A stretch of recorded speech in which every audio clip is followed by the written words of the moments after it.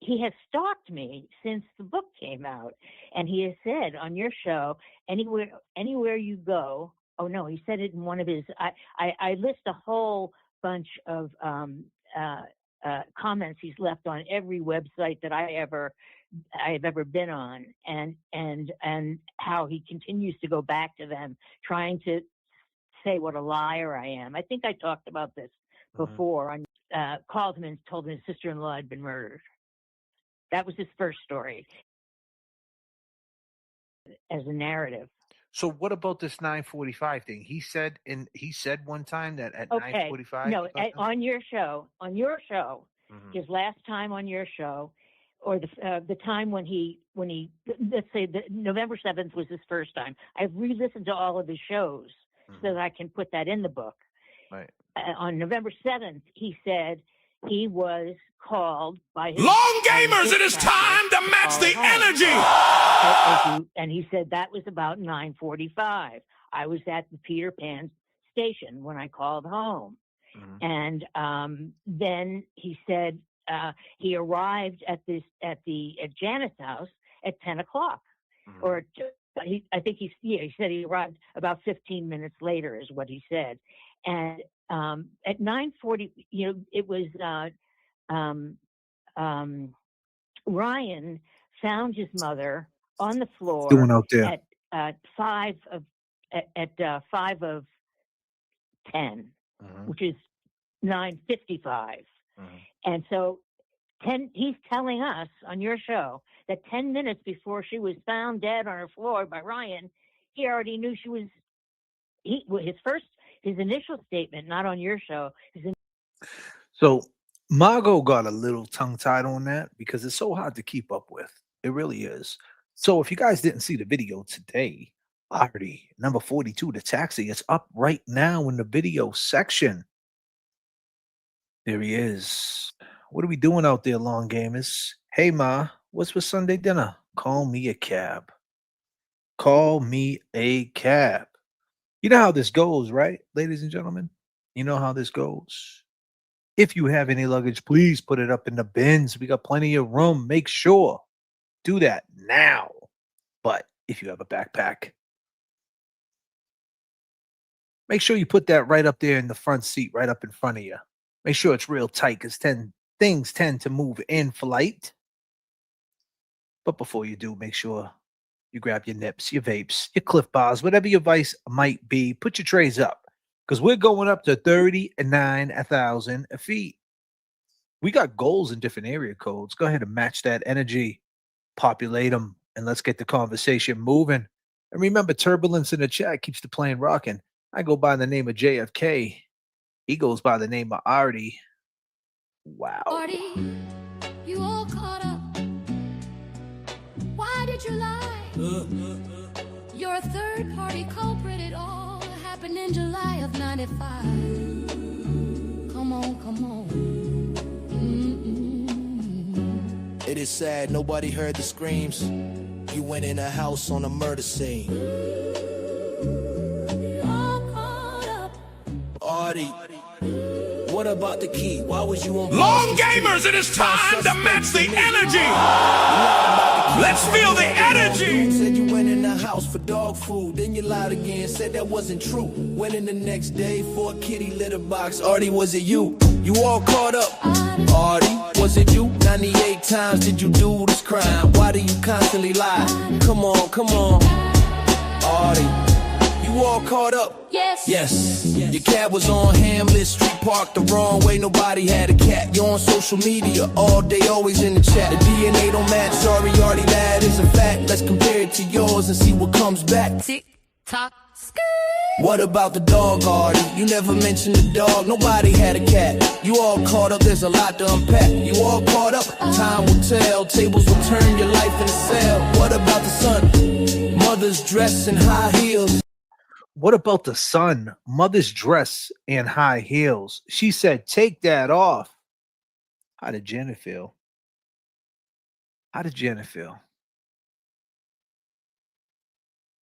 Heels. Take that off. Did you know? How did his mother feel? Let's go. Artie. mother feel? Let's go. Let's go. You all caught up? Never mention the pup. Kitty litter box system is corrupt. Long game is on. Long game is on deck. Come on, we don't give a what. We don't give a what? Artie, you all caught up. Welcome to the J.F.K. stream. If I put the song on Bandcamp, who's going to buy it? Kevin J. Brill, James Jackson. You all caught up.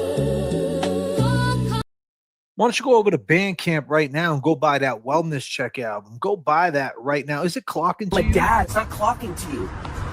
It's not clocking to you that I'm standing on business, is it? It's not clocking to you. Dad, it's not clocking. Artie, you all caught up. Why did you lie?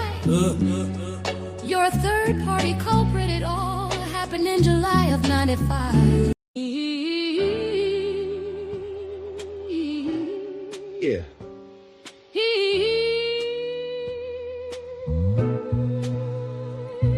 Yo. Summer of 1995, hot night in July. Why did Janet have to die? This is the story of Eddie, Commonwealth of Massachusetts. The system is petty, juvenile law and politics so deadly. 15 years old, known as Big Lovable Teddy. Janet Downing, 42 years old, what's the motive? Killed in her home, young mother devoted. Eddie went in the house, the door was open. She was on the kitchen floor, laying there frozen. Eddie claims this was not what he planned to see. A man with a mask grabbed him. Be quiet. I will kill your whole family. Eddie left the house, ran up the street. Around the corner, washed up in the bathroom at Burger King. Janet was stabbed multiple times. Rest in peace. It was a gruesome murder scene. I agree. Eddie went to his work, said he got jumped, but never said a thing. What? About Janet lying there lifeless, his friend's mother from across the street. Shh, he was in the house. But Janet had a brother-in-law she kicked out for selling drugs. Said if anything ever happened to her, it's him you bring up. The night of the murder, he showed up, was acting suspicious in the front yard. He was acting suspicious in the front yard. What was he doing? Gina in Virginia says he was looking for his keys. It was humid and muggy, but we were showered and neat. He was a cab driver looking for his key. Looking for a key to one of the cabs in the fleet. Yes. How did he know something happened on that street? Eddie says he is innocent. Eddie said he's innocent. And the cab driver did it. And the cab driver did it. Did you know about the cab driver? Did you know about the cab driver? It's simple as that. A cab driver. Did you ever hear about it? In all this time of the Eddie O'Brien case, for years, people are like, he did it. He said he didn't do it. But nobody knows about number 42. I'm not talking Al Horford. I ain't talking some of you people's age. No. I'm talking about the cab. Number 42 was there on the scene, Hamlet Street, green cab at the stop sign, 15 feet, what Adi says. Did you know that there was a cab driver that showed up on the scene? Did you know the cab driver was the brother-in-law of Janet Downing? He was married to Janet Downing's sister, Carol. But here's the problem. See, Carol is the one who allegedly, it hasn't been not proven, but it hasn't been proven either. She's the one that called up Green Cab and said, tell my husband it's an emergency to call me. And his dispatcher gets on. Says, 42. Yeah, this is me. This is Artie. Your wife said there's an emergency. Give her a call. He is on a call. Ironically, he's on a call, South Station. He goes across the street to Peter Pan. He makes the call. What's wrong, Carol? She said something happened at Janet's house. He didn't say something happened to Janet, so he says. He said something happened at Janet's house. Where things did happen, she did have some wild kids. At the time, it was the summer of 1995. Summertime. Sit back and unwind. He flew over there. The problem is, it would take 15 minutes to get there, right? Give and take. Now, back then, there was no big dig. There was no underground tunnel. It was up above. And I think you had to drive a little bit to turn around and get back up on 93. So, but just giving them the benefit of the doubt. Let's just say. I don't know. I forget. I'm pretty sure. I think I'm right, though. I think you had to turn around. If people are not familiar, I think you had to turn around right around where South Bay is back then to get back on 93. You had to like bang a U-turn. Norman Corey would know. He's a Dorchester boy. That's right around his neighborhood. But give and take takes 15 minutes. Sunday night, Sunday evening, kind of like right now. You can make it in about 15, 20 minutes, give and take. Said he showed up at 9:45. This is what he said on the True Crime Garage. But there's a huge problem with that. Janet was discovered at 9:45. All right. Cops did the call went on at 9:55. And they were there by 10 o'clock. So if he was there at 9:45, he's wrong, right? Okay. Maybe he's wrong. Maybe. But when did he get the call? Because then say he got there at 10 o'clock. Now the ambulance left at 10:20. See, this is where Adi's in a big dilemma. The ambulance left 1,000% at 10:20. He claims the ambulance was already gone when he got there. Now, if you did something shady and was involved in something as gruesome as this, R.I.P. Janet Downing, you would need that ambulance to already be gone. So when did he get the call? So if he got the call at 9:45 and he got there at 10 o'clock, right? But still, the ambulance would still be there. So it's just a lot of inconsistencies. And we went through it today on the video. Did you know there was a cab driver? It's in the video section. We're going to go over it now. The inconsistencies and the lies that I already said. One person left a comment and said, JFK, why are you trying to solve cases? Well, this case was already solved. Eddie's in jail doing life in prison. See, the difference is you trolls out there that say, JFK says he's not trying to solve cases. I'm not. Definitely not trying to solve cases. This is the new media. If that happens here, I guess that's what happens. But that's not what we do here. We're not trying to solve cases that haven't been investigated. See, the difference with the Alex case was that case never was investigated. And I don't know who did it. That's word of mouth. That's this guy against that guy. I don't know who did it. They can figure that out. I just have my opinion about it. You do have a right to that, right? You have options. But see, with Eddie, he was convicted. He's in jail 31 years. So, yes, we will speak on the corruption. And yes, if he didn't do this, yes, we would want to see him home. And yes, we would want to speak on how the chain of events happened, how no one could look at number 42. Well, no one did look at number 42, the taxi. Where was the dispatcher? The dispatcher would have solved everything, right? They accused Artie. All you had to do was say, yeah, the dispatcher hit me up. This is the dispatcher right on the stand. There's no statement of the dispatcher. Nothing to say that the dispatcher got this call. The logs in the book, they log everything. I actually got a little inside information today. They log everything. It's logged. It's written down. It's somewhere, Adi, and someone's looking right now as we speak. Number 42. We're going to find out who the dispatcher was. We're going to find out the logs that night of all the calls, all the fears. Was there a call from Somerville to South Station? I don't know, Adi. Was there? And we're going to see the time frame. Maybe there wasn't. Maybe there was. But why wouldn't they investigate? You're sitting there on the scene looking for a key. You used to live there. You want to talk about motive. At this point, you got a 15-year-old and you got a 30-year-old. One person lived in the house. The other person was just a kid. Right? He's out there looking for his key.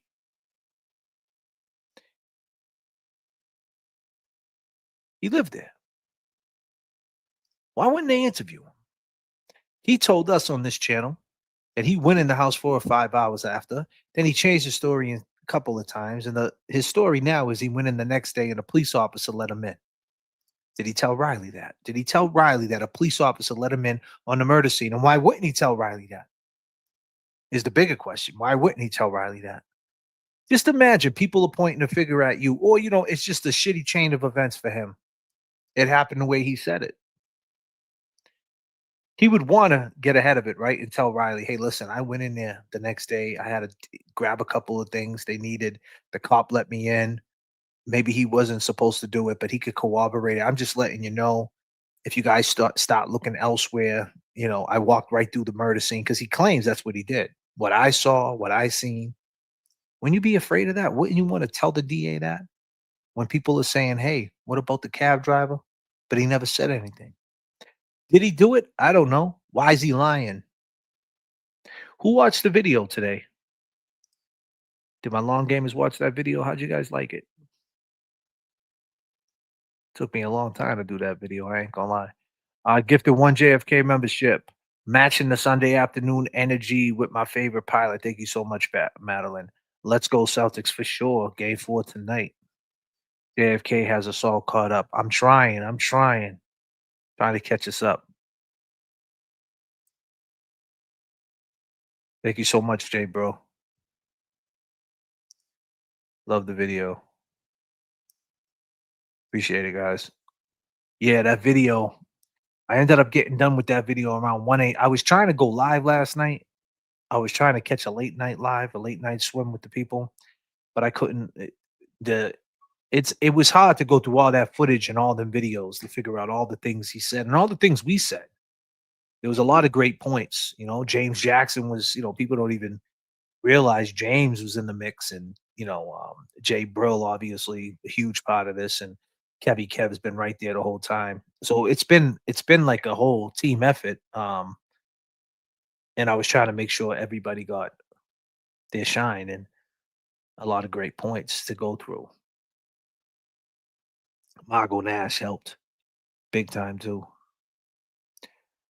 You would have navigated from Dewey Scare. Okay, here we go. This is how we do it. See, Norman Corey. This is his wheelhouse.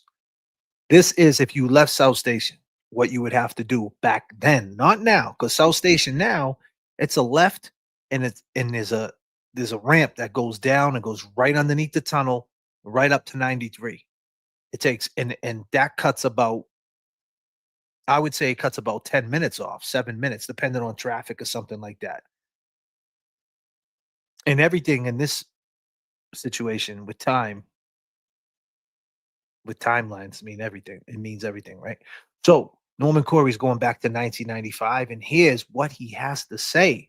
Back then, if you was at South Station, how you would have to get on 93 before the big dig was finished. You would have navigated from Dewey Square up Surface Road, which ran directly alongside the elevated highway, and sought an entrance ramp near North Station at the direct downtown on-ramps were non-existent. Exactly. I remember what it was. I can't picture it. You know what I mean? Like, I remember, like, you would have to go to get onto 93. You had to go North Station, because right across the street from the Garden, there was that exit. You can get right onto 93.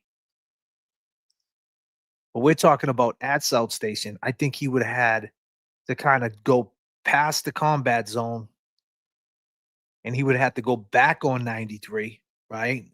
And take the exit at Mass Ave, right? And then turn around and go back up versus a left down a tunnel. And by doing that, that would take about 5 to 7 minutes, depending on if there's a little bit of traffic. And then you got to question if she didn't know what happened, because she said something happened at Janet's house. I don't know what happened. Why would you assume it was a murder? You know what I mean? Like, you wouldn't assume that. You know what I mean? She got 2 boys, 2 twins, and a girl at the time who was, coming of age. She had a baby. It is the summer. How fast was he moving? Did he stop to smoke a joint? Did he grab a drink? I don't know. How fast was he moving? you know, because he wants us to think he got that call. He put the pedal to the metal. But the question is why? You don't know what happened. Could have been as simple as an argument. The police showed up. This type of shit happens every day, Artie. Down Atlantic Ave, thank you. It was a pain in the ass, for sure. Norman, for sure. I was like, at that time, I was 19, you know, in 95. So, you know, yeah, man. I remember I was out there for sure. But I don't think that, you know, Adi understands that a lot of us know how this goes. Lady Boss says JFK has us caught up. Norman Corey with $20. Man, we have some energy. Go ahead and match the energy. Go ahead and match some people. Come on, let's light it Long up. gamers, it is time to match the energy. Let's feel the energy. J.F.K. in the mix. Come on. It's not clocking to you that I'm standing on business, is it? It's not clocking to you. My dad. It's not clocking to you. Match the energy. Turbulence in the chat keeps the plane. We are all we got. The pivot is magical. One's up. Dad, it's not clocking to you. It's not clocking to you that I'm standing. J.F.K. in the mix. Come on. Yes. I love it.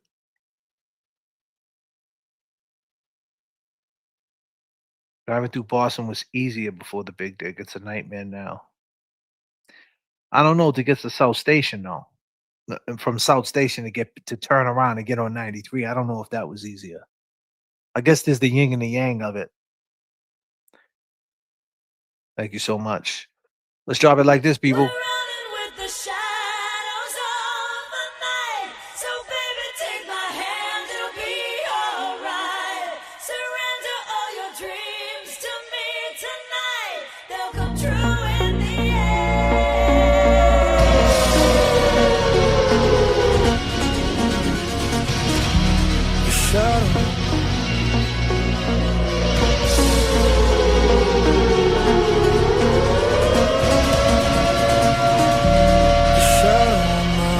Comes from the truth.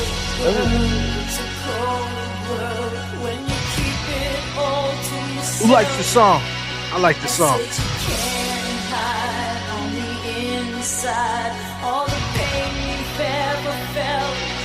Come on. Let's go. Woo. Come on.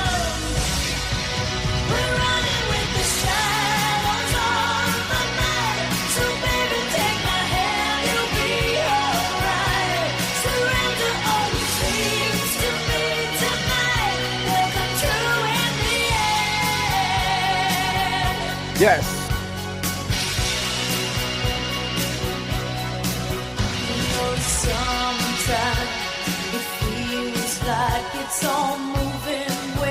Missy with 5 J.F.K. membership. Thank you so much, Missy.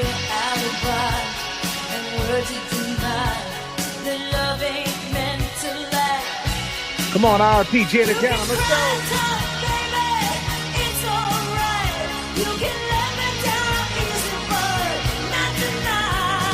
Come on.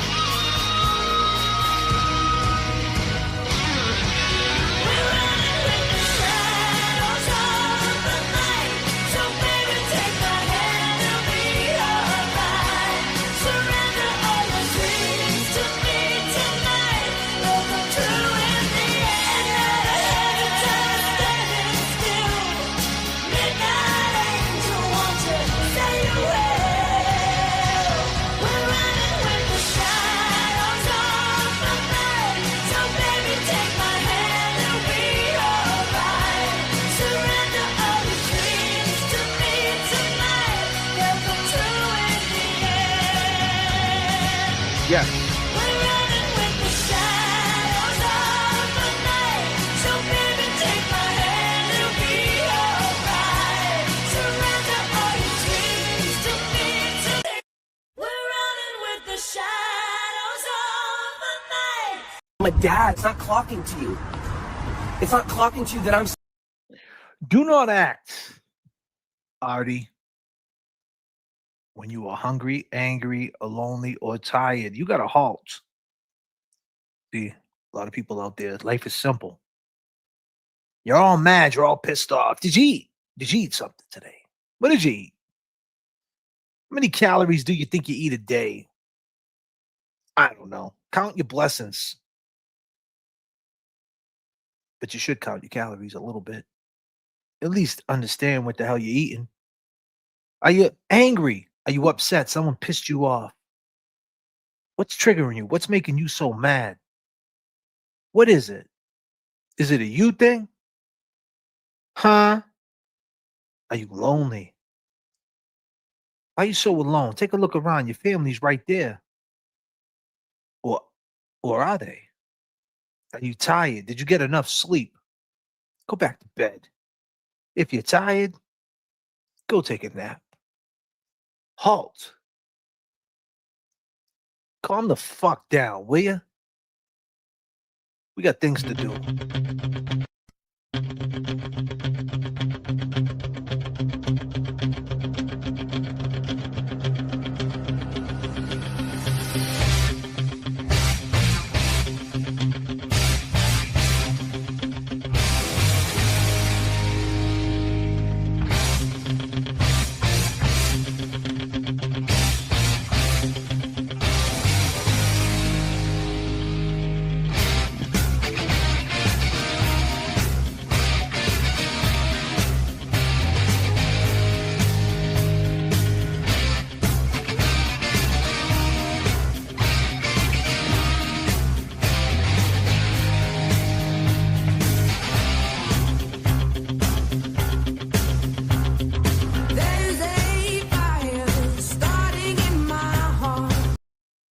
Sarah, you wrong.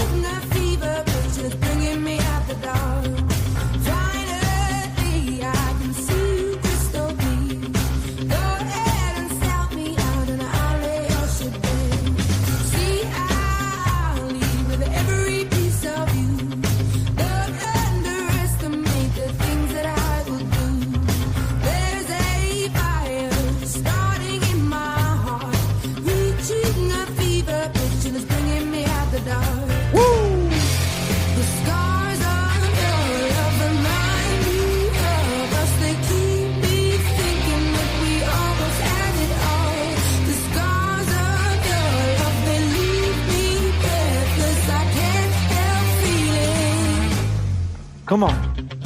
Yes. You got to halt, man. Slow it down. Let's go.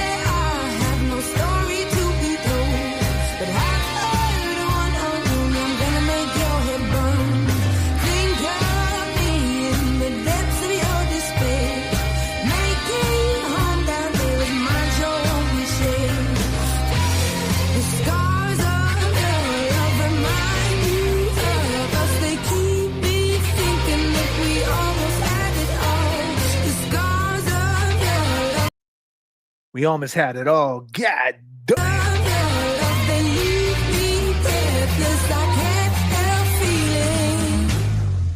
Hey! You gotta halt. Come on. Let's get it, people. Slow it down.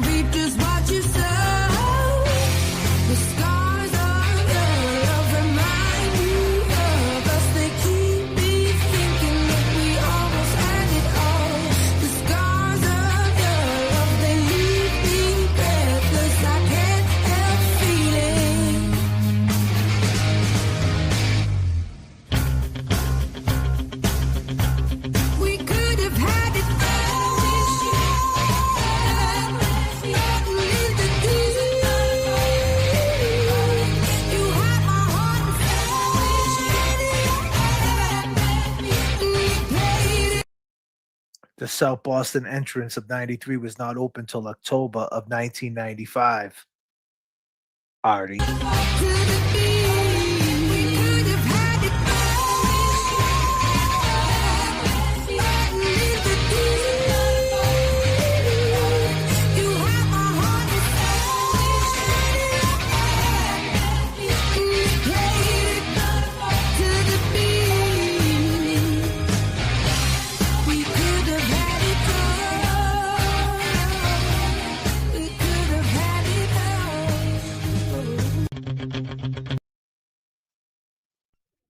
What up, people? Can you feel it beat? Can you feel it beat? Can you feel my heartbeat?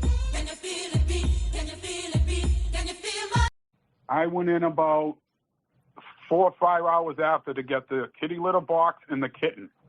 I'm a dad. It's not clocking to you. It's not clocking to you that I'm standing on business, is it? It's not clocking. Can you feel it beat? Can you feel it beat? Can you feel my heartbeat? Can you feel it beat? Can you feel it beat? Can you feel my heartbeat? Can you feel it beat? Can you feel it beat? Can you feel my heartbeat? Can you feel it beat? Can you feel it beat? Can you feel my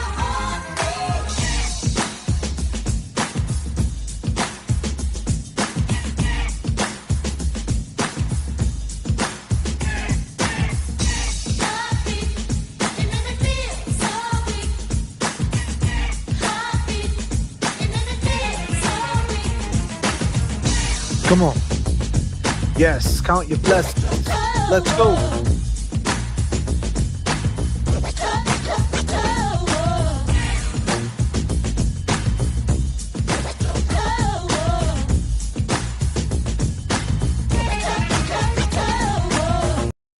I mean, what makes people so angry? They get so angry, they get so mad. Oh, man.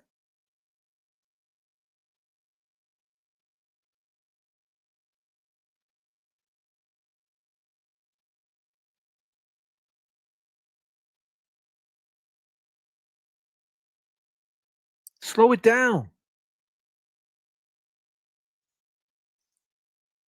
There's people right now in Mass General Hospital that are never leaving that hospital. There's people that are on their 90th trip around the sun asking themselves the question, how the hell did I get here? And you're upset because you're hungry, because you're angry, because you're lonely, because you're tired, because you didn't halt. You didn't check yourself, so you wrecked yourself. You didn't get a checkup from the neck up. No, no, no, no, no. You're mad. You're pissed off. You're putting it on everybody else's shoulders. Why? Then you react. You get upset. They did this to me. They, them.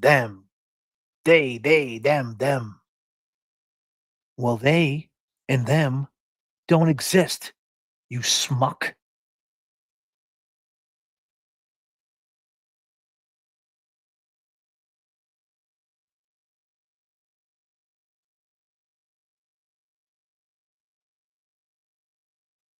Halt.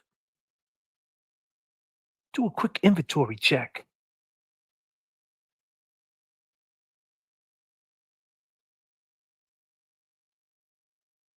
Take off your Target shirt. I see you. You're wearing that red shirt. You right there.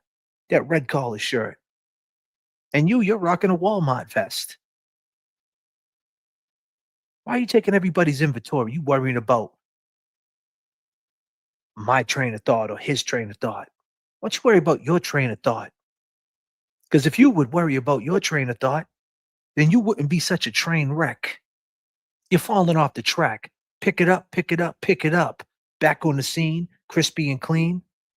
Oh, you don't know that shit. That was 1995 too. Well, excuse me, that was around 92, 91. But you don't listen to that music, do you? What do you listen to? You got no style.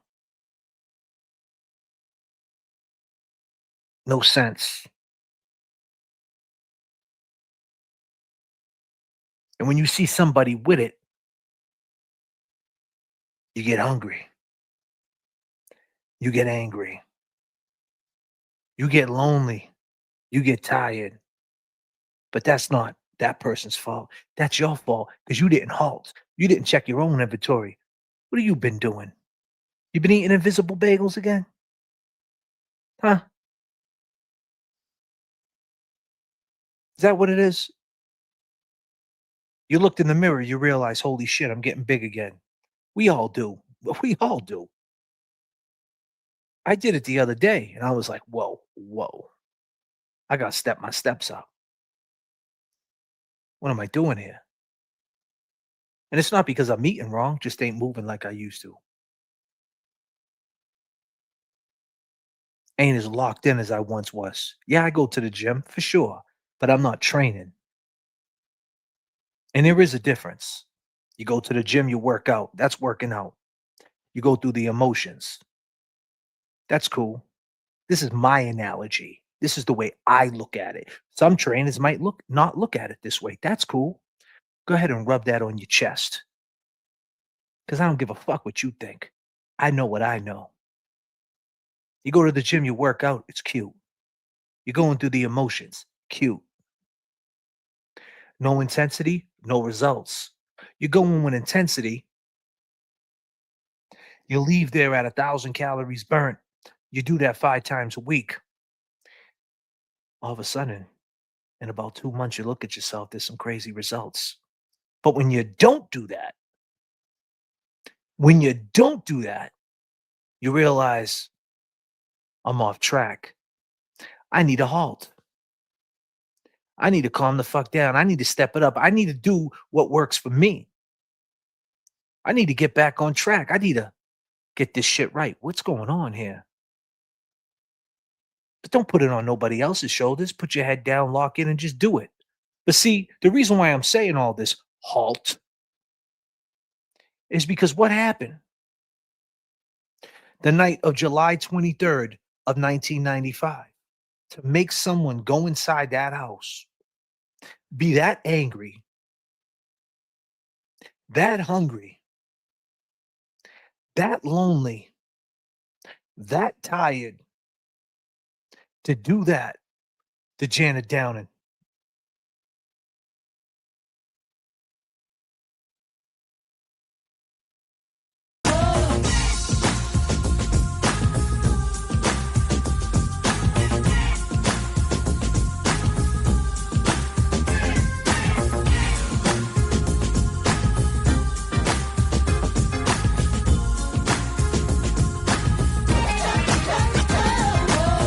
There's nothing I won't do.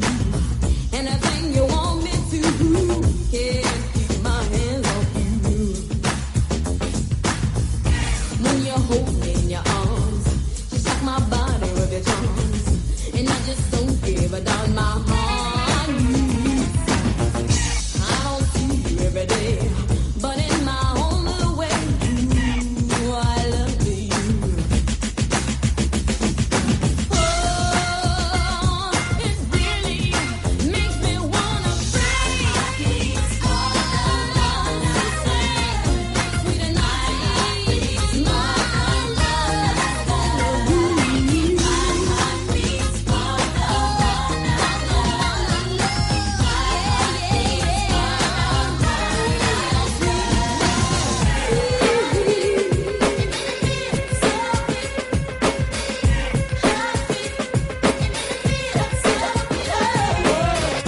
When you hear my little fears, why my sad and lonely tears, haven't felt so good in years, my heart beats. No dark and lonely nights, I'm rich with all my life.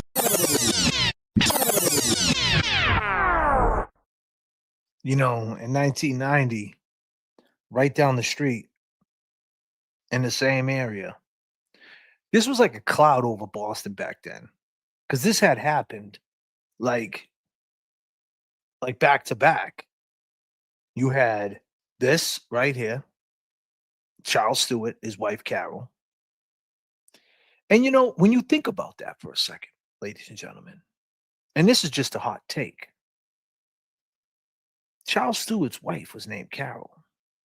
Artie's wife was named Carol. Charles Stewart jumped off a bridge because he set another man up for the crime that he committed.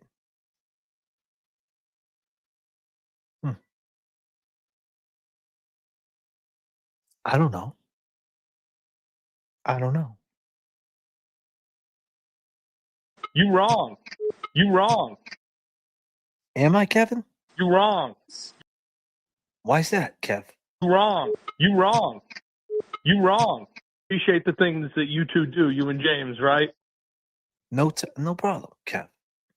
Anytime. Just do me a favor. You and that whole fucking SWAT team out in front of my house, that ATF force, can you guys get the fuck out of here? Can you guys halt? They're decorated dudes. Really? Ah, Jesus.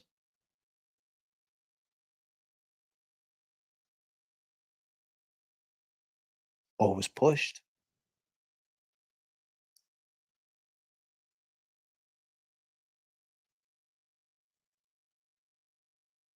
I'm just saying this was if we go back in that space and time, this was 1990. Shortly after that, in 1992, Sousa Taraskowitz coming from the airport, supposed to go to Beachmont roast beef, never makes it, found in the trunk of a car. Who did it?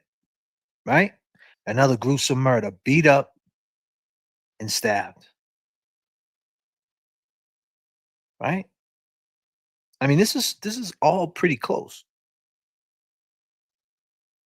90, right? They got the wrong man in 90. Good old Willie Bennett out there in Mission Hill. They call it Mission. Susan Taraskowitz. Then in 1993, they got Sean Ellis, who was brought up the other day. In court. Scapicchio. She brought that shit up like it was yesterday. In the Ellis case. And everybody knew what the fuck she was talking about. Everybody. Her client probably was like, who the hell is she talking about, man? Her client was like 25 years old. He was wondering if he wanted soft serve ice cream or homemade ice cream. That's what he was thinking about. When I get out of here, I'm going to get, should I do Dairy Queen? Should I do Rich's on Middleton? In Middleton? Damn, Sunday. Should I go to IHOP? I'm hungry. That's all he was thinking about. He's talking Sean Ellis. He didn't even know what the hell she was talking about, but the judge knew. Everybody knew. I knew.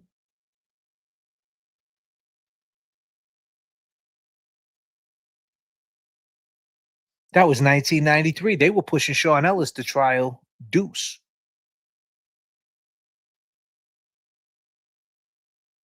Then 1995, March, Deanna Kremen, found not too far from where. I mean, the crazy part about it, everybody in this case knows Deanna. Artie said he knew Deanna. Danny knew Deanna. Jeannie knew Deanna. They all knew Deanna. She worked at Star Market right there on Broadway. There used to be a cab stand there. Would you believe it?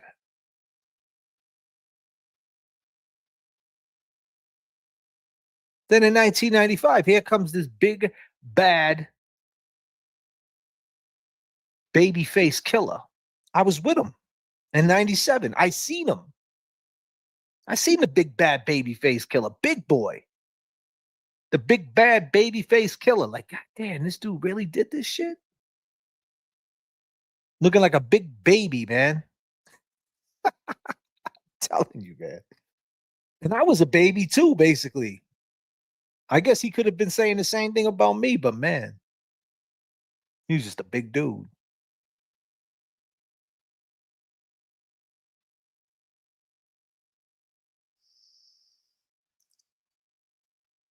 But when this happens, all these type of events, when you're like a taxi driver, what do you usually do? on your downtime. You got downtime when no calls are coming in, when the city ain't popping, nobody's making the runs. What do? You're people watching. Ooh, you are seeing a lot. Lights, camera, action. People watching. You know a lot of people. You got the one up on people because you see things other people don't see. You go home to your wife, hey, how was your day? It was good. You've seen it all. You see your people. You're in the streets. You're in the streets, man. See, the people with the Uber, they move different, right? Because they're all on GPS. They got their name out there and they're being tracked. And don't get me wrong, some of these Uber drivers don't give a shit. But the taxi drivers back then, they had the one up. It was like, I'm a taxi driver. I got the ultimate camouflage. Because them taxi drivers back then, most of them that I seen that I knew in the city were crooked as hell.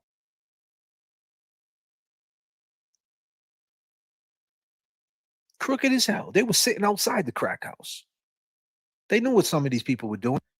Remember the round trip taxis? I'm going to Lynn. Okay. What are you going from Somerville to Lynn for on a round trip at 10 o'clock at night? What are you going to do? You're going to buy diapers? You're going to Bible study? No, you're going to buy crack.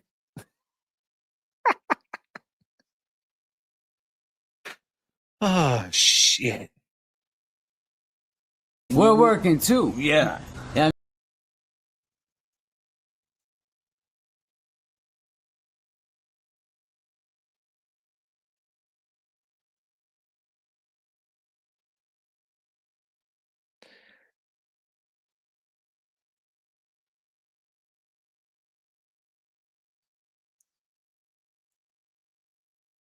But this, on that downtime, what do?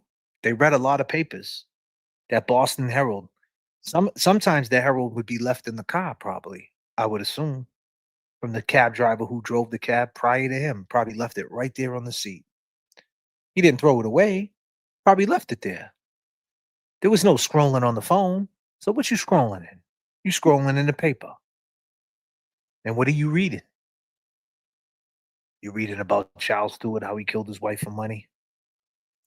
You're reading about the black kid who got charged with Sean Ellis's murder, John Mulligan death out there in Rosendale. You're reading about the gangs, the murders, the drugs, the drug busts, the police log, especially in the local papers, the Somerville paper, and so on and so on. You got the one up. You're seeing it all. Ultimate camouflage. You're a taxi cab driver. You could be right there in the mix. What are you doing here? Just doing my job, sir. I'm a taxi driver. How many times do these taxi drivers snitch? They see somebody running. They get on the radio. Hey, John, I just seen, the cops chase this dude on a bike. He ran into the brown house, number 42 Clifton Street. Thank you, Johnny. They go in Dunkin' Donuts when the cops are all sitting in there drinking their coffee. The taxi driver walks in. Hey, Bob. Hey, Bill. Hey, John. The ultimate camouflage. But ironically, Charles Stewart's wife was named Carol. Does that mean anything? No. I just think it's ironic. I think it's ironic that he set another dude up, Charles Stewart. Because the question is, who would be that hungry, that angry, that lonely, and that tired to do that shit to Janet Downing? Was it a 15-year-old kid? Was it? He didn't look like he was hungry. I bet you Trisha cooked it, chefed it up back then. I mean, they were living good. They were in Somerville. They were on the porch. 2-year-old baby they had in the house. Trisha O'Brien just had a baby. She had a 2-month-old. Big Ed was holding it down. His dad was living in the house. He used to be the chief of police like 5 years, 7 years or something before that. Right? I'm sure they had plenty of snacks for good old Eddie. I'm sure he was eating good. So was he hungry? I don't know. Was he angry? Why would he be angry? Why the fuck would he be mad? Seemed like he had friends in the neighborhood. He wasn't fighting everybody. He's not fighting anybody now. So it's the same thing. Like, we're supposed to believe that this crazy, angry lunatic been in jail for 31 years and never was crazy and mental inside prison. We're supposed to believe that. Is he that slick? Did he figure it out? Is he a psycho? I don't know. Maybe. I don't know. Was he lonely? Well, he wasn't lonely. Dad, his grandfather, his mother, his sister, his two other siblings. He had Aaron, Paul, Ryan, Marco, all the other boys in the neighborhood. He was an altar boy. He had the church life, and he worked. So lonely? I don't know. Was he tired? Did he need to take a nap? Halt. What made somebody go in that house and do that crime? You know, in the parole hearing, ladies and gentlemen, that's what was a big inquiry. That they claimed that Eddie O'Brien, well, at his transfer hearings, but then they brought it up in his parole hearings. Now that has changed. The same person in his transfer hearings back then from Department of Youth Service to be tried as a juvenile to go into the adult system, transfer, adult, juvenile, juvenile, adult, transfer. You get it? Like transfer. Do you get it? Do you get it? Like you transferred. You transferred from them pieces of shit live streams, and now you're over here. You transferred to something a little bit better. Would you believe it? Thank you. Appreciate you. Or maybe some of y'all transferred back to the bullshit. I don't know. Welcome to hell. You were welcome to sell.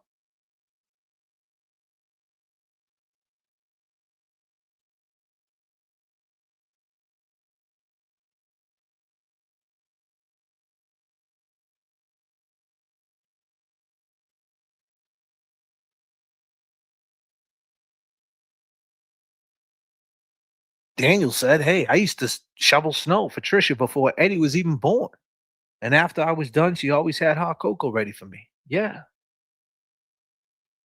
Why don't you go make me a cup right now? Let's go Celtics. Holy shit. I'm just on the porch right now. Nothing but love.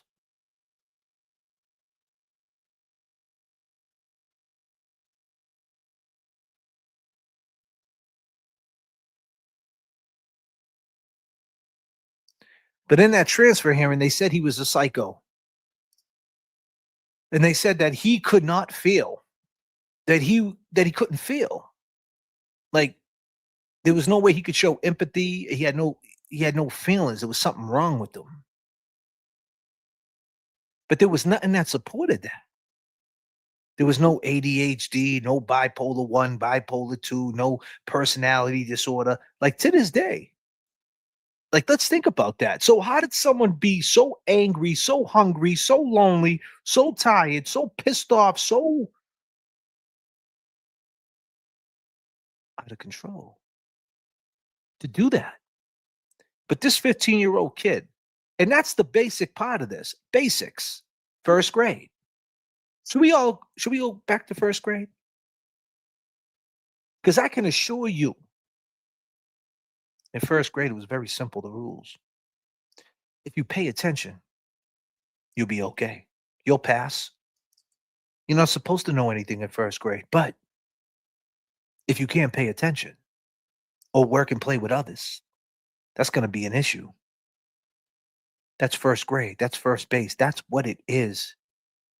Some of these people still haven't got that right. They can't pay attention and they can't work and play with others. And they wonder why their life is all fucked up. They're wearing a Walmart vest. Is that a Carhartt Walmart vest? They got those? That's a Polo Target shirt? They got those? You take an inventory like that? That polo?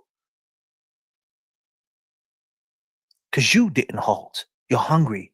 You're angry. You're lonely. You're tired. You're mad. You're upset. But would you go out and do something like that? Would you go out and do something like that? And then to stick up for Artie, be clear, Artie never did something like that again. Not that we know of. Artie didn't go out and do that to anybody else. Right?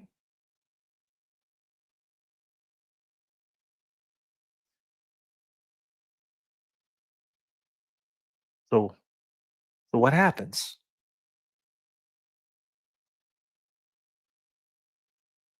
It's basics. Just as basic as this. Let me take you to this guy right here. See, ladies and gentlemen,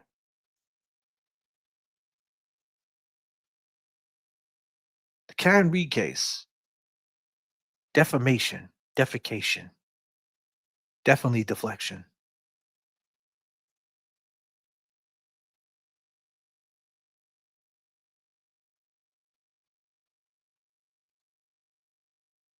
What's your demonstration? What is it? What are you trying to demonstrate? What are you trying to say? And they're putting that out there like, listen, you keep saying these things, we're going to get you a defamation. Some would say, hey, you're doing wrong to Adi. No, I'm not. I'm just asking questions. I'm not a psychologist. I'm asking the questions. Do not act when you're hungry, angry, lonely, or tired. That's a statement, but still, halt. The question is, if someone was in that state of mind, could they do something like that? And with a 15-year-old kid, knowing Eddie, his parents say how he was Eddie hungry? Didn't look like it. Was he angry? I don't think so. Was he lonely? I just broke down who he was around. Was he tired? I don't think so.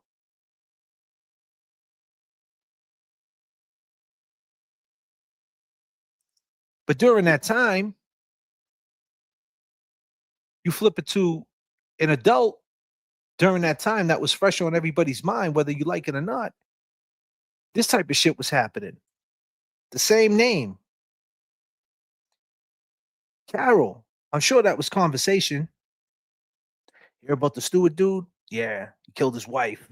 If you're a married couple back then, you're looking at your husband like, God damn, he ain't gonna do that shit to me, right? I'm just trying to go back 31 years, and this is even further back.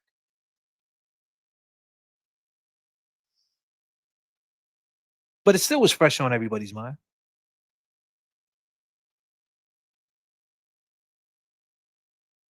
Was he too hungry? Was he too angry? Was he too lonely? Was he too tired? He didn't sleep on it. He had tunnel vision. It's all a mindset. We talked about the gym, right? I'm talking about the mindset. The mindset, you go to the gym, you work out, it's cool. Don't get me wrong. I've been doing that for about 3 weeks now, just working out, but I haven't been training. I haven't had the intensity that I used to have. I've been slacking in that department. Am I still working out? For sure. Am I still in the gym? Yeah. It's not like it was though. It's not. That's why you go to different gyms, right? You go to different gyms because it's different energies, different people there, different motivation, right? I'm still present, but the mindset is not the same. But in other departments, my mindset has stepped up. So I guess it works itself out. But the point I'm trying to make is the mindset back then of watching all these different things that are coming at you back then before the internet, in the papers. You're a taxi driver. You're reading the paper. You're seeing these things. You're married to a woman. You have the ultimate camouflage. You're seeing all this dirt every single day. Like I said, you got the ultimate camouflage. You're like a praying mantis on a leaf.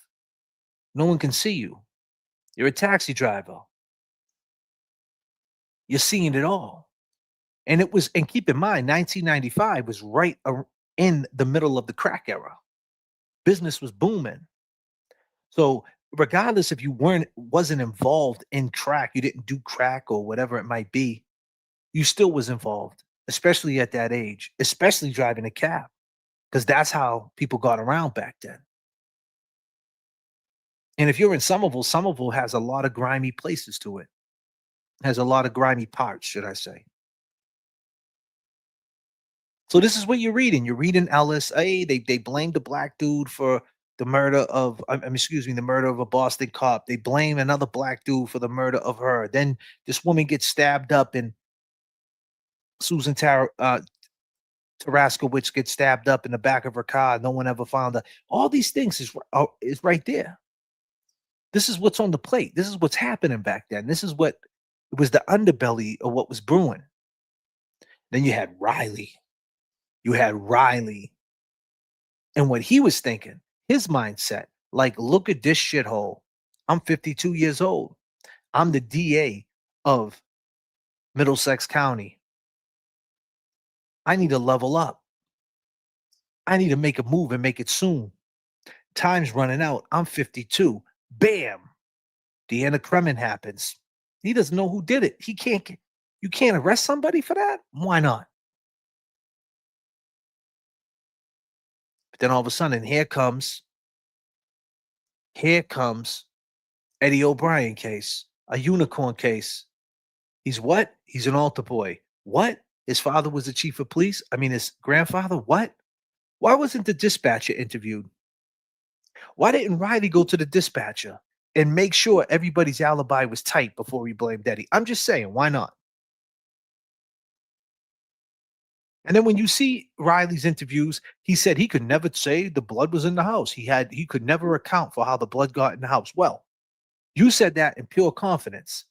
You said that like how they said the taillights. There was 42 pieces of taillights, 47 pieces of taillights. Well, of course, she can't account for 47 pieces of taillight because she didn't put them there.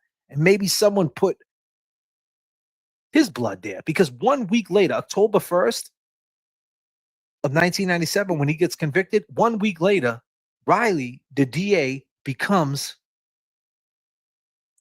the Attorney General. But the question is, Adi, did you ever tell? Excuse me. Yeah, Artie, did you ever tell Riley that you went in the house 3 or 4 hours later? Oh, and then you changed the story, right? The next day, to get a kitty litter box, that there was no cat, but there was cat hair found on Janet that everybody was confused about. And Ryan, if you're watching, and Paul, if you're watching, whose kitty was it? He said, I went in the house to get the kittens. Whose fucking kitty was it?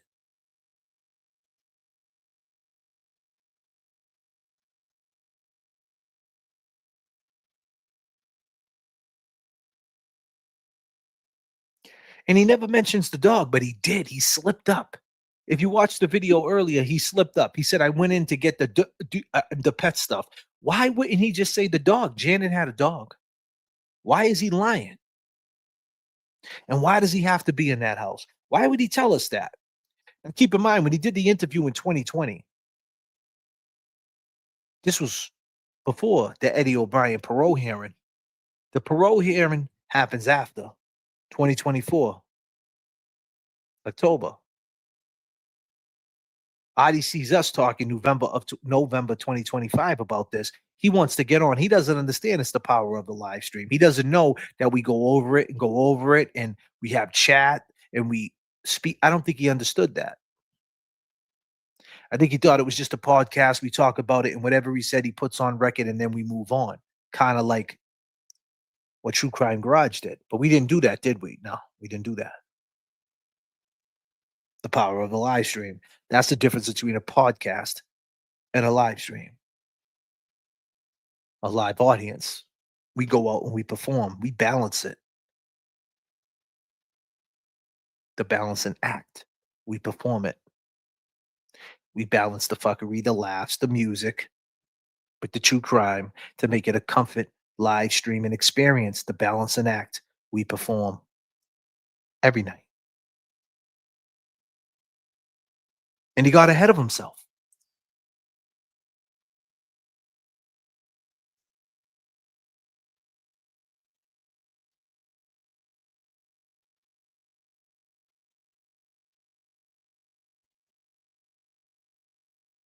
On the street, smoking Indo, sipping on gin and juice.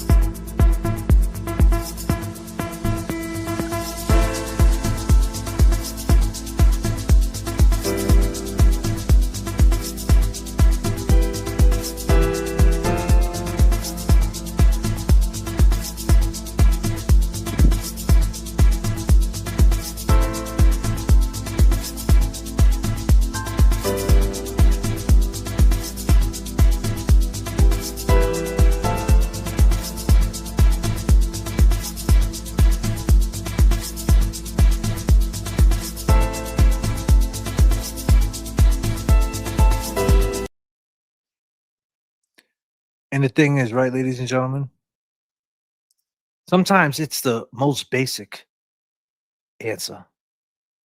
So I'm just going all the way to the basics. Never act. Never. Do not act when you are hungry, angry, lonely, or tired. Halt. And the question is, who was hungry, angry, lonely, and so tired that they did that shit to? Janet.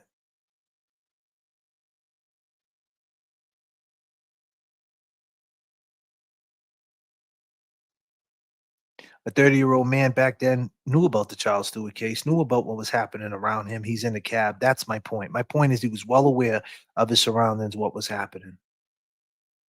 Maybe he was hungry. Maybe he was angry. Maybe he was lonely. Maybe he was tired of it all. And maybe he was reading all this shit and he just took it out on Janet. Maybe, or maybe not. Because he hasn't done it since, if it was Adi, or if Adi had anything to do with it. Or maybe Adi understood. If someone else did it, he understood why they did it. But if Adi's lying about this, if he is, because we don't know if he is, but if he is, that would mean Carol's lying. That means she didn't call him. And that means she heard his story for years and she never corrected it, which means that she's lying on her sister. So the question is, why would Carol lie for what happened to her sister? Well,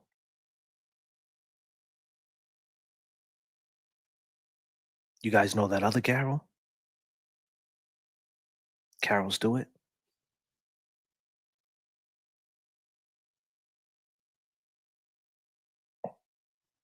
Do you?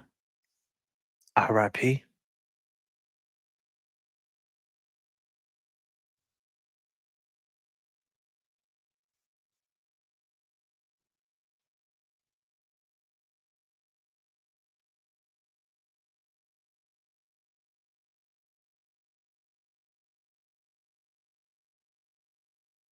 Who could she parallel it to?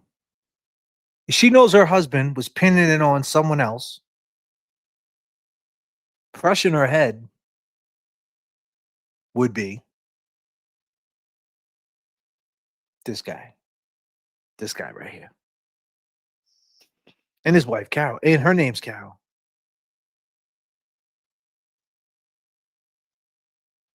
I'm just saying. This is what was going on back then. Got to go into the mindset of what was going on back then. This is what it was. Don't be mad at me. I'm speaking on the space in time. Ladies and gentlemen, if you don't like it, I'm only kidding. But you know you got options. You got a handful. You could watch the Celtics game tonight and say, go Celtics. Or you could be a weirdo and say, go 76ers. You can go to sleep. You could eat ice cream. You can clean your dirty ass sneakers. Why don't you go clean them real quick, will you? Or you could walk in the bathroom and take a look down, and you're going to see a shiny porcelain sink.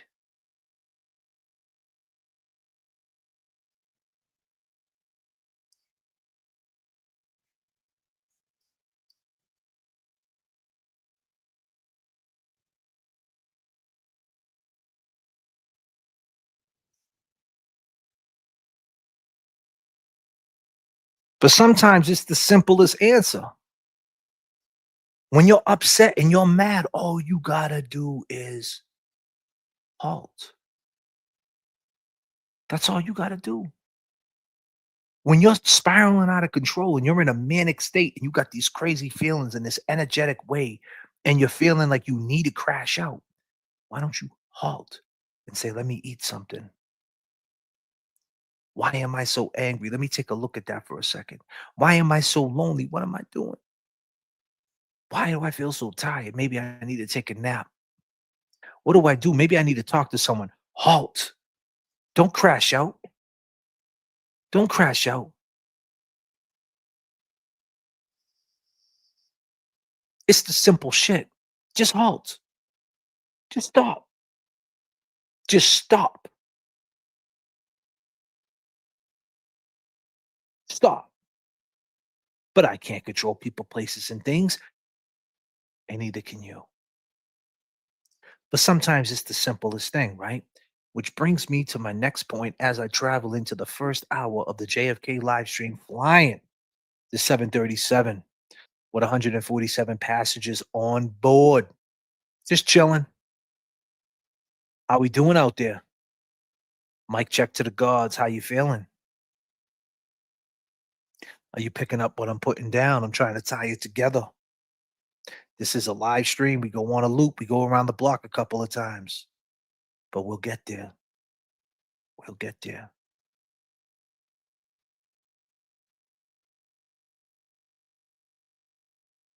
But you know, it's the simple shit. And this guy said it right. You know, they thought about the other side who thinks Karen killed John O'Keefe. They think that if we scare him and we leak all this information out and we at people and we throw big words around and big lawyers around, then that makes Karen guilty of killing John O'Keefe. No, that makes you throwing big words around and atting people. That doesn't change what happened to John O'Keefe or our opinions of him. But there was a cop around that space and time in the first trial, an officer of the law, and this is what he had to say. It's the basic shit. But I will say, 25-year veteran, we find a dead guy in your front yard, we string up crime scene tape, and we knock it on your front door. And I don't give a damn if it is a house full of cops. We're going to have questions. And one of the main questions we're going to have is, can we have consent to search the interior side of this house? Basic. Dead man on your lawn. Basic. I don't know how many of y'all been watching this Karen Reed trial, but I will say, 25-year veteran, we find a dead guy in your front yard, we string up crime scene tape, and we knock it on your front door. And I don't give a damn if it is a house full of cops. We're going to have questions. And one of the main questions we're going to have is, can we have consent to search the interior side of this house? One of the main questions. One of the main questions. Would you believe it? Is that not a cop? That's a cop. His K9's right in back of him, sniffing his ear. God damn. And if you deny that, I don't care. We got to call the man upstairs down here to get it. We get a search warrant on that house. Oh, he said, if you deny it, we will go to the Bible and say, Jesus, we're getting a search warrant for that house. Wow. So all of us are wrong about that too, huh? All of us are wrong about one little part you guys just leave out. The conflict of fucking interest. Whether you think Karen Reed is guilty or not guilty, there's a conflict of interest. Bing, bang.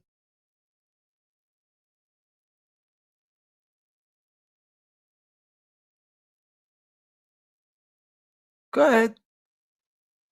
I ain't saying them cops are lying when they're sitting up there. He's not saying the cops are lying sitting up there, but what are you saying, man? What exactly are you saying? They dang sure ain't being forthcoming with the information that they know. 6 donuts. And by a long shot, I ended up finding myself in that situation. I can tell you one thing. They asked me for my phone, I hand it to them. Because I got If they ask me for my phone, I'll hand it to them. Why is that? 12,000 pictures of my friends and family and outings and my baby girl on this thing. 6 donuts. And I ain't destroying it for nothing. I ain't pulling out SIM cards and putting it in 2 different locations, one on an army base and all that BS. I hand it to them. There's a prosecutor somewhere needs to be handing out some perjury charges, like popsicles on a hot summer day. Wow. There's a prosecutor out there that should be handing out perjury charges like popsicles on a hot summer day. Would you believe it? Go ahead. That stuff's corrupt all the way to the top. It's what? Perjury charges, like popsicles on a hot summer day. That stuff's corrupt all the way to the top.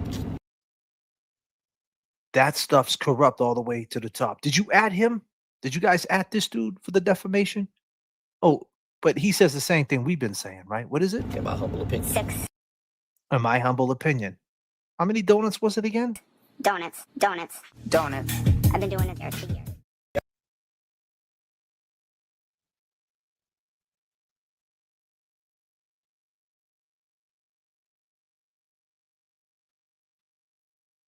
But you know, woman's intuition. Janet had a bad feeling. She was in fear and expressed to her friend. Unfortunately, she was right. R.I.P. Janet Dowling. For sure. How we show our gratitude by contributing. Thank you, Law Talkers. I appreciate that. Let me just say this. You guys want to hear the easiest, basic way to look at the Karen Reed case? Do you want to look at you guys want to hear it?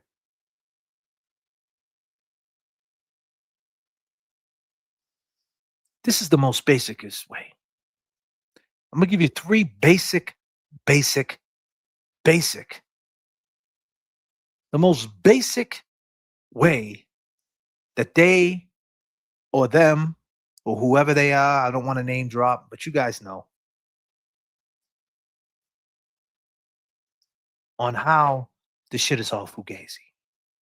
Meaning, like he said, it's corrupt from the top to the bottom, in my humble opinion. And he's a cop. Good cop. Number one, when you know a blizzard is coming, while you sleep, when you know a blizzard is coming when you sleep,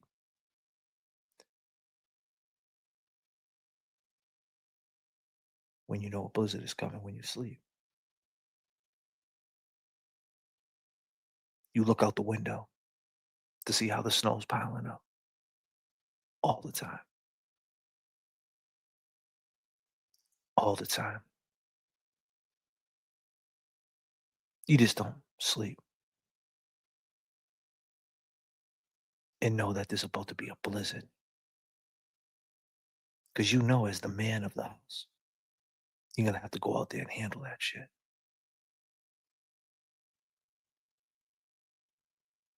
Right. Number two.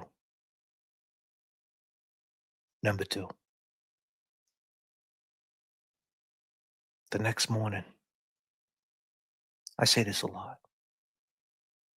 The next morning, you found out John is dead. And in your house, it's you, your family, we'll just say their names. Maddie M on the backup, J.F.K, Julie, Chris Albert, Brian Higgins.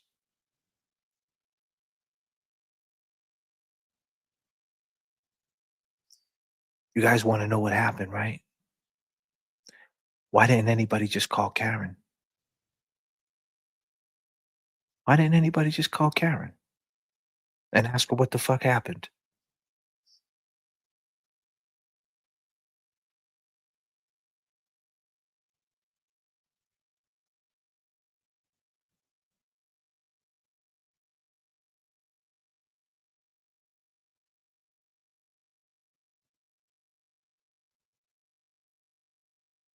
And to add on to number two, to add to it, there's an ATF agent. There's a Boston police officer in the house talking about John O'Keefe.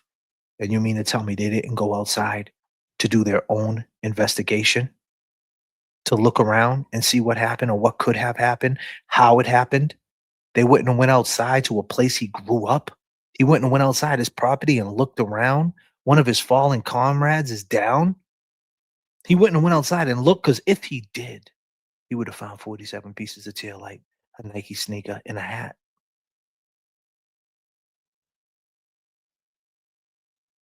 One and two. You ready for number three? If you're ready for number three, long gamers, I need you to match the fucking energy. Long gamers, it is time to match the energy. Let's feel the energy. J.F.K. in the mix. Come on. People get up. People get up. Stomp your feet. Let's get down. Match the energy. Turbulence in the chat keeps the plane running. We are all we got. The pivot is magical. One's up. J.F.K. in the mix.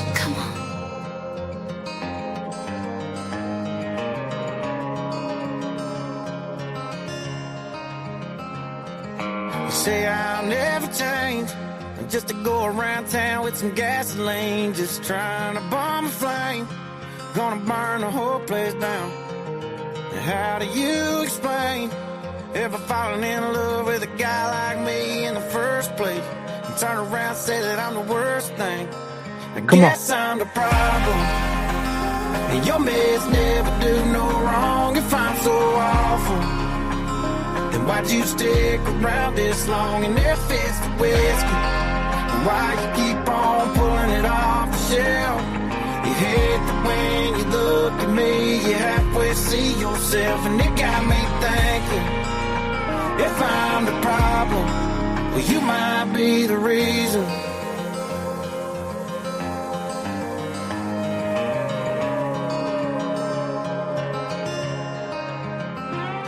We try to go our separate ways, and we're back and forth like a swinging door. And tomorrow's like yesterday.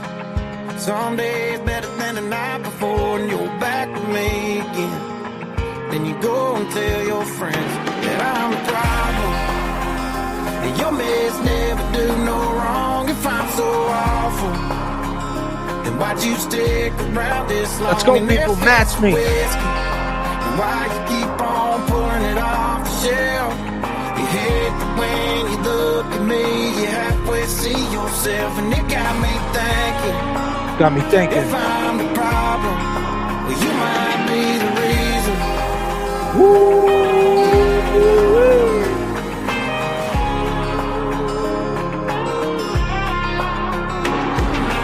If I'm such a waste of breath, such a waste of time, come on, then why are you on your way to waste another Friday night? Let's go. Appreciate if that. I'm the problem, and your meds never do no wrong. If I'm so awful, thank you so much. Then why'd you stick around this long? And if it's the whiskey, why you keep on pulling it off the shelf? Thank y'all. When you look at me, you halfway see yourself. And it got me thinking, if I'm the problem, well, you might be the reason. You might be the reason, man. Might be the reason. Come on, let's match my energy. Y'all ready for number 3? You want your mind blown? Let's go. I took a walk around the world to ease my troubled mind. I left my body lying somewhere in the sands of time. But I watched the world float to the dark side of the moon. I feel there's nothing I can do. Yeah. R.I.P. Brad. Let's go. I watched the world float to the dark side of the moon. After all, I knew it had to be something to do with you. I really don't mind what happens now and then. As long as you'll be my friend at the end. Woo. Come on, if I go crazy. You still call me Superman. If I'm alive and well, will you be there holding my hand? I'll keep you by my side with my superhuman mind. God damn, Debbie. Woo! Come on, one. I'm creeping and I'm creeping. But I tend to get help, cause my people kept creeping. Now it's time for me to make my impression felt. So sit back, relax, and strap on your seat. Watch another bit on the ride like this. With a whip so you can rap and control the maestro. At the same time with the dope rhyme that I kick. You know and I know I feel some funky shit. But that's a revelation. Selection symbolizes don't take a toke, but don't show. If you do, then you know what me and my homie Snoop Dogg came to do. It's like this and like that and like this. Thank you so much, Debbie. That, like this and like that, and it's like this. And who gives a fuck about those? So just chill to the next episode. Let's go. You still call me Superman. If I'm alive and well, will you be there holding my hand? What a hell of a gangster lean. Getting funky on the mic like the old Patrick Collins green. It's the capital S-O, yes, I'm fresh and double O-P. D-O-double-G-Y-D-O-double-G, you see? Showing much flex when it's time to wreck a mic. Pimping hoes and clocking a grip like my name was Dolomite. Yeah, and it don't quit. I think they in the mood for some motherfucking G shit. I think they're in the mood for some G shit. Debbie J is working. She is matching the energy, ladies and gentlemen. She is matching the energy. Holy shit. Becky matched the energy. My Heart's Truth matched the energy. What the Duck matched the energy. Norman Corey, here you go. Wow, we are rocking. Who else is matching? Nathaniel said, Shed Light, Failure's not an option. Jordan is 20 years old, but one of my faves. Can you play it? You'll have to grab it off YouTube. I will look into it, my brother. I will look into it for you, for sure. Oh, man. R.I.P. Shed Light. Go ahead, let's get the energy going. Thank you so much. You know, you got Easy Money. That's my dog. And you got Eddie Money. Come on. What up, Debbie J? This one's for you. We going up to 39,000 feet. Let's go, Debbie. Woo!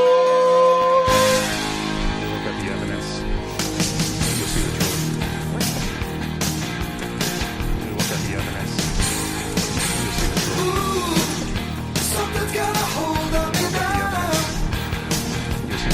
It's a feeling, burning like a love on fire. Hold me tight, babe. Don't leave me behind. I walk outside. Let's go. We in the hood? Come on, let's go. I think I'm in love. And my life's enough. I think I'm in love. 'Cause I can't get enough. No, no, no. I think I'm in love. It's gotta be love. Gotta be love over here. Let's go. Nothing but love for the long game. It surrounds me. Moving like a sea of madness. You know how we do it. It controls me. Makes me do all the things I do for you. From my mind, babe. Thinking about you now. And I don't know if I'll make it through the night. Janet coming through, matching that energy. Let's go. Let's go, people.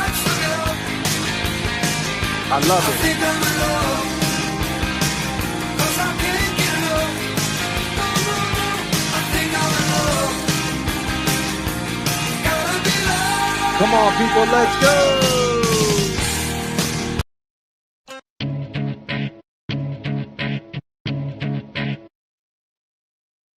Let's go, people.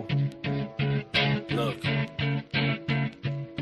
if you had one shot, one opportunity to seize everything you ever wanted, one moment that you captured, just let it slip. This is the end. Hold your breath and count to 10. Feel the earth move. Hold your breath, count to 10. Come on, halt. Stop that bullshit. Come on, people. Here we go, back to reality.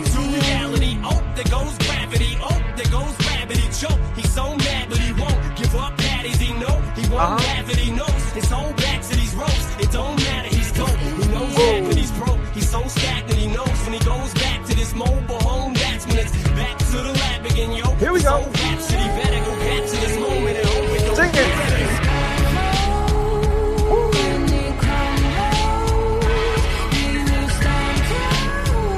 Yes.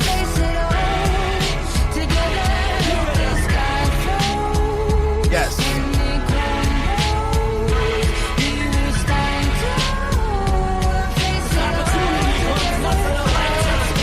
Soul's escaping through this hole that is gaping. This world is mine for the taking. Make me king as we move toward a new world order. A new life is boring. The superstardom's close to postmortem. It only grows harder. Homie grows hotter. He blows. It's all over. These hoes is all on him. Coast to coast shows. He's known as the Globetrotter.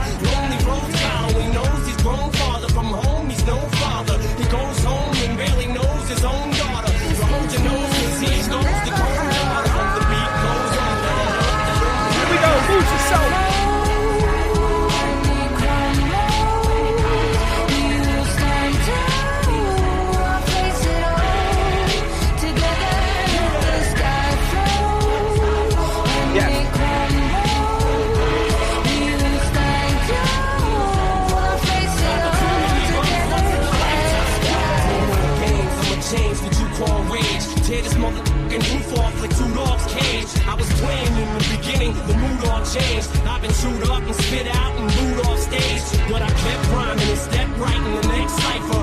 Best believe somebody's paying the Pied Piper. All the pain inside amplified by the fact that I can't get by with my 9 to 5, and I can't provide the right type of life for my family. Cause man, these And I can't provide the type of life for my family, Adi. The mood all changed.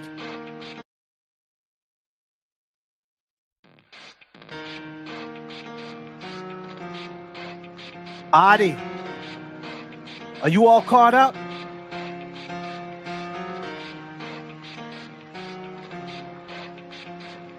Long gamers, put your peace signs up. Let's go. I let it fall.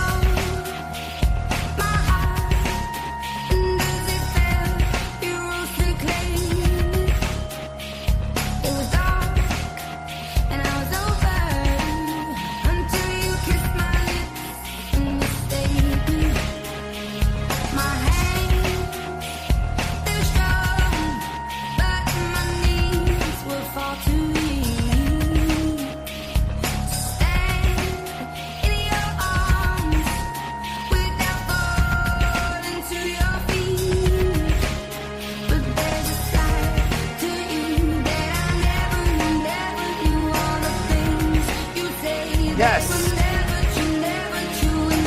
Thank you so much, Lady Boss. I appreciate it. Let's go. Here we go. Everybody, fire.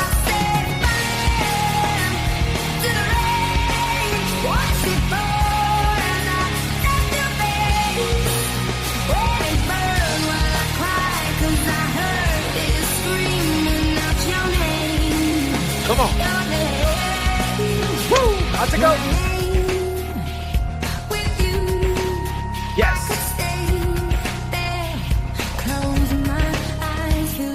Come on.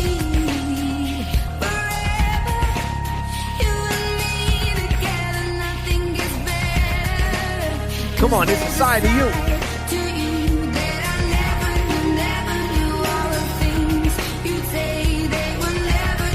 They were never true.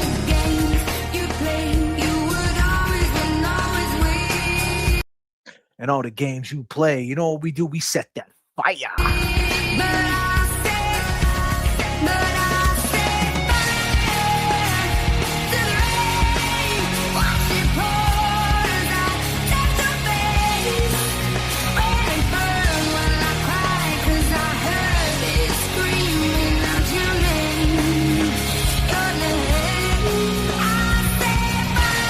Thank you so much, Diane. I appreciate you.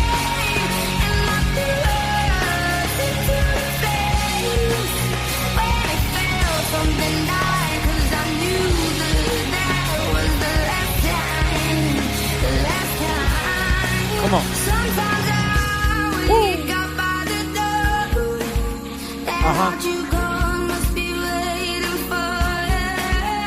Let's go, Celtics.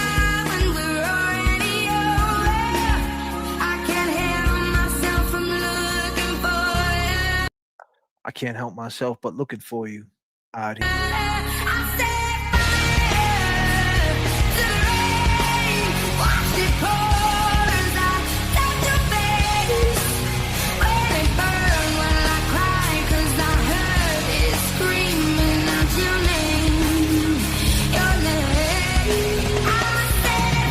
Thank you so much, Diane. Diane, I appreciate you. I can't do it without all my long games. You guys are special. You guys are special for sure.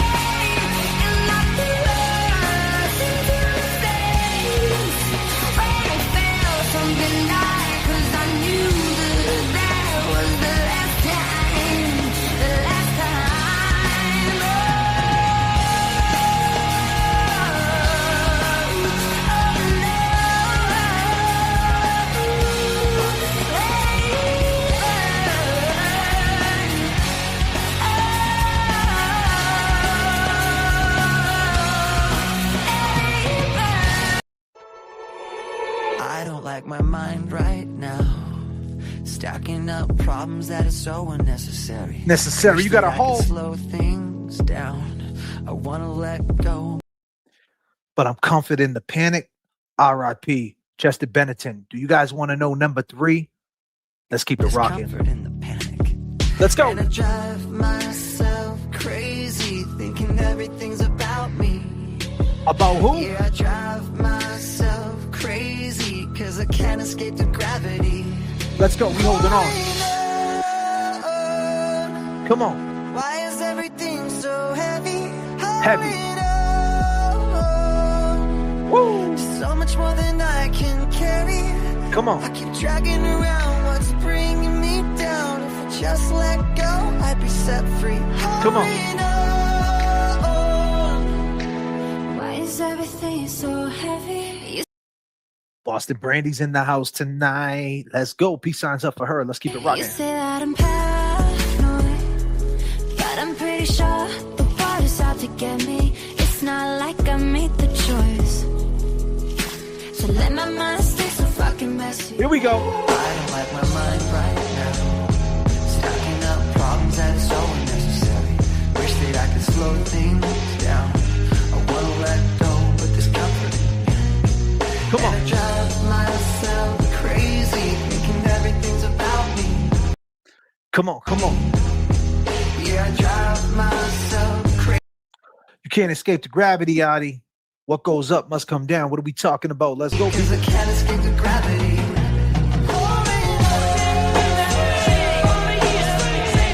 Turbulence in the chat. Turbulence in the chat.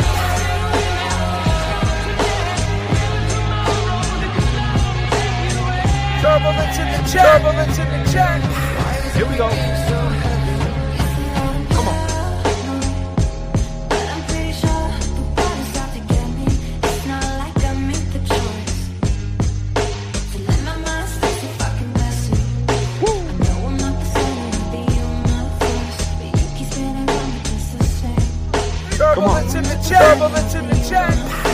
But you keep spinning around me just the same. It's heavy. Let's go.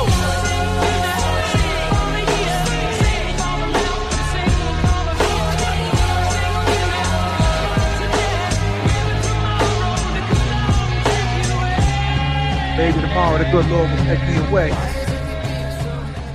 Come on, let's talk to him. Why is everything so heavy? Holding on. Just so much more than I can carry.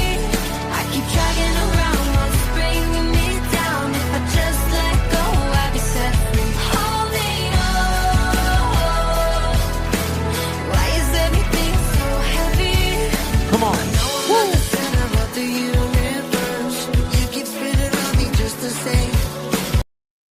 I know I'm not the center of the universe. Let's go. No, I'm not the center of the universe, but you keep spinning around me just the same. And I drive myself crazy, thinking everything's about me. I drive myself crazy. Keep holding on, people. Why is everything so heavy? Holding on. R.I.P. Chester Bennington. I can carry. R.I.P. all the lost ones. Let's go. Turbulence in the chat. Turbulence in the chat. Just let go. I'd be set free. Holding on. Why is everything so heavy?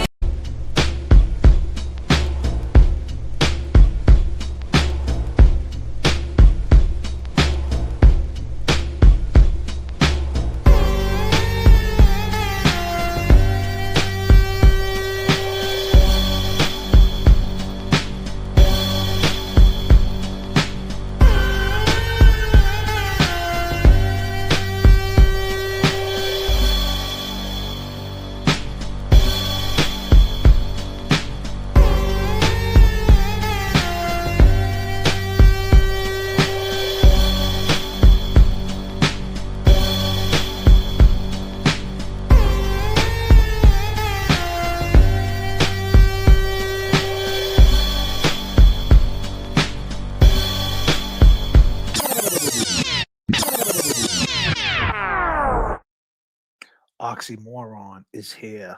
Thank you so much, Oxymoron. Thank you for everything, too. The Venmo and all that. I appreciate you. Ladies and gentlemen, number 3. Talking about the common sense. Ooh, a little hot. J.F.K. was in the mix. You guys were holding me down, matching my energy. Ooh, we warm now? We feeling all right? We feeling good? Are we feeling good? True crime and some good music. Can't beat it. Can't beat it.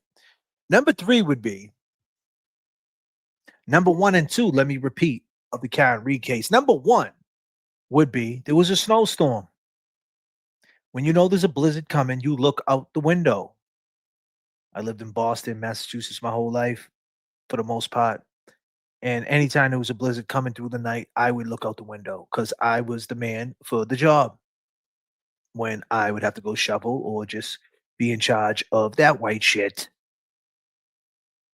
Look out the window. And if he would have looked out the window, he would have seen a 6-foot man outside laying down. That's a fact because he was right under the window. Number 2, that morning, you had an ATF agent and you had a Boston police officer.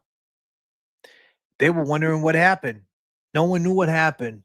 They didn't understand it. They couldn't put it together. Everybody was talking, having a big powwow. You had Julie there. She knows Karen. Jen was there. She was just with Karen. Higgins was there. He knows Karen. Maddie M knows Karen. Chris knows Karen. They want to know what happened to John. They know John's dead. They know he's gone. He ain't coming back. They want to know what happened. Why not just call Karen? Why not just call her? At that point, she's not charged with anything. At that point, you don't know exactly what happened. Why not try to get clarity while you're sitting there having a powwow? Why not just get clarity? Wouldn't you guys want to know? Wouldn't you want to know what happened and why she did it or how she did it? And to add to number 2, you're a Boston police officer. It was one of yours on the ground. It was your people. ATF agent Higgins, you was just at his house 2 weeks ago playing with his kids. He was dead right out in front of that house. They left. You wouldn't have went outside and checked it out and see exactly how he died? Try to get an understanding? Try to get an understanding of what happened? Even if you thought that she hit him, right? If that's your story, go out there and try to get an understanding of how it happened, how she could have killed him. Did he hit something, a rock? I don't know. Was something there? Is there any clues? You guys would have went outside. It's part of your nature. It's who you are. You guys are the police. And if you would have went outside, you would have found a shoe, a hat, and 47 pieces of taillight. Right? And number 3, coming in hot, number 3.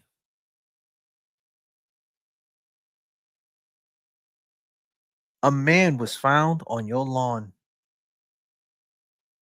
You're a cop. Let's just say you say there was no conflict of interest, right? Well, let's just say they were doing the conflict of interest. The Canton police were slacking on their police work. You're a cop. You know that this potentially could come back and fuck you. You wouldn't have told them to go search your house. You're a cop. You know that that's what you should have just told them. You should have said, hey, guys, you want to come in here and search real quick and do a quick look in the house, come around, you know what I mean? Go downstairs in my basement, go upstairs, make sure, because I heard, you said he was outside with black eyes. You said he had no jacket on. He's missing a shoe. Come in here. You know what I mean? I don't want this on me. Yeah, I don't want this shit on me. I don't need this shit. Come in and search the house. So they didn't do that. And potentially that could spark a conversation because you're a cop and that's what cops do is try to find clues. So you didn't try to fix that? You didn't, a simple format, like, wouldn't you be, and plus you're like the senior officer. You're like, well, I know the other cop was probably just as old as you, but you're like, you've been in the game a long time and you're a Boston cop. You wouldn't have told him, hey man, hey, you guys ain't going to go in my house. You're not going to search my house. I think you guys should. Don't leave that unturned. Please. I'm insisting for you guys to come in my house. Please. I know you know my brother. I know you're trying to do me a favor, but you know what the saying is, right? Do me a favor, don't do me no favors. Right? We're working too, yeah. I mean, my man had to run across 3 lanes.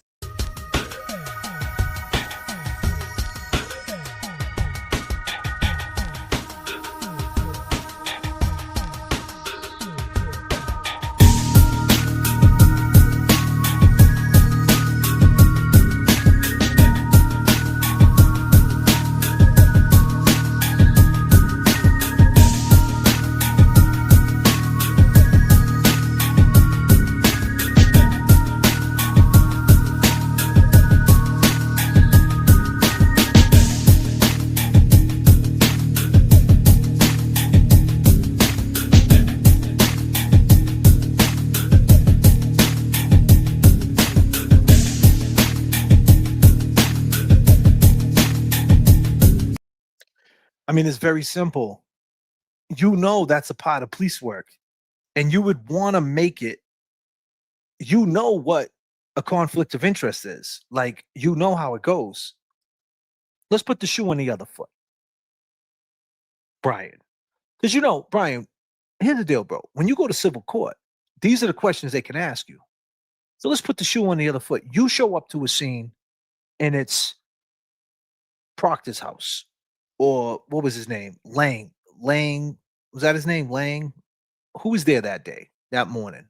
It was the lieutenant of the Canton Police. What was his name? He ended up retiring. I forget his name right off the top. Someone give me some names. Norman Corey, hit me with the names, will you? Lank. Lank was there, right? Lank works with your brother, right? Let's just say, well, Tully, he was the state trooper. Gallagher, yeah. Let's just talk about the Canton Police that was there. Gallagher and Lank that was there that morning. Sarif, whatever his name is. Yep. He was actually on point. Let's just say you show up to Gallagher's house. You know Gallagher. Right when you show up to the house and you know there's a dead body on his lawn, you know Gallagher.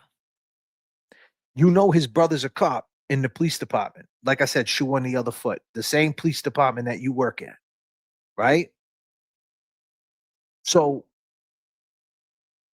he's in the house.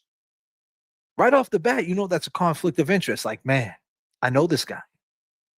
My brother works with him. Well, I work with his brother. And I know him. And there's a cop in front of his house dead. Oh, man, this ain't good. This is a conflict of interest. Let me ask somebody. You would want to put yourself in the middle of that? This is what you guys are faced with all the time. Eternal affairs, favoritism, right?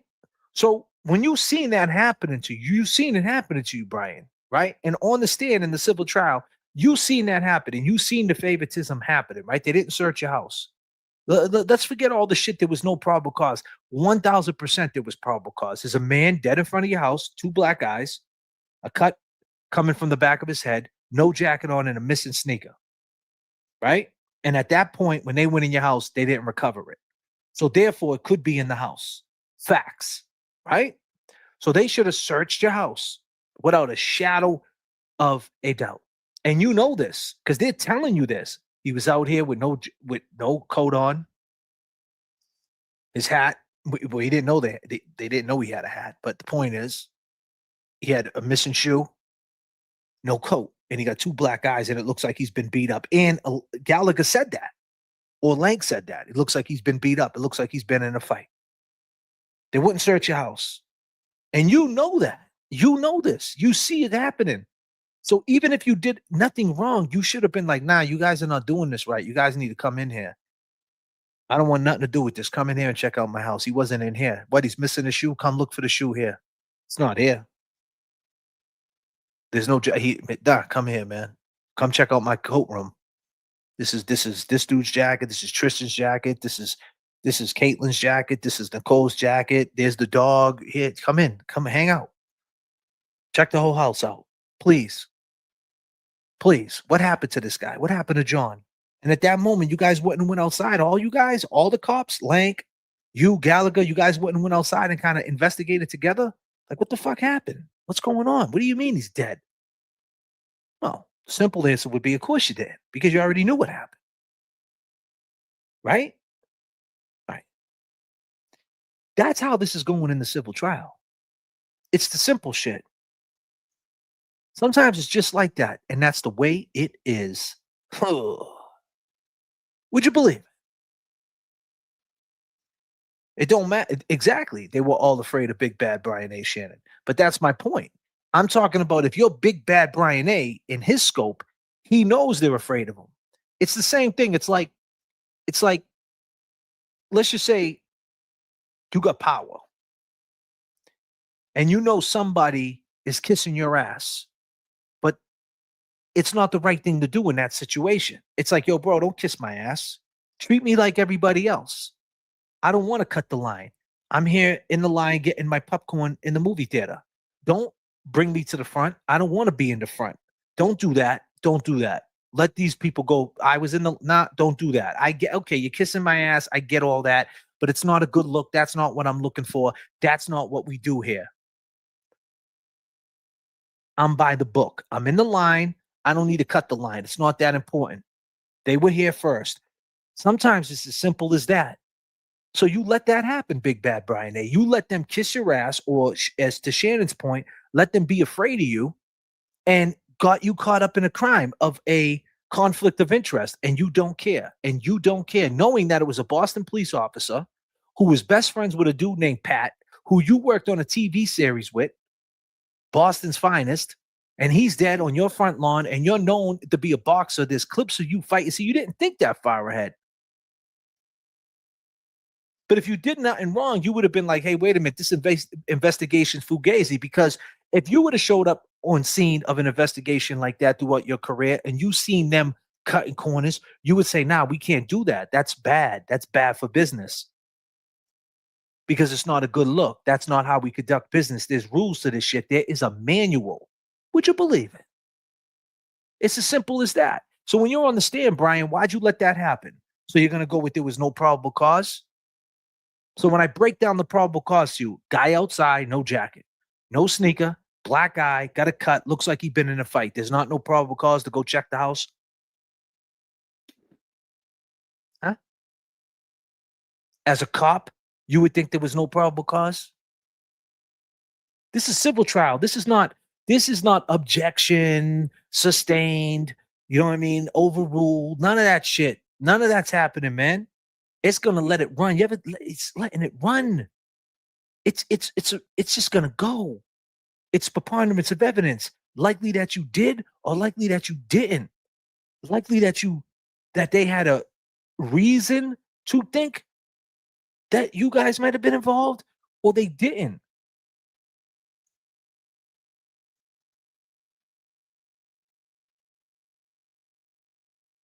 They can have a strong opinion that you claim is defamation is because listen to all the shit you're saying.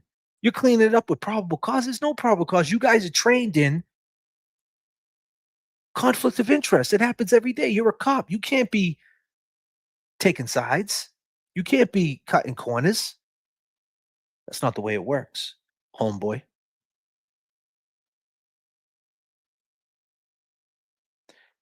Diane said, for all the hard work, Debbie J coming through. Big Bad Brian A is a joke. And she just put $50 on that Big Bad Brian A. Would you believe it? Would you believe it? Big Bad Brian A.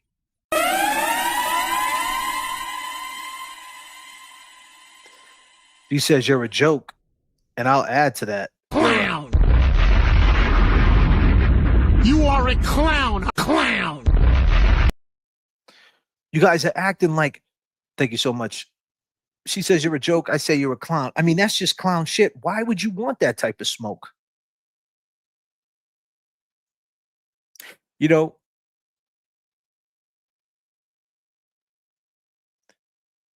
you just let that happen. You let yourself get caught up in a murder scene. You already was caught up in it. You already knew you were caught up. He was on your front lawn. You already knew, like, I'm caught up into this shit. And that would have made you do 1, 2, and 3, right? It would have made you call Karen, right? It would have made you have them search the house. You would have went outside and did your own investigation because it is a bad look. He's on your lawn. You need to find out what is going on, and you need to use your little connections, which is okay, to be like, listen, Saj, I don't know how he ended up there, but this is what I heard. And you would have called Karen and you would have set the right track, but you didn't do that, right? Because you can't set that track. You can't be involved. But see, if you did nothing wrong, you would have. You would have threw the clues out there and would have said, this is what happened, Saj. This is what. See, you couldn't have did that because the plan wasn't fulfilled yet. I don't know. Did you do it? I don't know. Who fucking knows? But I wouldn't want to get caught up in that shit. That's like saying me and Jay Brill right now, right?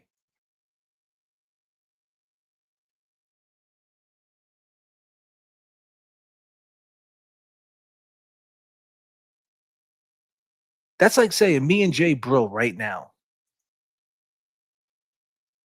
We're at the mall, and he decides to stick a polo in the bag.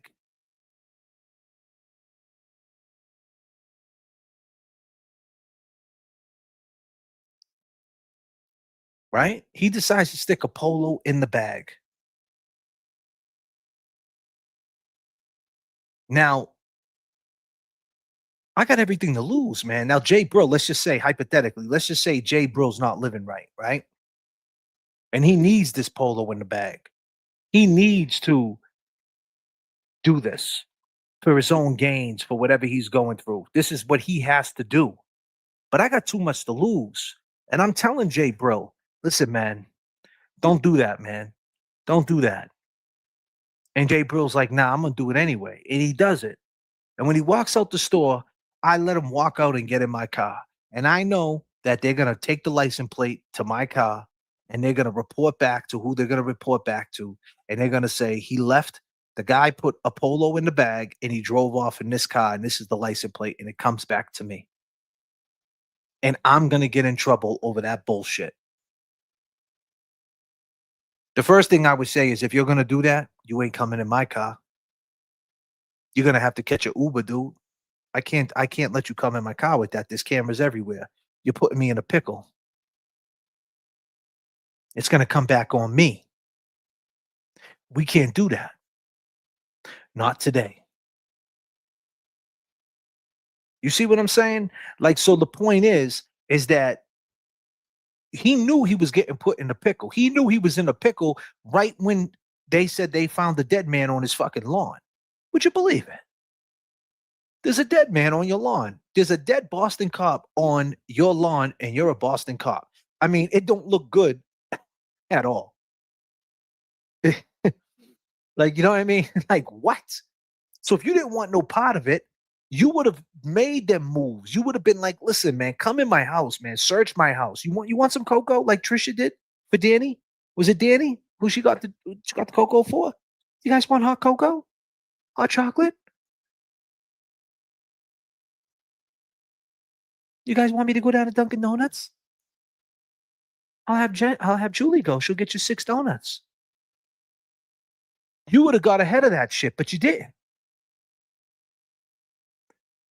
And then you went along with it. You went along with, regardless, you went along with the corruption. You went along with conflict of interest.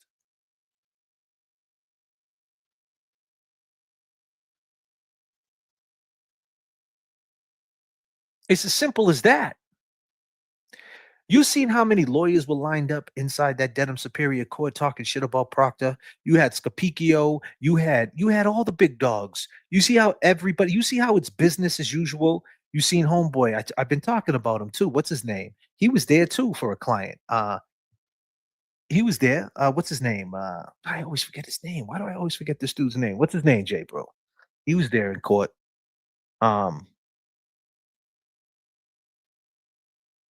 Man, I said his name so much in the past, I done forgot his name.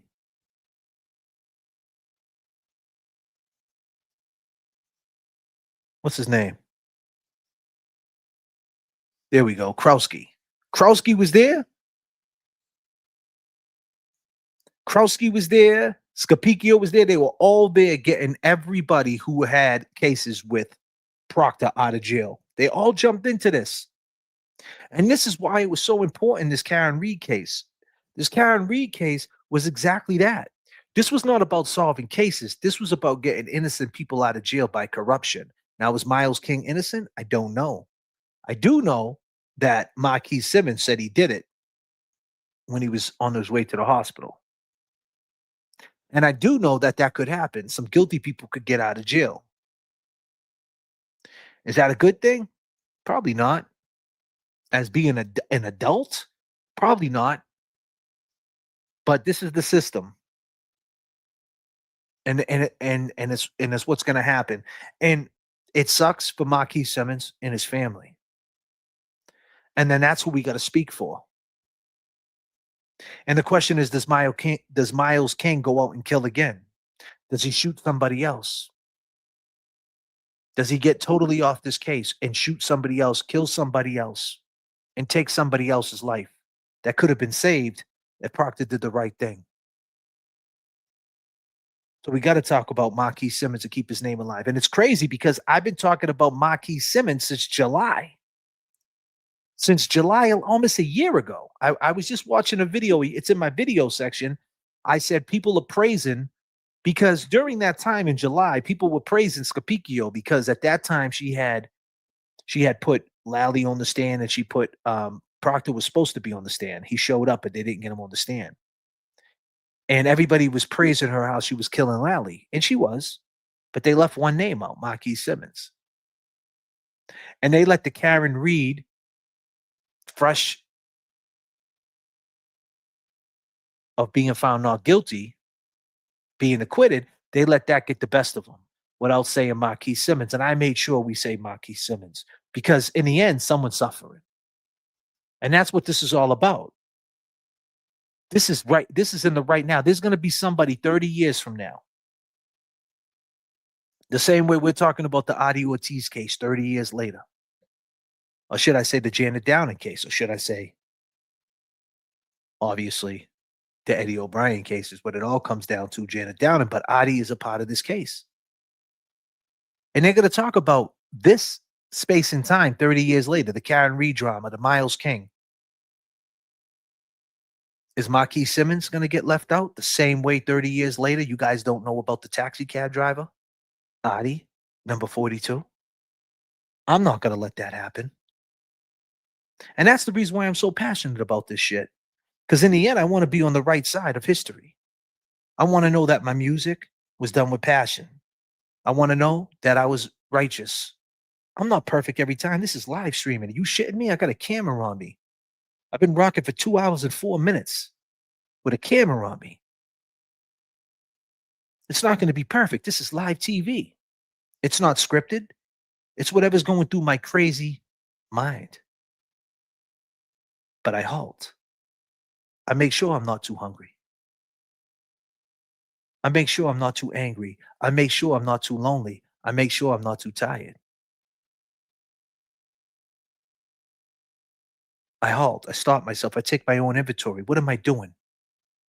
Am I perfect every time? No. Sometimes I'm manic. I think I'm up. I'm really down. I crash out. But not a big crash. Everybody survives. I can assure you of that. I'm never going to take it to destruction. But some would say, hey, you crashed out a little bit. Maybe. You call it a crash out? I call it a fucking fender bender. It is what it is. Life goes on. But when I see in the last, when I speak on July of last year, talking about the Marquis Simmons of his family, and then I paralleled it to Francis Gigliotti of We've Seen 7 Cops, because we'd never seen what happened to John O'Keefe. We never seen what happened to Janet Downing. We never seen what happened to Susan Taraskowitz. We never seen what happened to Mulligan, Sean Ellis's case.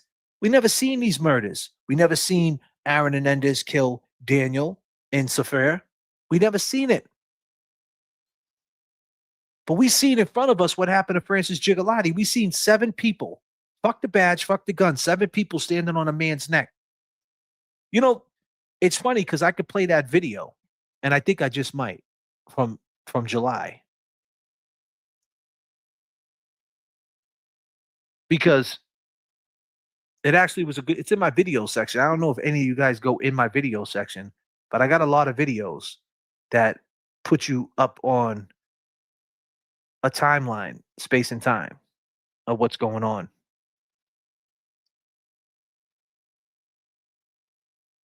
And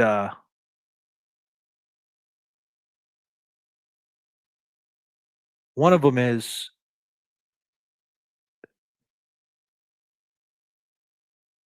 this was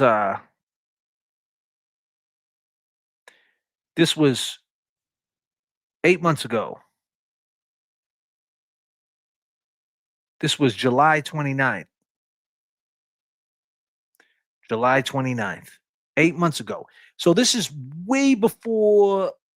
See, people always want to just hinge on to the situation that happened with, you know, that character over there, you know, that lives in a shell, that guy, and about phone taps. No.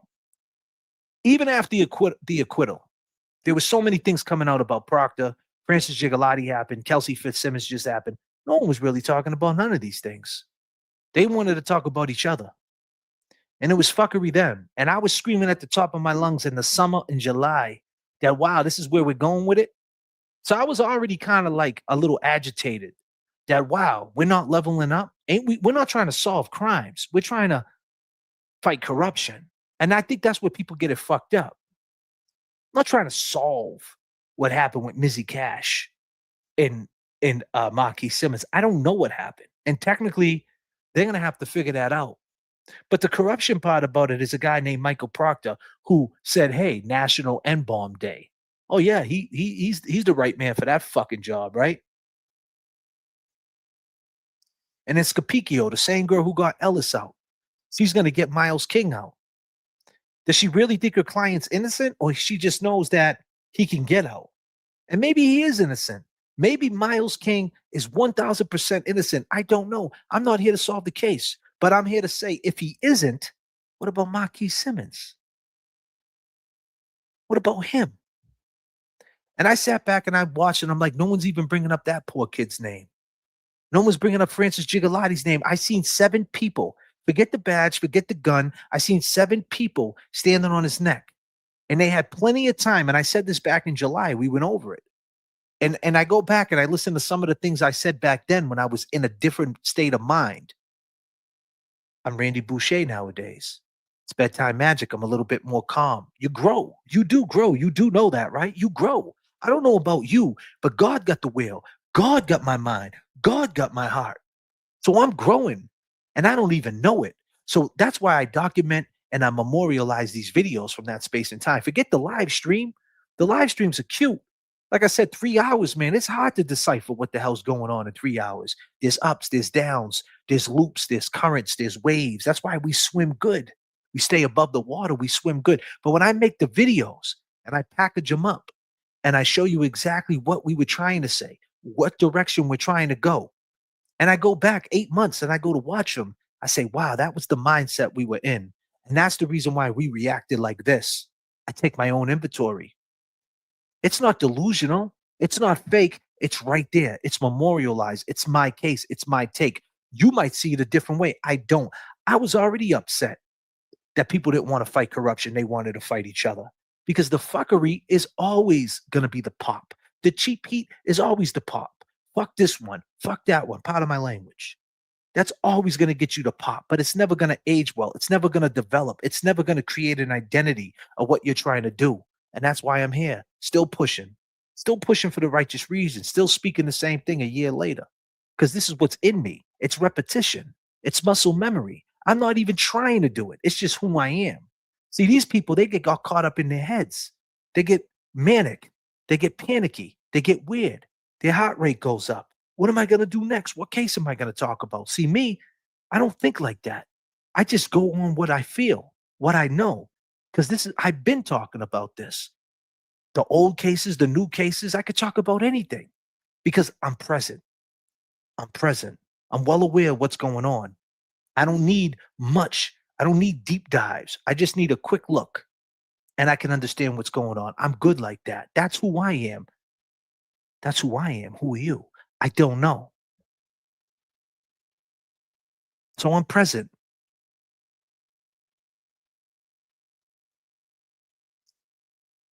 But it is what it is, right? And when I seen the phone call happen and the recordings, I reacted the way I reacted. Because I knew. You can't clean dirt with dirt, you get mud. And once you muddy shit up, it ruins it. I seen $1 million deals get lost. And people could say J.F.K.'s talking shit. He's lying. He ain't never seen $1 million deals. Yeah. Believe me. Trust me, I've seen lots of money get left on the table because of ego. Sometimes ego makes decisions for you. And I don't want to be on that side. And I'm not bullshitting. This is not a monologue. This is deep. This is me. And that's the thing. People don't appreciate your growth. People don't appreciate your growth. So you know what you got to do? You got to protect it. You have to protect your growth. And sometimes that's my fault. Sometimes when people come at me, I say, really? Let's play that game. Because I'm good. I'm good at calling you punk motherfuckers out. I'm good at laughing at you clowns. I'm pretty good at that. But nowadays, I went from Spirit Airlines to Delta. So I'm flying 39,000. Different planes, different engineering, from Boeing to Airbus. You know, things happen. You grow. You got to protect your growth. Everything has a ceiling, but greatness don't have an expiration date. The bullshit, the fuckery, ceiling. Greatness, no expiration date. I'm going for greatness. What about you? So let's go back to July of last year. Let's go back to go forward. Let me take you with me real quick. Check it out.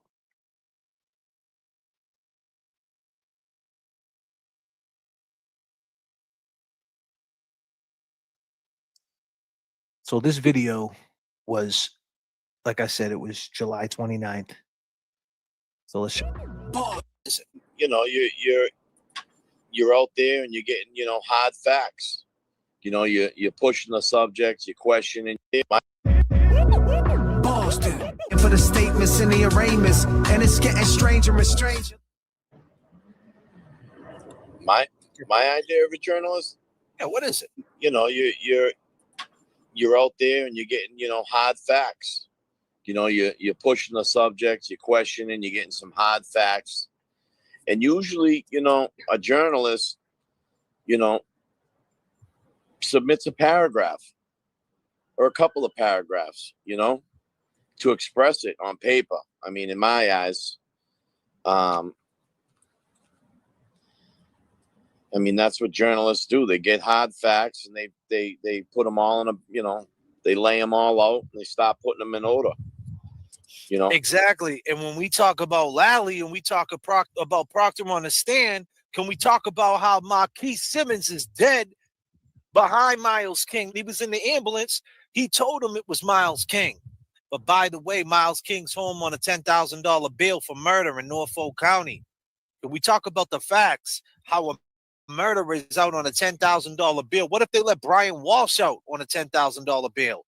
The guy who chopped up his wife, they didn't even find her yet. They don't even know where she's at behind Michael Proctor. Are we going to celebrate his Rule 14 too? It all lines up. Journalism. You're going to talk about the story, talk about the whole story. Make sure you talk about Marquise. A year before that, Miles King was in front of Marquise's house with a pistol and a stolen car and got arrested. A year later, Marquise is dead. Did it have anything to do with it? I don't know. Usually a street beef, you know, it ain't over until either someone's hurting or you know, dead. Marquise was in the ambulance and said it was Miles. And a year before that, he got caught in a stolen car with a gun. That's what I'm trying to say. Like, this is no conspiracy. It's no 7 people left the house. And he never came in the house. I'm an ATF agent. The dog never barked. I threw my phone away. Are you coming here? That didn't mean nothing. I'm well. None of that meant nothing. I went back to the station. I didn't say goodbye to nobody. This is not a conspiracy. John O'Keefe wasn't in the ambulance and say, yo, Higgins did this to me. We can't celebrate. We got to keep Marquise the victim. We can't make Miles be the victim. He's becoming the victim now. He's the victim of a Rule 14. He's a victim of the Commonwealth. So what? We're all fucking victims of the Commonwealth. The point is, Marquise is dead. His family got to live with the fact that his alleged murderer is out on a $10,000 bail behind the bullshit. But yet, us influencers, we've been down this road before. We've been attacked by people who say, all you do is talk about Karen Reed. You never talk about John O'Keefe. He got lost. Well, shit. Talk about getting lost. They're so caught up in Scapiccio being a beast. Oh my God, Scapiccio, she's so good at her job.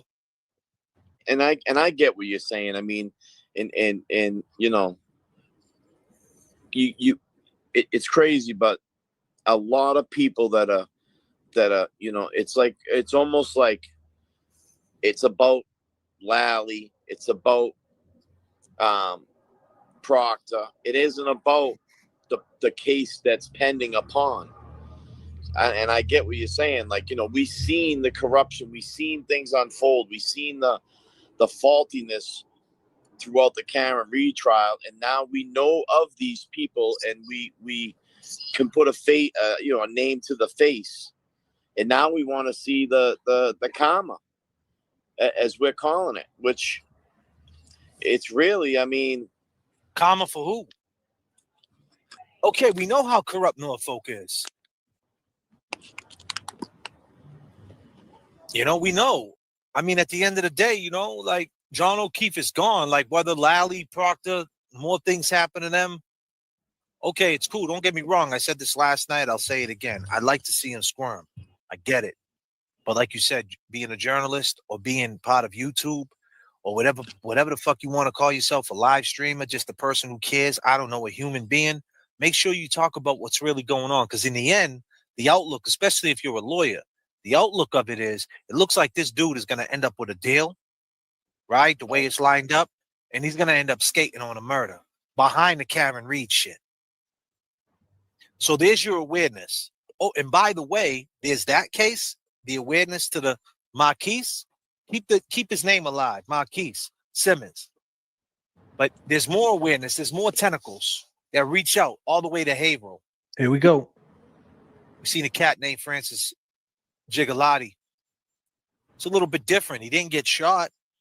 There was no DA. There was no conspiracy. There was no corruption. He was on drugs. He was corrupted, allegedly. He was the one. You do drugs. Is that the way it's supposed to go down? The police are supposed to walk you up the street, play with your emotions, leave you in limbo. You don't know if you're getting arrested. You don't know what's going on. And then finally they had enough and they throw you down. Then you say, I can't breathe. You're playing too rough, big brothers. Hey, big brothers, you're playing too rough. I can't breathe. And they don't get off them right in front of your face. But that's not good enough, though. That doesn't make the YouTube shuffle because there's no Lally. The characters are different. Yes. The story's a little different. But it's all underneath the same umbrella, and that umbrella. What is it? It's called the Commonwealth of Massachusetts. Mm-hmm. So if you're going to be a journalist, YouTuber, or whatever you want to call yourself, make sure, especially when it's relevant, make sure, and the timing's impeccable, and it's momentum. It would be great, to keep to somehow fit this puzzle together and get some answers, and finally put the heat on a DA in Essex County, because people are not familiar. Put the heat on an Essex County DA not to be like a Norfolk DA. Right. And see what he does. See what his response is. Exactly.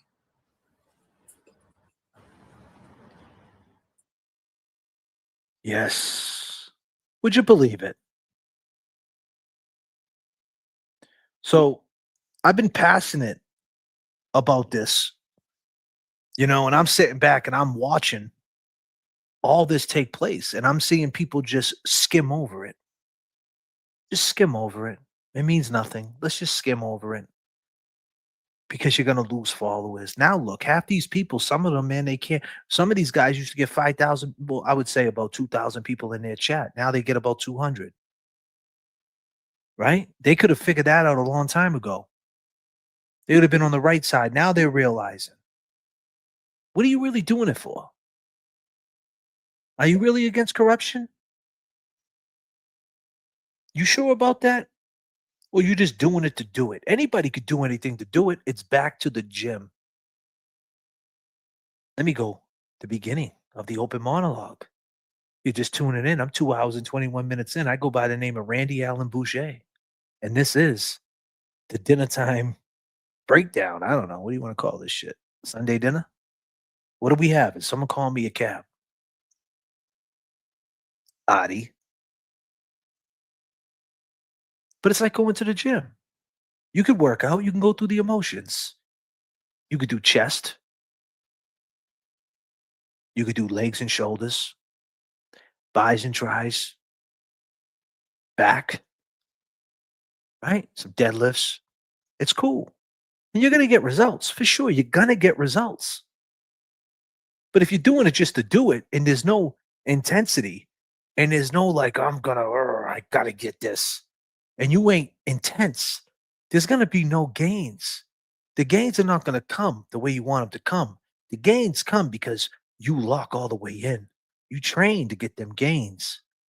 And you sit back and you take the opportunity, you live with the result. If you just work out and you just don't totally lock in and dial all the way in, the results will come, but it's not going to be the same. It's not going to be the same. You gotta want it. You gotta go for it. So yeah, you could say you want corruption to be stopped and that you're against this and you're against that. And maybe you are. But if you're doing just to do it, the gain's going to be slow. But if you really want to make an impact, when we had all the momentum, Karen just got found not guilty. When that shit happened with Francis Gigolotti, we should have been screaming at the rooftops. But we didn't. We were too busy screaming at each other. We were too busy about who is getting the most money. We were too busy screaming about weird shit. I know where I was at. I know what I was covering. I know what I was doing. I'm no better than you. I'm no better.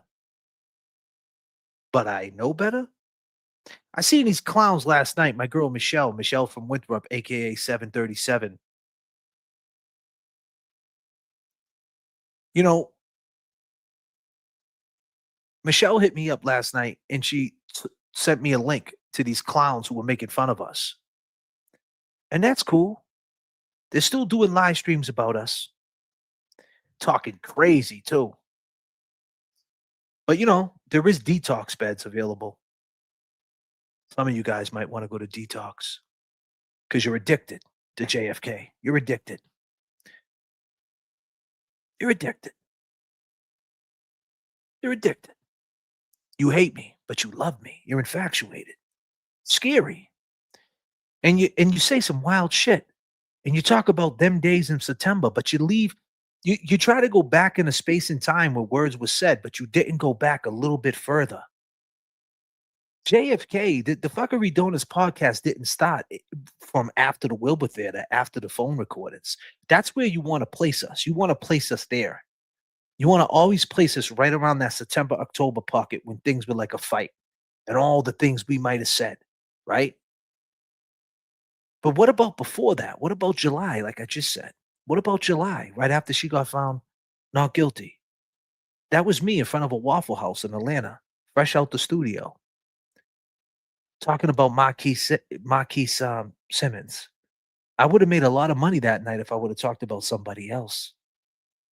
But I was talking about Marquise Simmons. I was talking about how people were bigging up Scapicchio, saying that she was their spirit animal. And I was explaining to everybody she's just a lawyer. Because Krowski, the same fucking guy who defended Karen Reed, disrespected Karen Reed, think Karen Reed did it, was in court going against Proctor for a client, eating off it. They're lawyers. They go either way. We know Margot Nash don't go either way. We learned that about Margot. Margot said, I would never, ever, defend a cop. But some of these people, they don't care, right? Krowski, he would defend Proctor and he would defend a drug dealer. He doesn't care. Either does Capicchio. And that was my point. It's the system. If you've never been involved in it, right? And you're just doing it for clicks or views or I don't know. What are you doing it for? I don't know. It just hits home to me because I was caught up in the Massachusetts system. And I don't want to see the younger generation getting caught up in it because some things don't change. Big business don't change. Yannetti goes both ways. Yeah.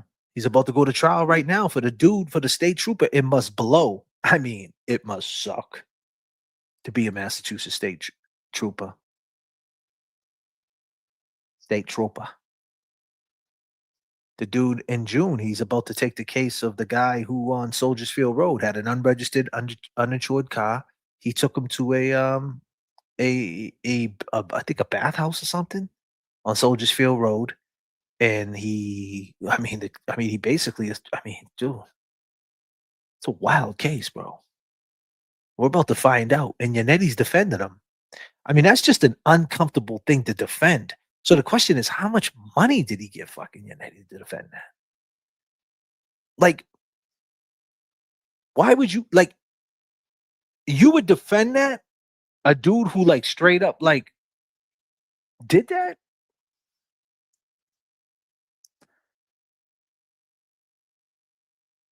Like, even if the dude didn't do so if nobody knows what I'm talking about, the state trooper, it's just hard to talk about. It's such a pause, if necessary, type conversation.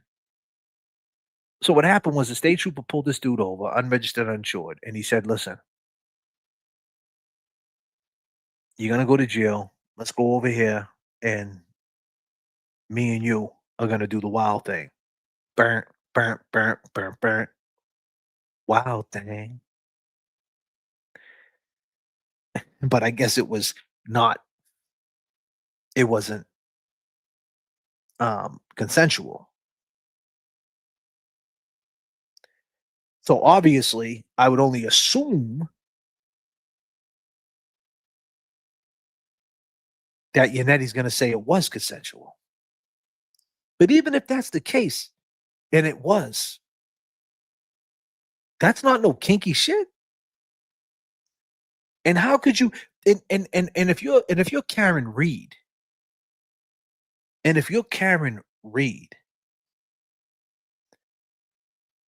there's a lot of people who think Karen Reed is guilty. Is this a good look for Yannetti? At that point, do you level up? At that point, you don't take that case. I mean, I don't know how fugazi is it. I don't know. I haven't heard anything about it. Knuckles Shuffle said allegedly. Of course, I don't know. It might be a straight lie, but usually don't get indicted over straight lies. Like, there's got to be something there. You know what I mean? And then they usually don't arrest cops either. They arrested a Massachusetts state trooper. I mean, we know they didn't. You know what I'm saying? Like, I know that's probably talking with both sides of my mouth, because we do know they can indict a ham sandwich. I get all that. But he was a state trooper. That's my point. So it's kind of tough. You know what I mean? That's a big, that's a big accusation. But like, what is she thinking? And then what if he gets found guilty? And then it's back to what you say. David just wants the money. So if that's the case, if he wants the money, I mean, he took that case not even a year after Karen got found not guilty. So I don't know. And that's what I was trying to explain about Scapicchio, because she had just tried Gary Zarola, who was a serial rapist. Krowski ended up getting him. He got found guilty underneath Krowski's watch. But he had 6 open rape cases. I think 4 open rape cases. He beat 1, 2, 3, 4. Then his last one, he got found guilty. And he was a lawyer, ex-DA, Gary Zarola. Google him. He used to be my lawyer. I know the dude. He's from Lynn. I know the guy. I know him well. It's sickening. It sucks. It sucks that he's like that, because he was relentless with the courts, but that made him feel that he could beat the system. And he did. And Scapicchio fought for him and got him found not guilty. Then he got found guilty. He had a gag order and everything. You don't really hear about it because it was a gag order. And when he got found guilty was when Karen Reed was getting found not guilty. His trial was going at the same time as Karen Reed's trial. So you guys didn't hear about it like that because you were too caught up with Karen, as you should. The whole world was. Yannetti worked for free for Karen. Do you believe that? You believe that, Tom? Come on. You believe that? I don't believe that. I'm sorry. I don't believe that. I don't believe that. I don't think we should. I mean, I just can't believe that. There's too many hours, too much shit spent that he didn't get nothing. He had to get something. He got money. He got something. He didn't get nothing. He got something. He worked for free. I don't know about that. I don't even think he would say I work for free. He might have, he might have gave her a family value for whatever reason, but it wasn't for free. No one works for free, for sure. Thank you, Robert. Everyone's entitled to legal counsel. Even if the guy can't afford an ad, let him pay the price. He's still going to be guilty if justice prevails. Yeah, I'm not saying that the dude doesn't, I don't know what happened. But what I'm saying is, you're right, heaven sent. You're right, what you're saying. But I wonder what she thinks. Like, if he gets found guilty, is that a case for him? Margot Nash said that she wouldn't defend a cop.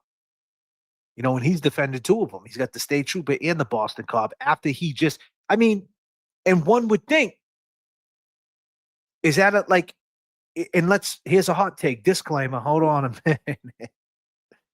Oh man, I'm about to do a hot take. They're going to cancel me, man. Oh shit.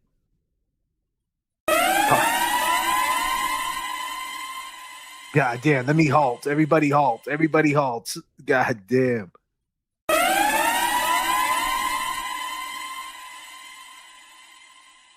Let me halt. Let me halt. Disclaimer. Halt. Slow down.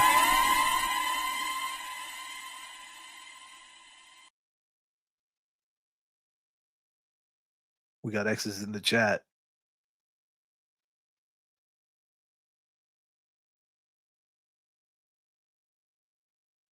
This is a hot take, J.F.K. I'm gonna make a sound bite. A J.F.K. hot take. A Randy Allen Boucher hot take. A halt.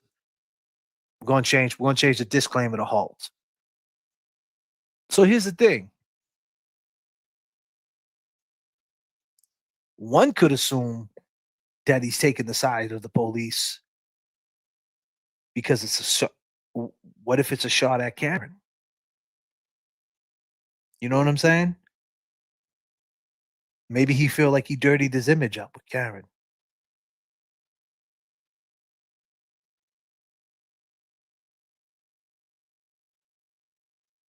I'm just saying. It's a hot take. I don't know. Is it a take? I don't know. It just came to my head. This is a live stream. I'm not perfect. I didn't really think about it. Just came to me right now. Would you believe it? Wow. Pause if necessary, for sure.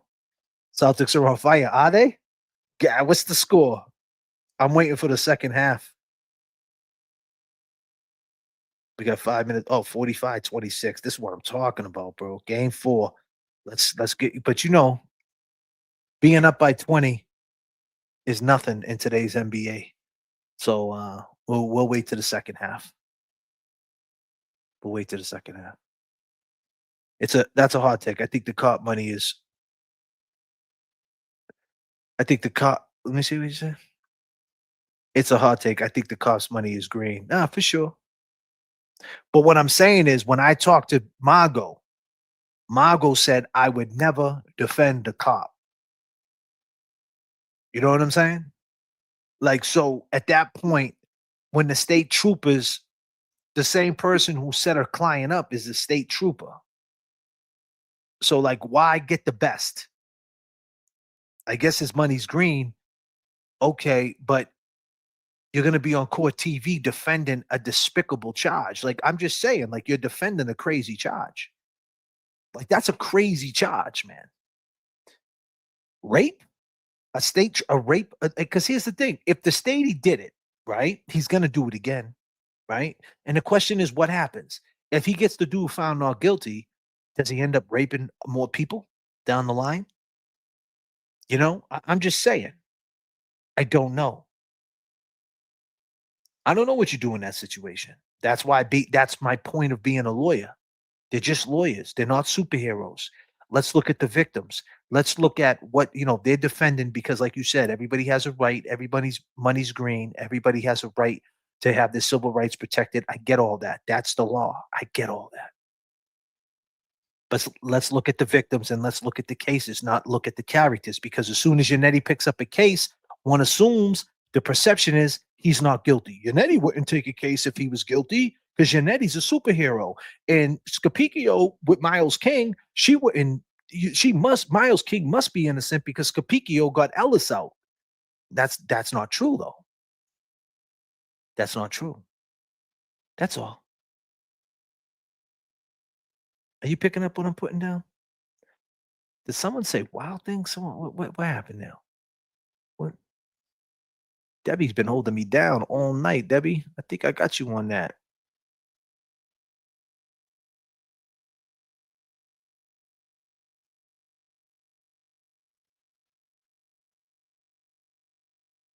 Celtics are killing it. Would you believe it? Goddamn Celtics, boy. Quarter 2. 45-28. Nice, boys. Nice. Let's get it. Let's get it. I want to be out there.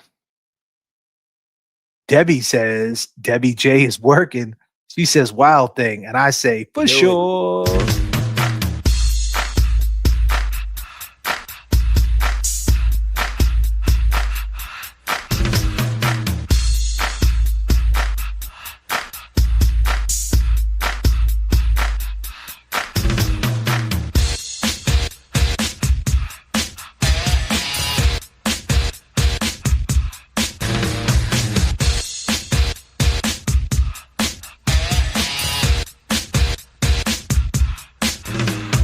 Working all week, 9 to 5 for my money. So when the weekend comes, I go get live with the honey. Rolling down the street, I saw this girl when she was pumping. I winked my eyes, got into the ride, went to a club with jumping. Introduced myself as low, she said, you're a liar. I said, I got it going on, baby doll, and I'm on fire. Took her to the hotel. She said, you're the king, so be my queen if you know what I mean. And let's do the wild thing. Wild thing.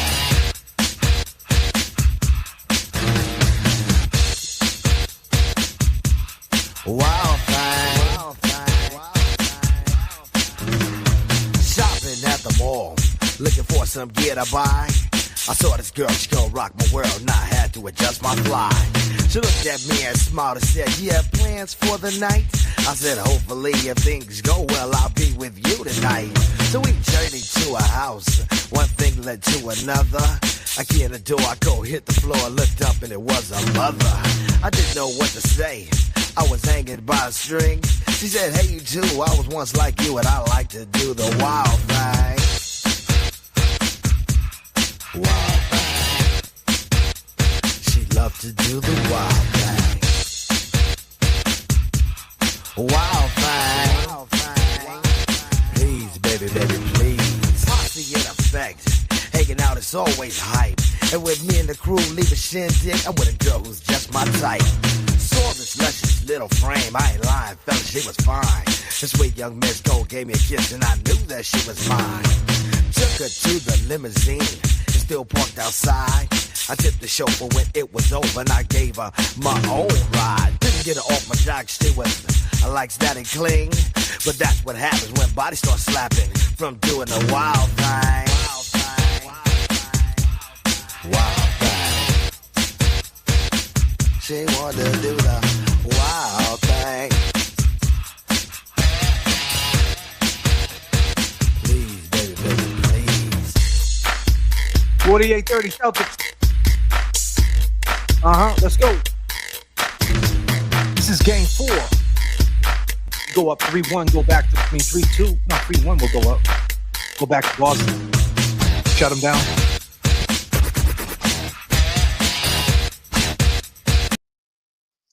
Ladies and gentlemen, let's get into the Eddie story. Eddie O'Brien, 31 years in jail. Did you know about the cab driver, Adi? This is part 40. Let's go through it together. Did you kill Janet Downey? Absolutely not.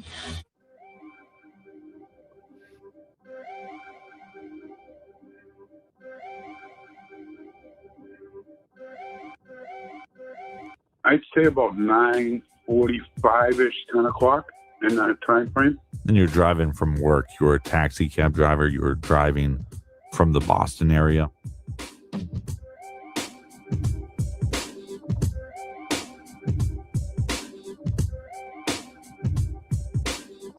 At 9:45, Ryan came home and used his key to unlock the front door. Found Janet on dining room floor, went to O'Brien's house for help. Statement to Trooper 8295.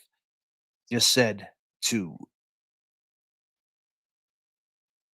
Now, keep in mind, Artie, to start it off. Did you kill Janet Downing? Absolutely not. Did you kill Janet Downing? Absolutely not. That was Edward O'Brien.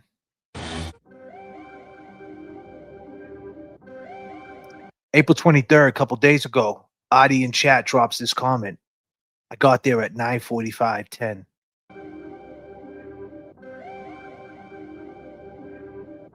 Of 2026. I'd say about 9:45-ish, 10 o'clock. And August of 2020, Adi said this. 9:45, 10 o'clock, same thing. He said that. Time frame. And you're driving from work. You're a taxi cab driver. You're driving from the Boston area. 9:45, Ryan came home, used his key to unlock the front door, found Janet. He went to Big Ed's house for help. Statement 8295. Carol, he said that he got there at 9:45. How's that possible? You know? Doesn't make any sense. The only thing is, he was there before the cops got there.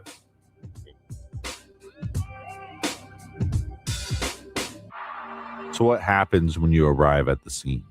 When I first drove up, I saw yellow tape. And like I told you before, growing up in Boston, knowing what yellow tape means, there's been a crime committed. This is in my head before I even get out of the cab. It's in his head So I before he immediately gets out jump of the cab. I made an attempt to run into the house. The police stopped me and said, no, you can't go in there. Somerville Police Department. The time was 21:55 hours. Janet Downing, address 71, Boston Street. The police didn't show up until 9:55. With ask Adi today. The story would be he got a call from dispatch. He was on a call. He drove from Somerville to South Station, dropped off a fare. He gets a call, a dispatch says, hey, Adi, call your wife, Carol. He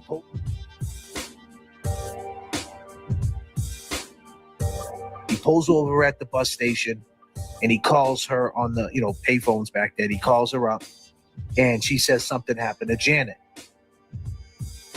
The police didn't show. To be fair, he didn't, that was misspoke. Carol didn't say, allegedly, she didn't say anything happened to Janet. She said something happened at Janet's home. Something happened at Janet's house. So be clear on that. Up until 10 o'clock. So how did he get a call from Carol knowing what happened to Janet if they didn't even find her yet? Time I was there, the police were there throughout the night because they have to secure it for a warrant. So Adi goes on True Crime Garage. He said, the time I was there, the police has to secure the scene the whole night. That's what he says, right? Let's listen in, bro. They didn't even find her yet. Time I was there, the police were there throughout the night because they have to secure it for a warrant. They have to secure it for a warrant. This is what he tells True Crime Garage in 2020 in the pandemic, right? And so I say, Adi never went in the house. On True Crime Garage, he went in the house and he said the scene was secure. Excuse me, I'm messing that up. Adi never said he went in the house on True Crime Garage and said the scene was secure. This statement was before Eddie's parole hearing in 2024. This was before the parole hearing in 2020, obviously.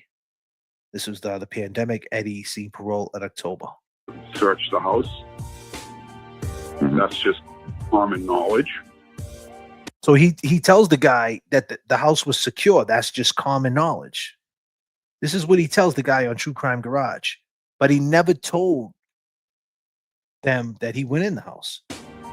Now, did you go back in the house after it was all said and done and see like what it looked like, the aftermath of this shit?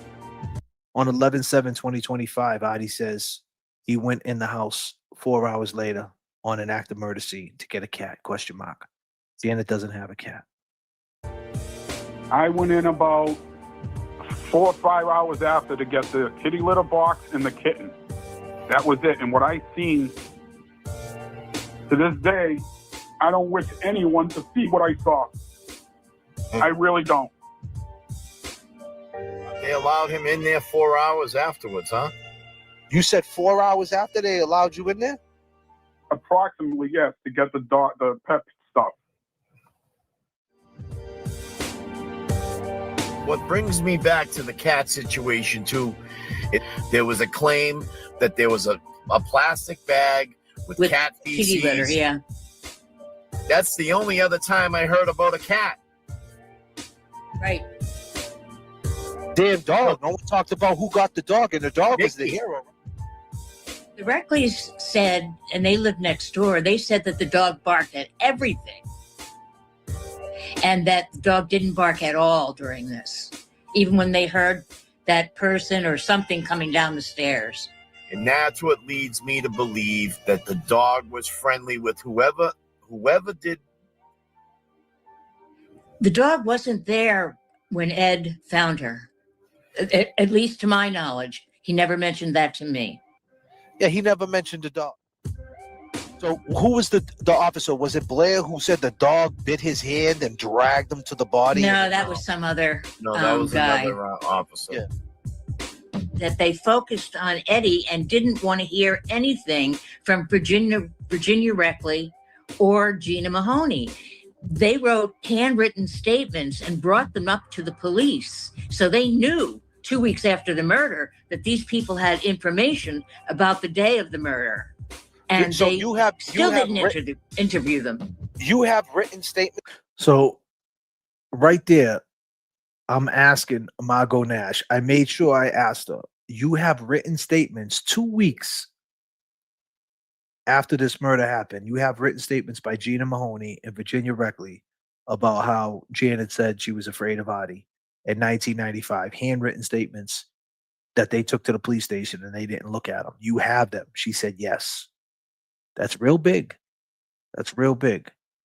It's from Gina Mahoney 2 weeks after saying what she told us about Janet was scared of Adi. You have statements 2 weeks in that pocket of time in 1995. Yes. Within 2 weeks. And they knew. Didn't support their theory, so they just ignored it. Wow. Now, what about Mary? He was at the funeral, right? And Lindsay. So Mary worked with Janet. Her name was Maria. She worked with Janet. She said the same thing. She said, now she doesn't know Gina Mahoney. Maria doesn't know Gina Mahoney. She said the same thing. She said that in a statement that Janet said, if anything happens to me, investigate it. And that she was afraid of Adi too. I think she was an older woman. I might have her name wrong, but she had a daughter, Mary, and she said the same thing. They said that Janet said that. Investigate if something happened. Yeah. So yeah, was it Maria Lindsay and Mary? Rivera. Oh, Maria. Is that her? Yeah. She said so. the same thing. Yeah. Wow. We asked Adi, did you ever go back to the house? And he said about 4 hours after Janet was, she was gone. Didn't he say he went back at 4 a.m. and got kittens? This kitten shit is crazy. That's the first time I ever heard that. First time in 30 years I ever heard that was the other night. So he never said wait a minute. From the crime scene investigator was that they believed the hair in Janet's hand was cat hair, but nobody had a cat. Eddie didn't have a cat. Janet didn't have a cat. There were no cats in the house. And that her was the testimony at trial. And her family never said they had a cat. No. So Adi, you're talking about cats? Well, listen, I read. That's, as I said, first time in 30 years I heard that was 30 from Artie years the other night. Feline hair on her lap Yeah. On her garments. There was feline hair on her thigh, one of her thighs, and in her hand. Right. So that's what I knew. But and no one could ever figure it out because there was no cats in the house. Now, can we ask you something, Margot? Yep. Who took the dog? You know, I don't know who took the dog. No one ever said they took the dog. Because I've been reading the reports from the sons, you know, their statements. They never once mentioned anything about, oh, you know, we took the dog to my uncle's house in Braintree. Eddie's Sully from back in the day says Eddie has never heard this cat story before either. Eddie never heard it. Because Eddie didn't have a cat either. I mean, that was a big area of inquiry when the medical examiner testified. Let me ask you this, Adi. Did you go in the house after it was all said and done, and what did it look like? This is what he says. I went in about 4 or 5 hours after to get the kitty litter box and the kitten. So he says he went in 4. So we're explaining this to James Jackson. James Jackson is listening to what he's saying, and this is us putting the pressure on Eddie. Putting the pressure on Adi, doing episodes, and this is what made him want to speak more, because we're putting pressure with speaking, the power of the live stream. The long game is trying to get down to the bottom of it, because we don't believe at this point, based on everything we just said with the state troopers coming in at a certain time and things like that, there was no way he actually was in the house. That was a lie. So this is the part we break it all down. Listen in. 5 hours to get the kitty litter and the kitten. We went through it, talked about it. There was no way. Went in there, right, Kevy Kev? Why is that? Kevy Kev breaks it down. Go ahead, Kev. Police CPAC team, you know, they arrived around 2:15 or something following morning. Yep. Then you got the CPAC photography, the photos. They weren't taken till 3:30 in the morning. You So know, there would have been officers out there, you saying, the whole time? Yeah, the state police took over the investigation. The state police took over the investigation. As they should. You know, at about 2:30 in the morning. And we start breaking it down and realize, you know what, man, he's bullshit. He never went in there, because now we find out that there was no fucking cat.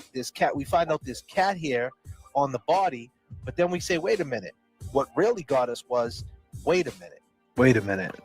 We start reading the reports, and your man J.F.K. finds out there's a fucking dog. This is the most craziest story. The dog walked up to the cop, bit his hand, and walked him to the body and showed him where Janet was. Testified to that? Yeah, this is what he said in the report.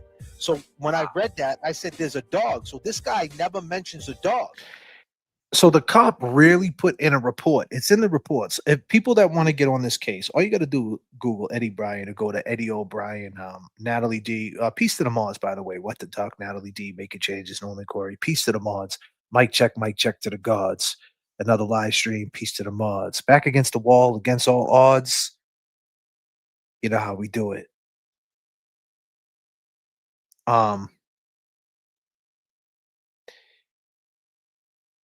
Natalie D, can you put the Eddie O'Brien, freeeddieobrien.com? I think it's called freeeddieobrien.com.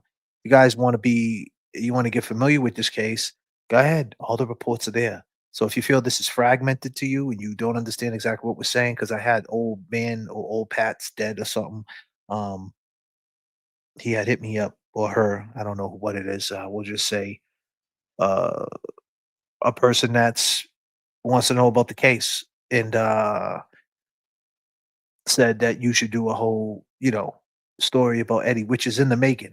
It's just that I don't know if I'm going to do it by myself, what I already have, or I'm going to tap into with Eddie's family, and because they have a lot of content that I would like to collab with before we do like a little mini documentary with a timeline and things like that. But I think that people really want this, so I might have to do it my way and sacrifice a perfect aesthetic, but I will make sure it's great. But this is like, some of the power of the live stream of what I can do. This is like a sneak peek. But if you're interested in this and this is compelling to you, go to the Eddie O'Brien or the truthabouteddie.com. Thank you, Jay Brill. Jay Brill is here. Go to the Truth About Eddie O'Brien and educate yourself. And everything we're saying will make sense for sure. Adi, but he mentions he went in with the cat. So where's the dog? And how'd the dog get along with the kittens? The dog knows somebody, but the dog knows. And that too, with the dog knows somebody. Of course, that part too. So he never mentions this. So now when we bring that up, and then we line up the fact that the CPAC unit showed up at that time, and the time he said he went in there, we're like, listen, this dude's bullshit. Bullshit. Then we find out there's a cat here on Janet. So then we asked Margot Nass, did you hear about a cat? She goes, no, not in 30 years have I ever heard 30 about a years. cat. 30 years, it never came out, but it was a big, large inquiry in trial. So the JFK show got Adi Ortiz 30 years later talking about a cat here that's been a mystery for 30 years that was at trial. At trial, they were stumped on how the cat hair, feline hair was on Carol. I mean, on Janet, excuse me. Sorry. And Adi Ortiz is talking about a cat. A man that was there that night.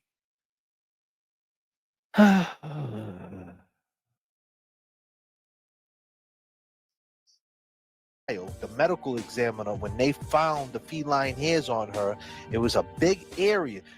And the family testified they didn't have a cat. So, like, how the cat hair get on her, they don't know. It was an inquiry, and no one testified they had a cat.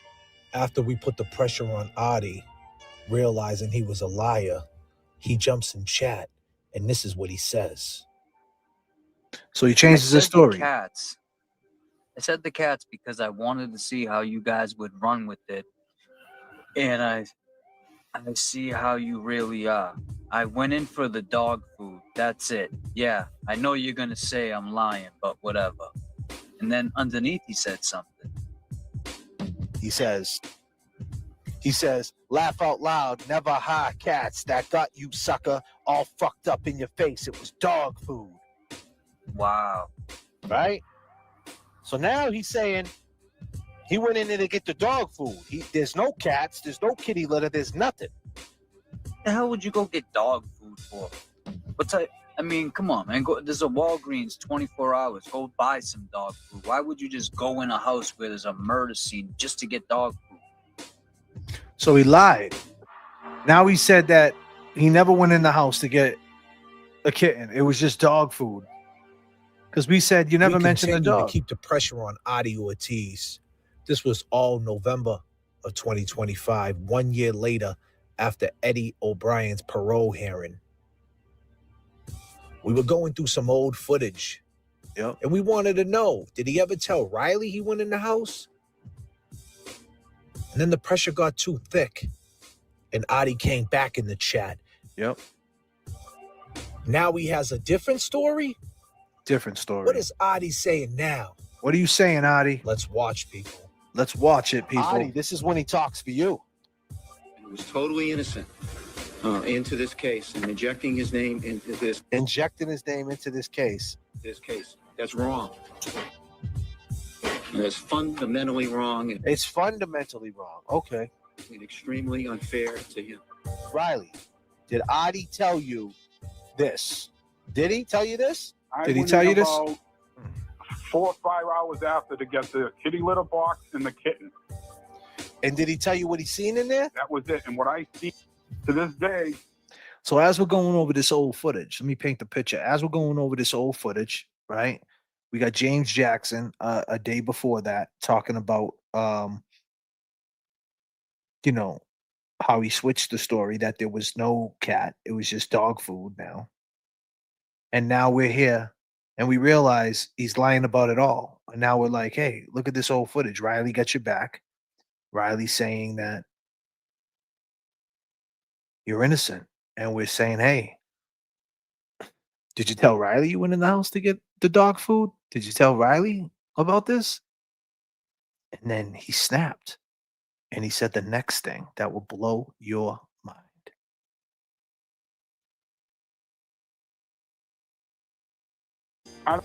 To this day, Mr. Riley. Wish anyone to see what I saw.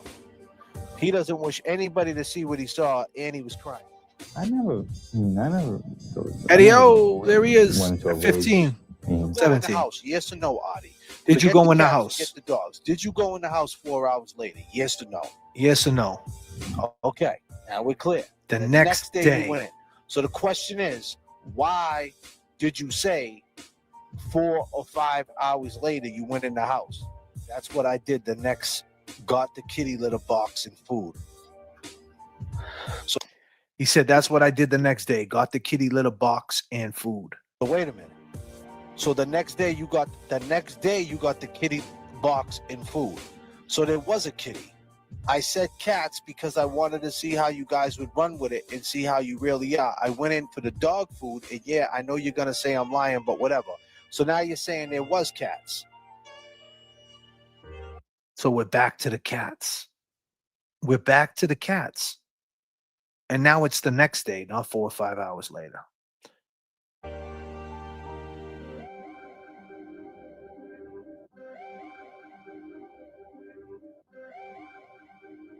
Now you're saying we're back to the cats.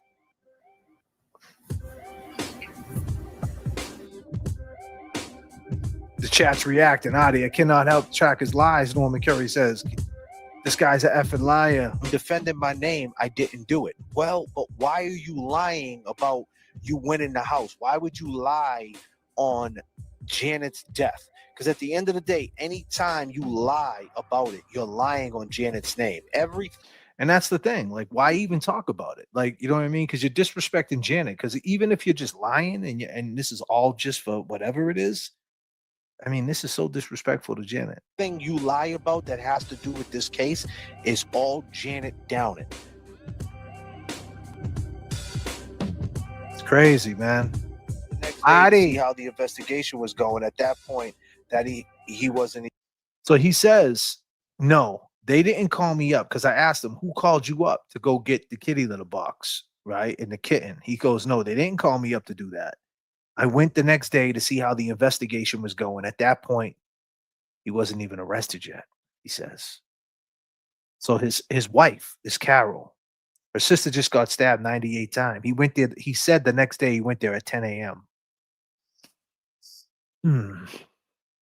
People Even arrested yet. Okay. Here we go. I seen a pool of blood and an officer took me. So wait a minute. An officer let you in the house, you're saying?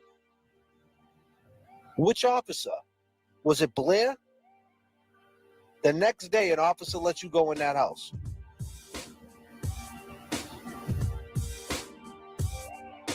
And Blair's dead, right? And Blair's no longer with us. Would you believe it?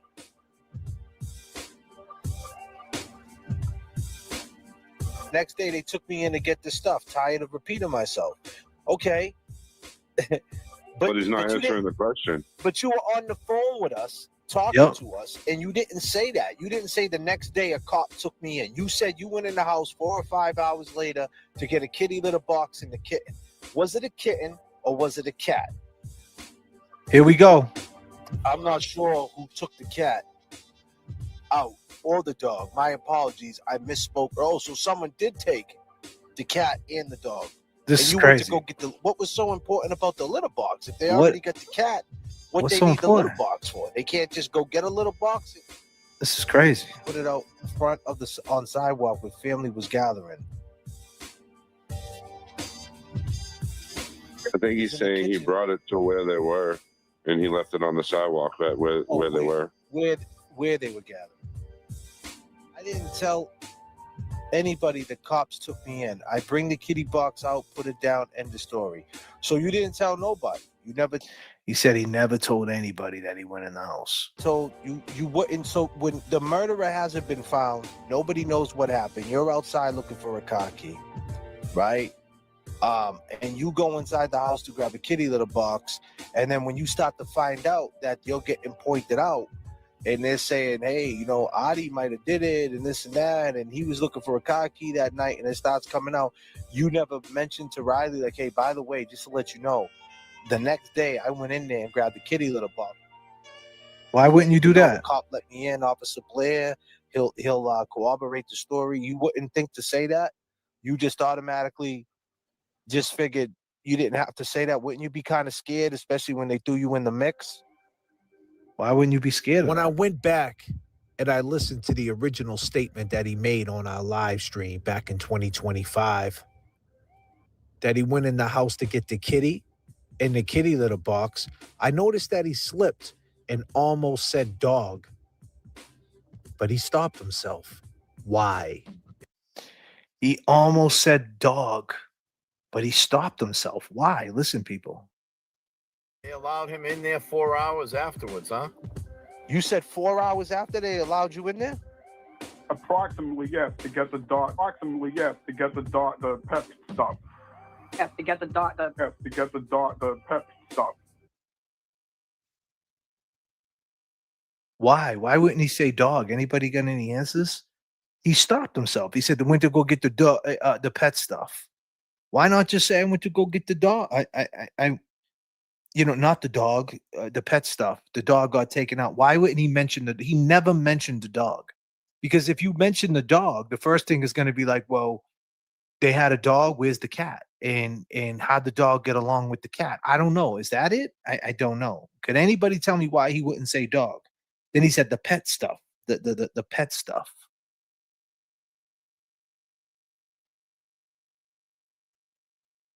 And the question is, man,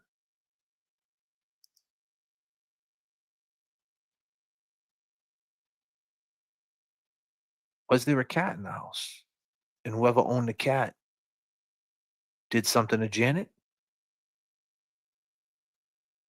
I mean, what's going on here, man? What's going on? Like I said, I ain't trying to solve no cases, but this case is already closed, right? And that means an innocent man is in jail. And that's what we solve. The corruption. But is it that? I don't know.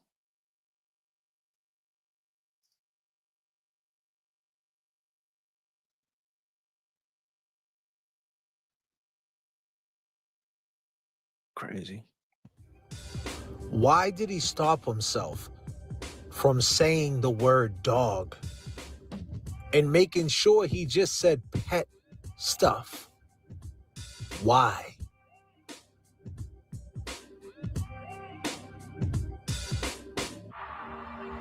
Why didn't he mention the dog?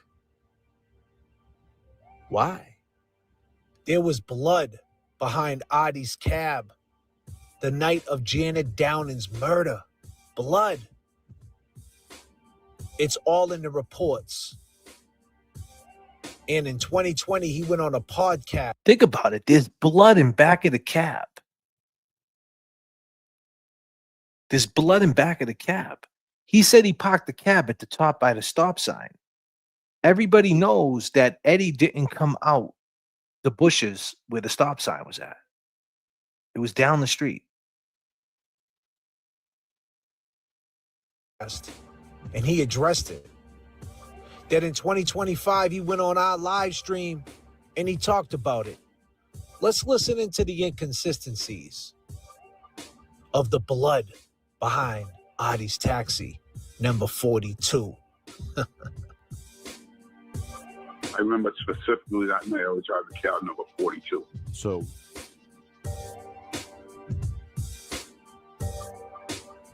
now I heard that there was a trail of blood that was found once they towed your car.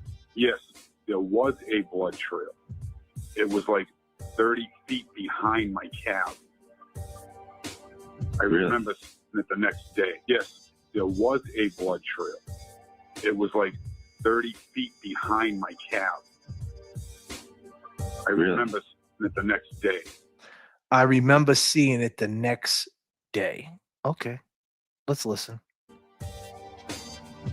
What about the trail of blood behind his car? Yeah, let's talk about that. Now, I didn't hear you really get into deep with that on the garage. They kind of cut that off. Now, you get to your car and you find out 30 feet behind you, there was a trail of blood. What the fuck was that all about? Approximately 30 feet.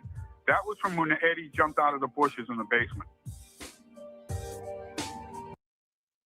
Me How do you know that? Right behind your car. Yeah. Yeah. I mean, listen to them answers. Apparently, obviously, before I got there. Obviously, apparently before I got there. Apparently before I got there.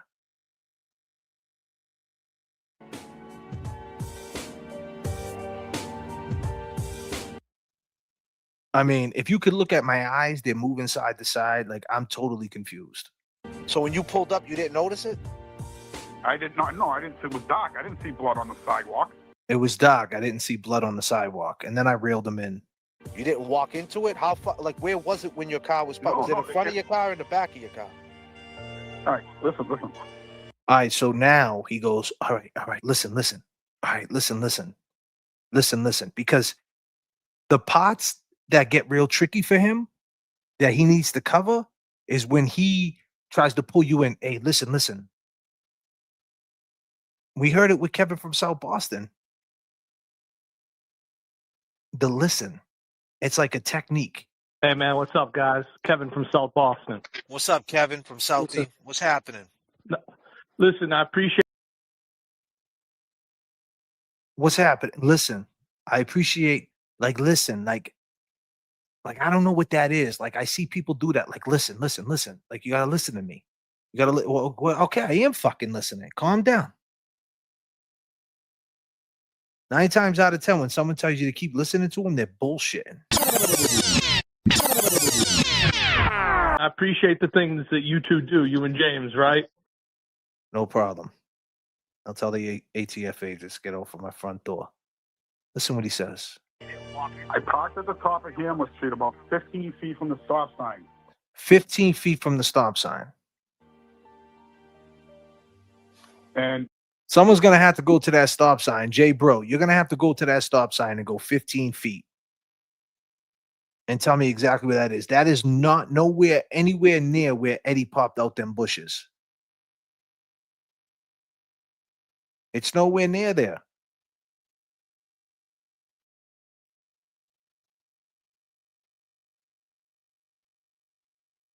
I'm trying to. They're right here, right? Is this the one? I think it's this one. So could have Eddie. No, that ain't it. Hold on. I got a video of the house. Hold on.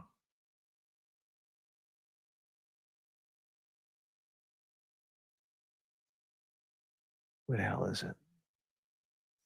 I gotta start marking these videos. I think it's got to be this one then, right?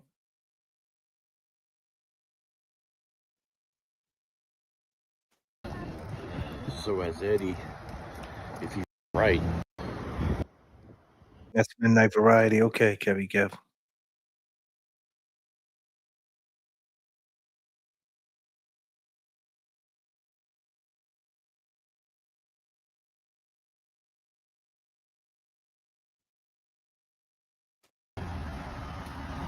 So could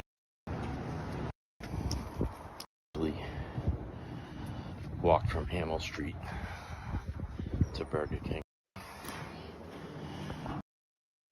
All right. Kevin Kev's being a detective over there.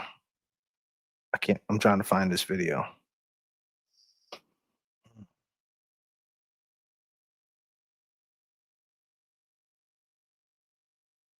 Bear with me, guys. I'm trying to find this video, man. I don't have it marked. Usually I mark my videos.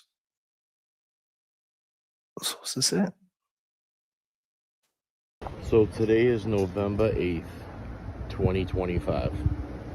All right, so this is the stop sign. That's the stop sign. You guys see the stop sign.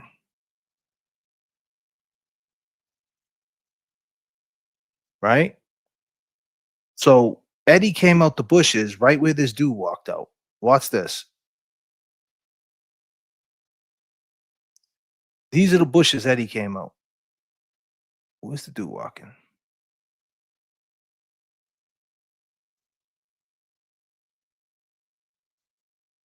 Does he turn around? See the dude walking?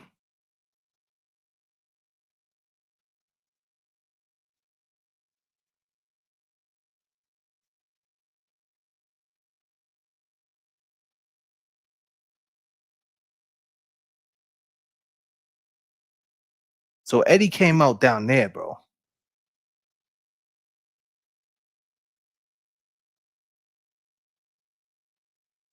Watch when he turns around. This is where Eddie came out, right here. There's the house. Eddie came out like right there.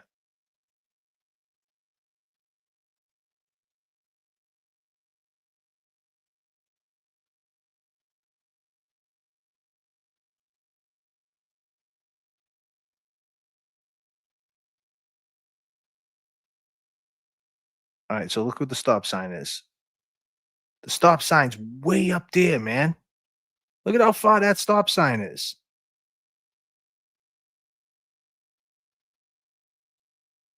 It's nowhere even close.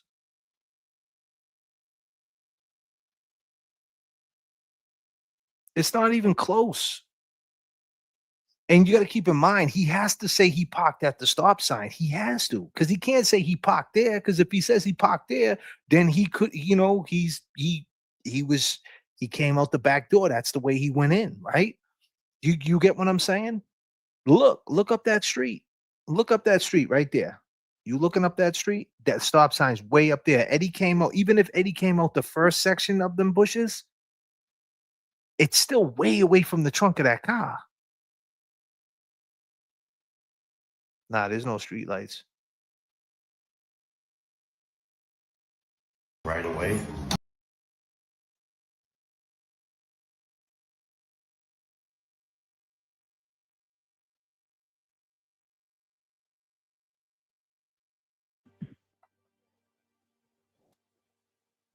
And I wasn't blocking anyone in.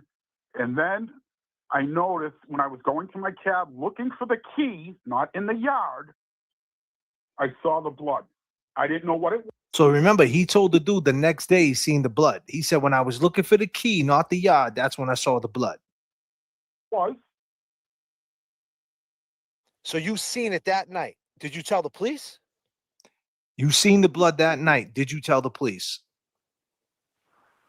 Did I tell the police? No, because they Did I tell the police? were No. already there. That's Did I tell the police? No, because they were already there. what kind of answer is that? I didn't tell the police because they was already there.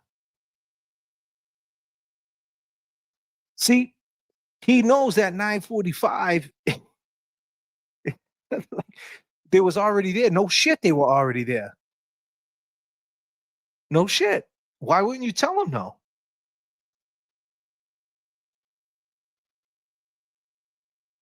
So you didn't tell the police there was a pile of blood right there? You didn't know whose blood it was, right? They found it during their investigation. When they find it? How long after? I don't know. But you seen it? I seen it. How much blood was there? It was a trail. I mean, to me, it didn't look like a lot. We got to ask how much blood was there. How much was there? Was it Eddie's blood or was it Janet's blood? What do you think? I have They're no getting clue. clobbered. I have no clue.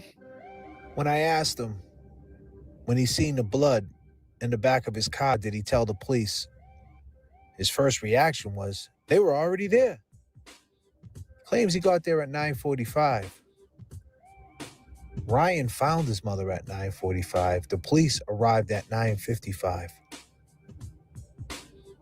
Something is off. To make it from South Station to Somerville is about 15-20 minutes. July 23rd of 1995 was a Sunday. So yes, at that time, he probably could make it to Somerville in about 20 minutes. The question is, when did he get the call? He was there at 9:45? How, Artie? Artie's story never changed. This is some He said his footage. dispatcher radioed him, said there's an emergency, call your wife. He pulls over, he calls his wife, Carol. She says, go by Janet's house, something happened. If Artie's lying, that means Carol's been lying too for 31 years. That's On her crazy. sister. Where Artie parked his cab that night is not the same place where Eddie was seen by witnesses coming out the bushes. So how did the blood get in back of Artie's taxi? How? Where's the dispatcher? Riley never interviewed the dispatcher? Her funeral was beautiful. Look at how many people showed up. Place was packed. Do I think Artie did it? That's for you to be the judge. I just know he's a liar. And he lied to me, and he lied to you. Eddie O'Brien has a Rule 30 coming up in June. We will see his side. It was the summer of 1995. And in closing, rest in peace, Janet Downing. Rest in peace. Never forget.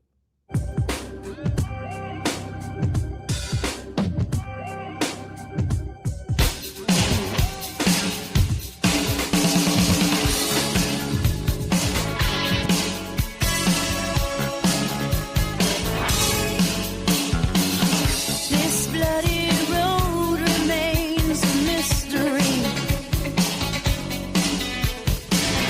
This sudden darkness fills the air. What are we waiting for? Won't anybody help us? What are we waiting for? We can't afford to be innocent. Stand up and face the enemy. It's a do or die situation. We will be invincible.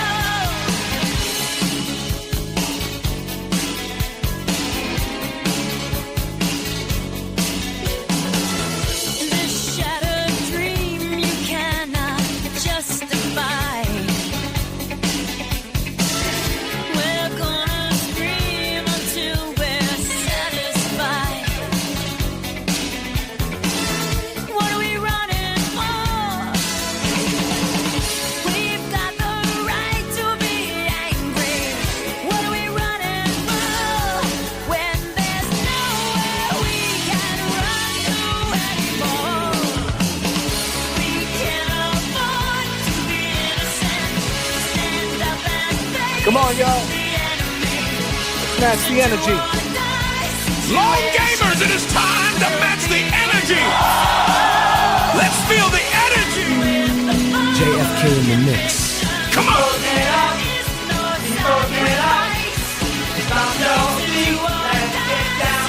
Match the energy. Turbulence in the chat keeps the plane. We are all we got. The pivot is magical. What's up? J.F.K. I walk outside. Oh, shit. We in the hood? Or the hood in the hill? Absolutely. Sticky fingers, ladies and gentlemen. Welcome to the stream. Let's go. Let's make the go. Guess we are the hood boogers. All the hood boogers, scratch that. Maybe it's because we too good looking. They can get up.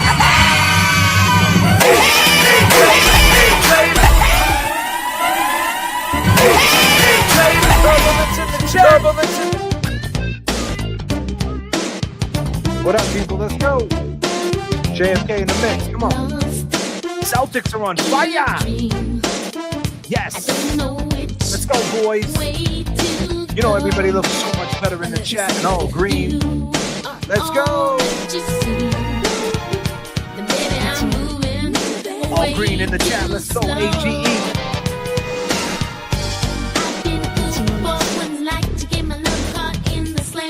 Let's go. Here we go. Smashing them.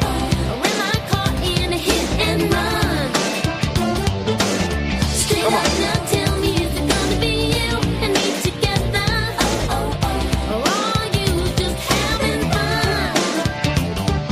Let's go, people. Standing still. I wait for some. Keep getting chills. Keep getting chills. Your love Let's go, people. I've been fooled before, wouldn't like to get my love caught in the slamming door. Sharing and gifted 5 J.F.K membership. All green in the chat. Let's go. Straight up now, tell me, do you really wanna love me forever? Or am I caught in a hit and run? Thank you so much for our white people. Becky G, Jermaine, the new member. Becky with 1 J.F.K. Shannon Ryan, go ahead and match your energy. How's this shit go? Let's go. Come on. So hard to read. Hide and seek. With your true intentions. Say what? You're only playing games. I'll just have to say. How's it go?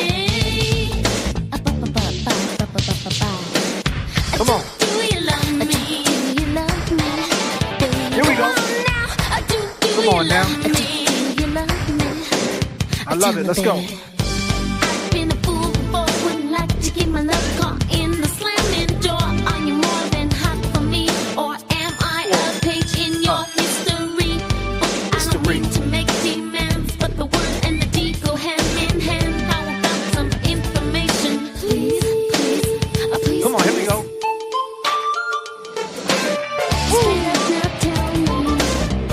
Straight up now, tell me. Straight up now, tell me. Tell me. Straight up now, tell me. Tell me. Straight up now, tell me.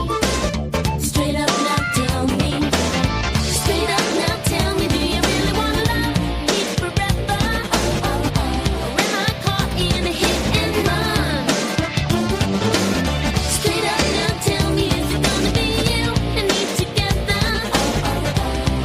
Here we go. Here we go. Here we go. Come on. Straight up now, tell me, do you really wanna love me forever? Or am I caught in a hit and run?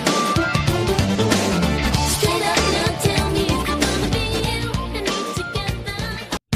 Come on.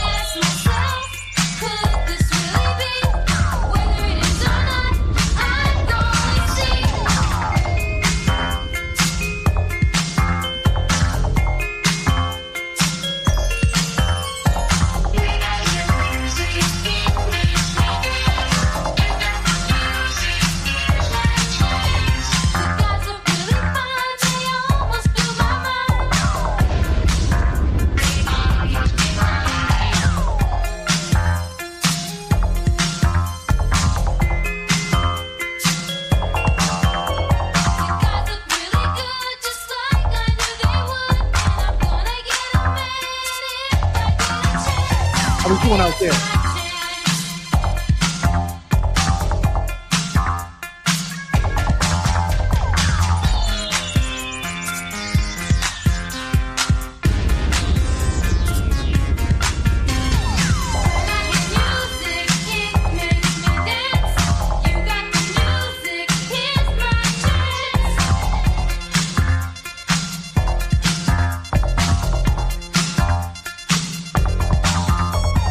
When I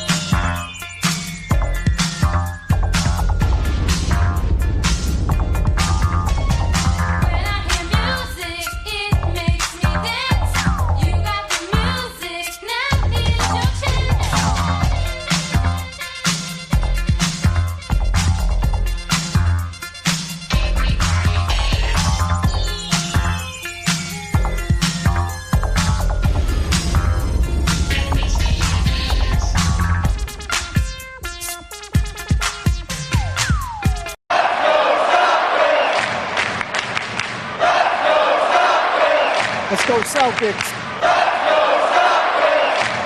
Come on. I can't hear you guys. Let's go Celtics.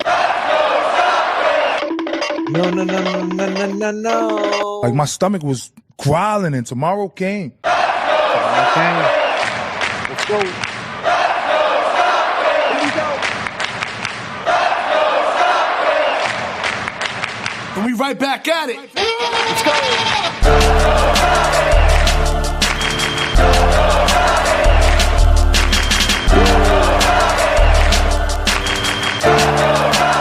84-60, let's go.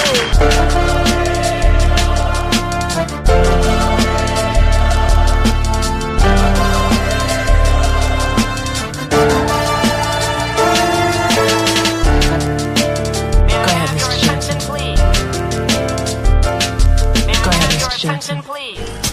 Show off. Yup, bleed green. Yup,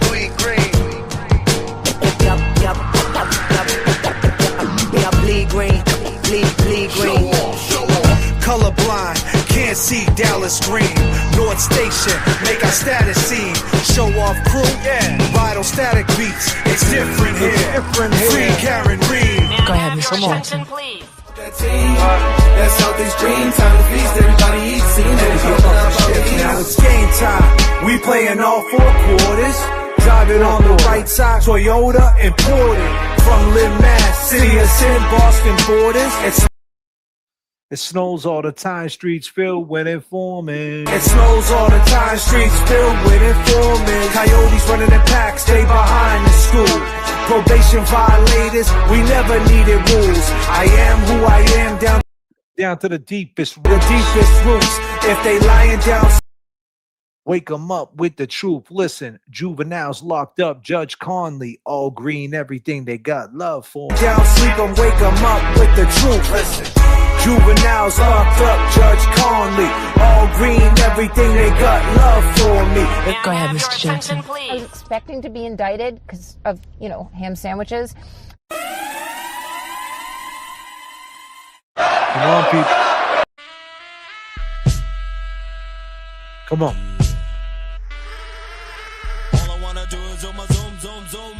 Ladies. Come on.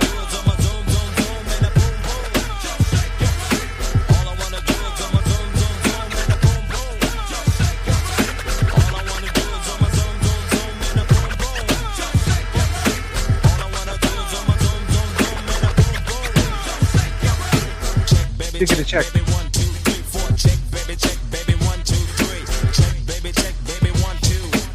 Yup. It's cool, the beach is like sweeter than candy. I'm feeling manly and your shaker's coming in handy. Slide on my claws from New York down by your Virginia. Tickling you around Delaware before I enter. Don't do seduction from face hips to feet. A wiggle and a jiggle can make the night complete. Now since you got the body of the year, come and get the award. Here's a hint, it's like a long sharp sword. Flip tails and let me see you shake it up like dice. The way you shake it up is turning mighty men to mice. But A plus got a surprise, that's a backbreaker. Now let me see you shake it up like a rump shaker. All I wanna do is zoom, zoom, zoom, zoom, and a boom, boom. Just shake your body. All I wanna do is zoom, zoom, zoom, zoom, and a boom, boom. Just shake your body. All I wanna do is zoom, zoom, zoom, zoom, and a boom, boom. Just shake your body. All I wanna do is zoom, zoom, zoom, zoom, and a boom, boom. Just shake your body. Check, baby, 1, 2, 3, 4. Check, baby, 1, 2, 3. It's check, baby, 1, 2. It's check, baby, 1. Yep, it's Teddy. Ready with the 1, 2 checker. Rex in the fences in the fence, but I'm the wreck on the track. About the honey shaking bumps and they bouncing. Booties of the cutie steady shaking but relaxing. The action is packed in a jam like a closet beats. Bound to get you up, cold flowing like a faucet. Not me to make you sit, not me to make you jump, but yet make the hotties in the party shake it run. I like the way you comb your hair. Oh, word up, like EDM, $4.99. Debbie, thank you so much. Little things you do, come on. makes me wanna get with you. Here we go.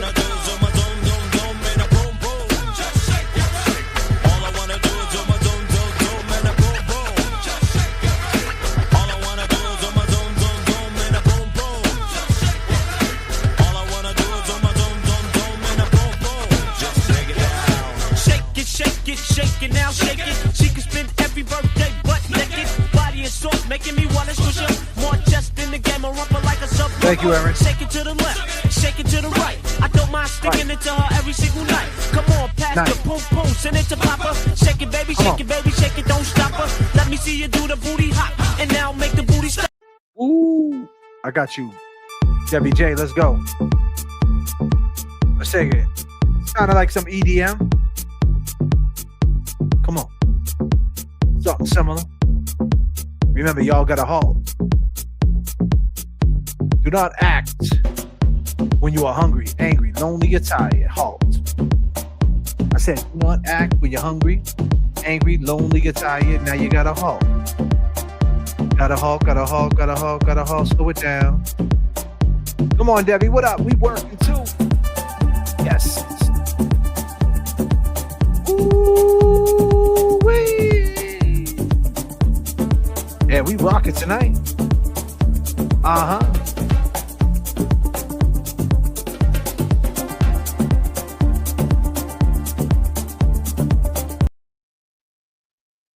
Well, Avril, when you're frustrated, you got options.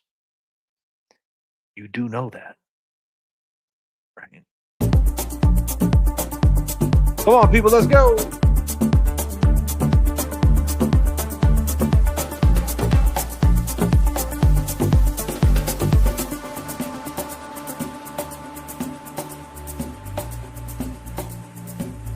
Come on. Yes. R.I.P. Janet.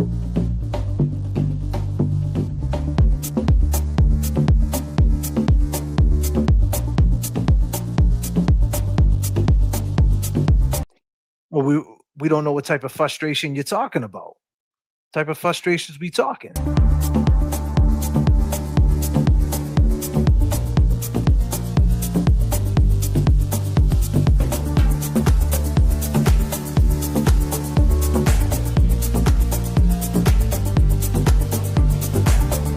Cruise Lounge. What up, Fags?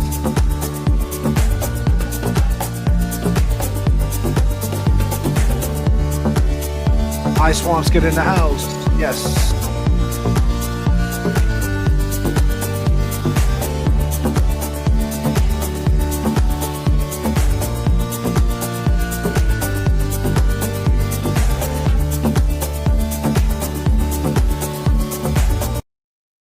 Avril. It's all positive. You could take a gummy. You can go running. You can go swimming. Take a ride. Listen to some J.F.K. Whatever your vice might be.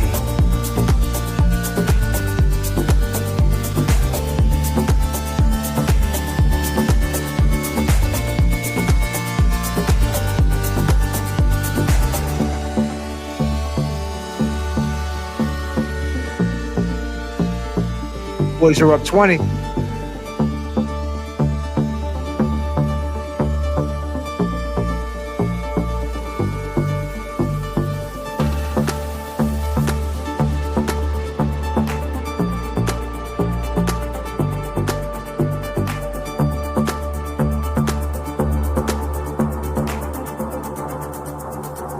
Yes.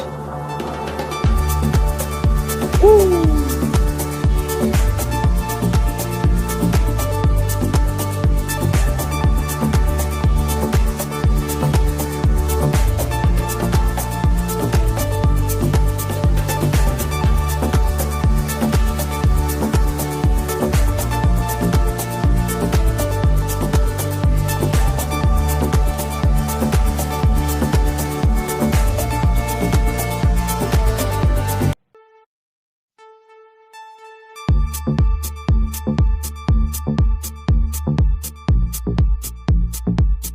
Here we go, Aaron Murphy. I like it. Groove Lounge. Uh-huh. You know what they say, right? Come on. Uh-huh. What up, E-Pags? Pags, what you know about this? Come on. Here we go. Here we go. Here we go. Here we go. Come on.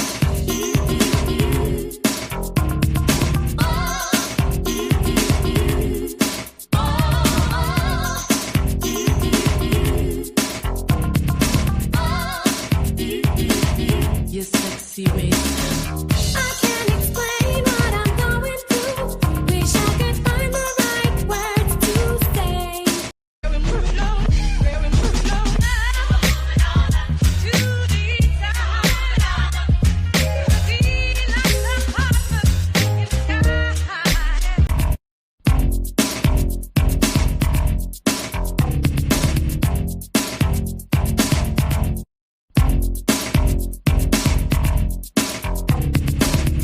Long gamers, it is time to match the energy. Let's feel the energy. J.F.K. in the mix. Come on. Get up, people get up. Stop your feet, let's get down. Match the energy. Turbulence in the chat keeps the plane. We are all we got. The pivot is magical. One's up. Wish I could find the right words to say. Losing control when it's over you. Nobody else can make me feel good.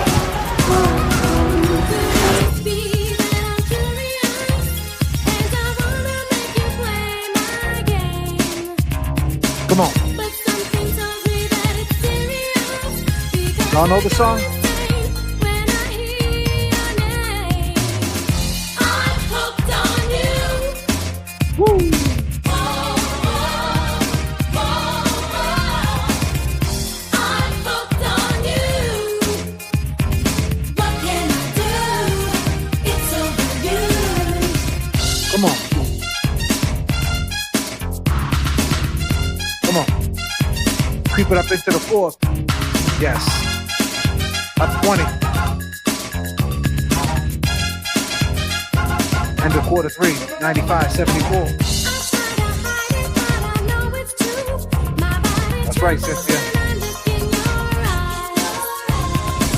I'm so tense I don't know what to do. It seems a touch can make my temperature rise. Could it just be That's right, Shannon. I'm curious and I wanna make you play my game? You want to make me play your game? God damn. But something tells me that it's serious. Ruthie, what up? That wellness check, family. Sorry, J.F.K. not much. Let's go. I'm hooked on you. Woo. Thank you, Jermaine. I'm hooked on you. Make me feel Here we go. what can I do? It's over you.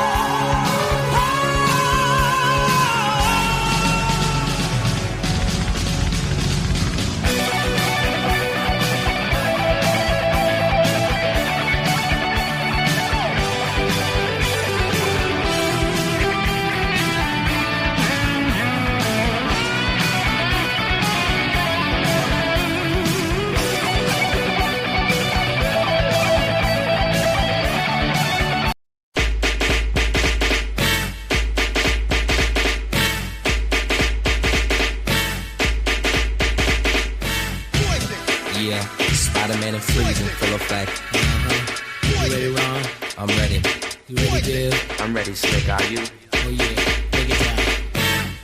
Girl, I must warn you. I sense something strange in my mind. Yo, situation is let's cure it cause we're running out of time. It's all so beautiful. Relationships they seem from the start. It's all so when love is not together from the heart. Come on, you got like 30.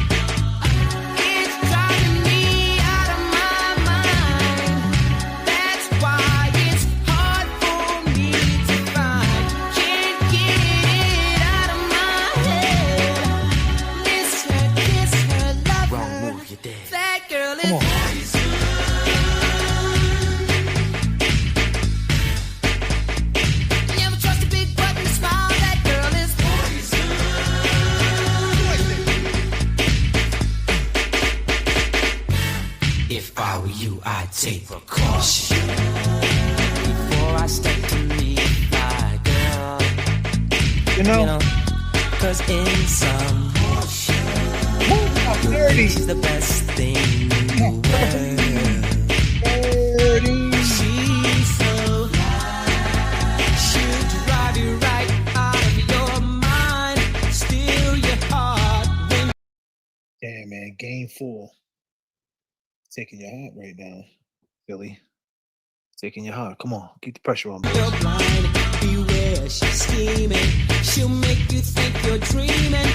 You'll fall in love and you'll be screaming, demon. Poison, deadly, moving it slow. Looking for a mellow fellow like the vote getting paid.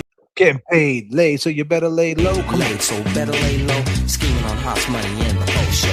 The low pro ho should be cut like an afro. So what you saying? Cut like an afro. So what you saying, huh? She's winning you, but I know she's a loser.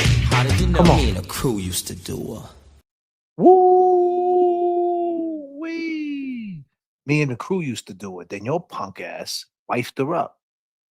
You remember that? You wifed her up. We used to do her. And then you got all sensitive. Listen, baby. Listen, baby. The fuck happened, Ralphie? What?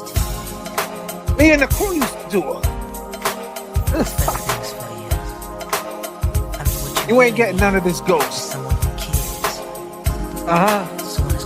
What up, ladies? We're taking it to Beantown right now. Let's go, Celtics, Orchard Park. Here we go. Woo! Let it go.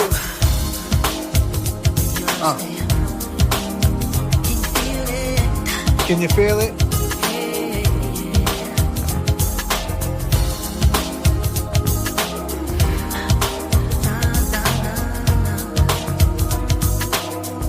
Here we go. Here we go. Here we go. Come on. That's wild. Since he went away. Come on.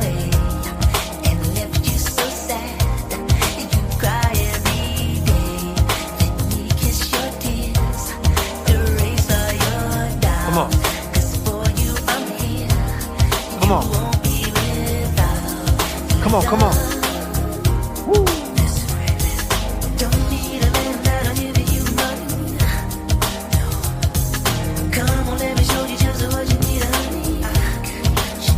What you need?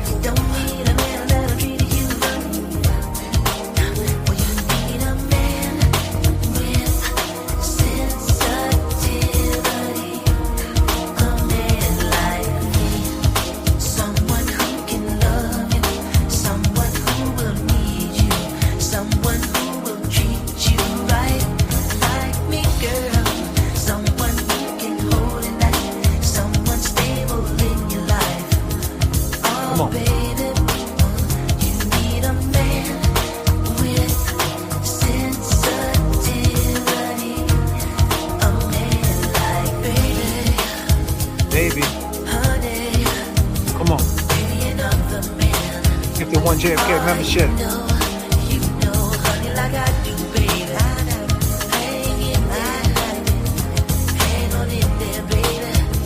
You already know I start like that, girl. Come on.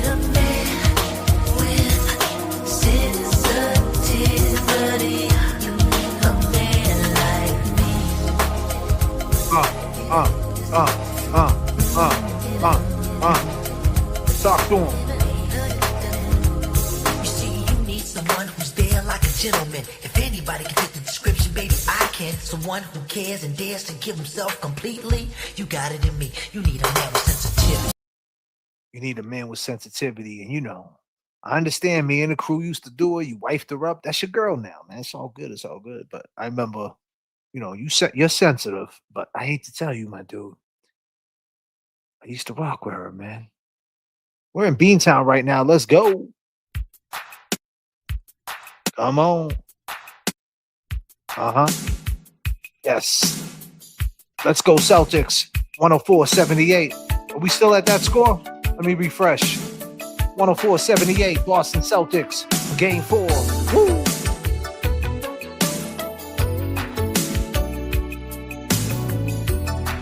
Let's go.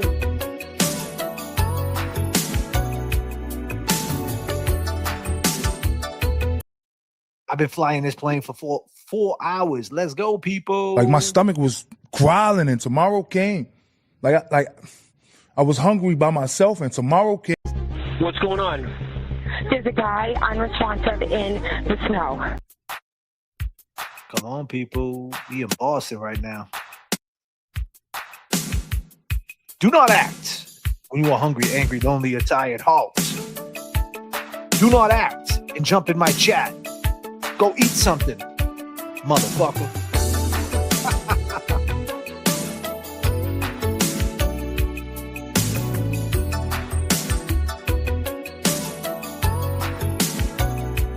Let's go.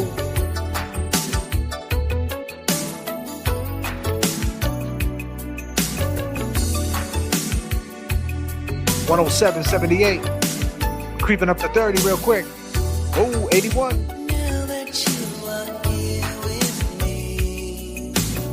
Now that you're here with me, baby, let's do it right. Let's do it right.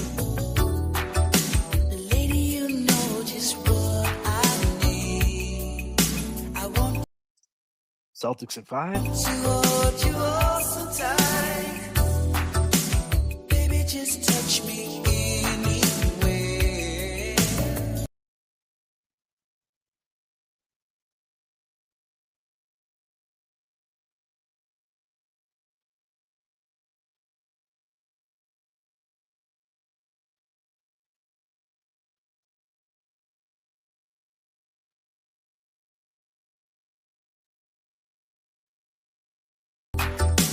Cutie, you turn me on.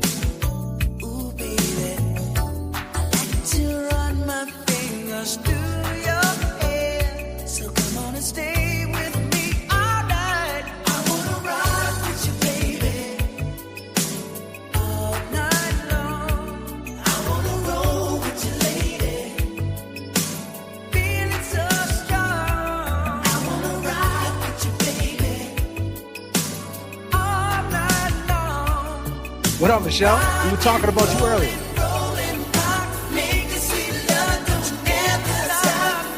Come on.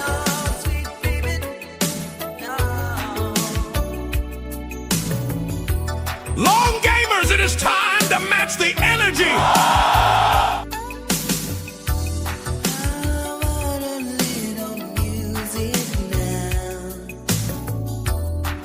Let's hear some Marvin Gaye. Let's hear some Marvin Gaye. Ooh, let me rub your shoulders down. Let's dance the night away. Let's dance the night away. Feel your heartbeat next to mine. Uh-huh. Baby, I'll make you feel nice. I think I can tell what's on your mind. I know I can make it right. Woo! Ride with you, baby. Come on. All night long. I wanna roll with you, lady. Come on. Feeling so strong.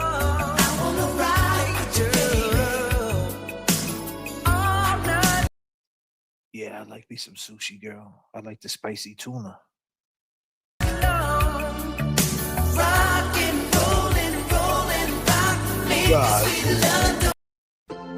God damn. Spicy tuna, son. Damn, Jay, bro. Spicy tuna?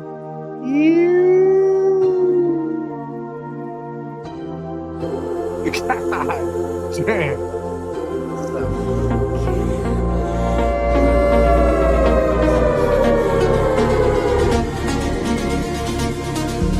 Your shadow.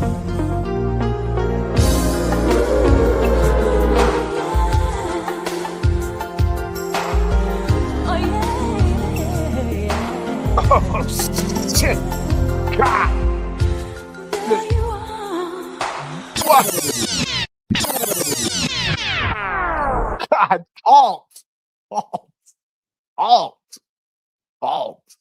We're working too. Yeah. 5, 4, 3, 2, 1, 0. You wrong. You wrong. You. Halt. God damn, Jay, bro. Where you at? Yikes. God.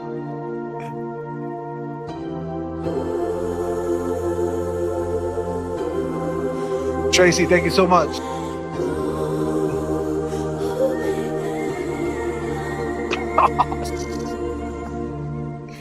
Woo, cheers to you, Rookie.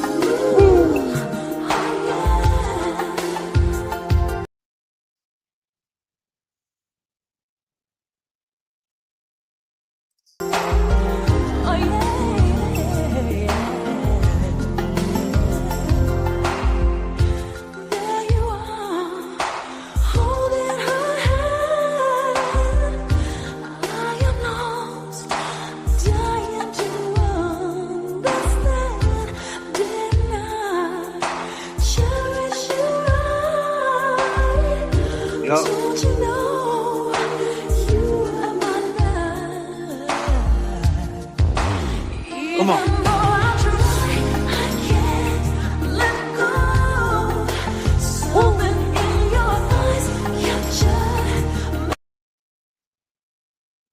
Yeah, you know, a little bit, you know. A little bit.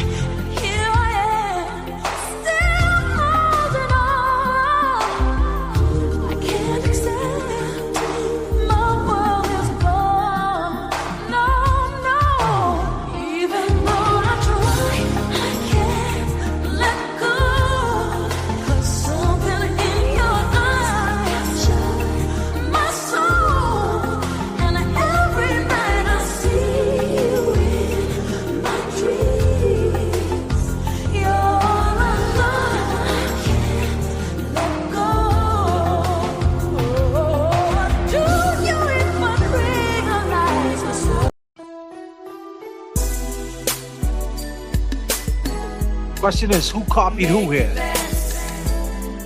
Sounds similar, right? Come on.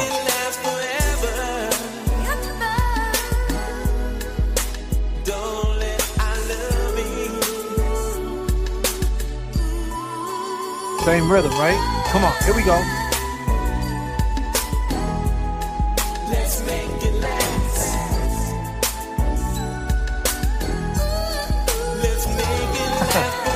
I got you, girl.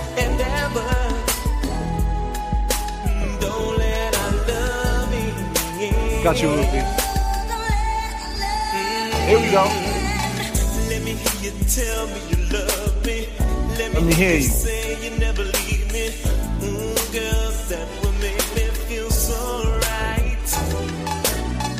Let me hear you tell me you want me. Let me hear you say you never. Here we go, Michelle Beach. What up? Come on.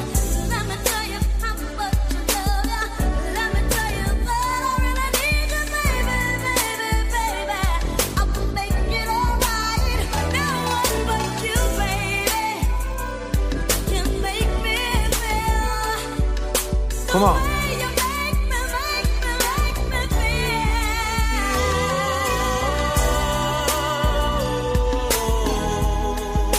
Make it last.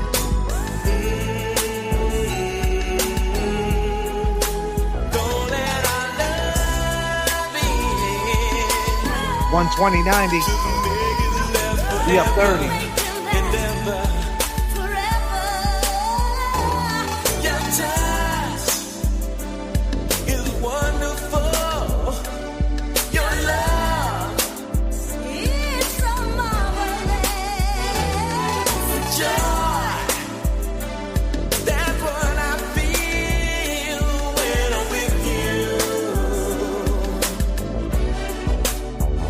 Come on.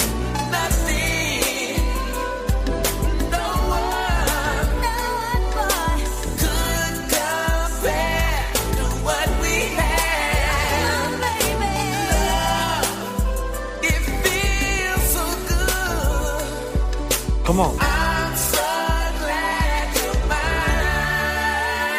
Woo! Ruthie's wilding out. Ruthie says she got that. She got that spicy tuna.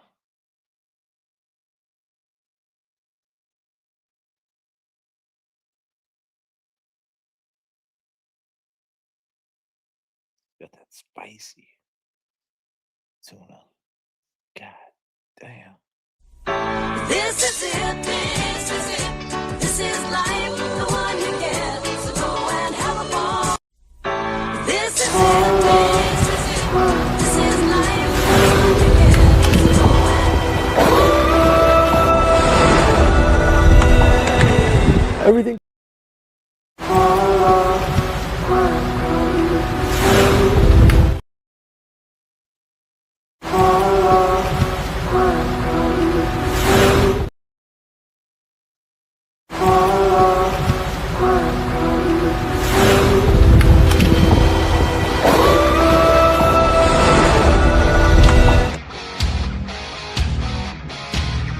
Come on, what up, people? How we feeling out there? God damn.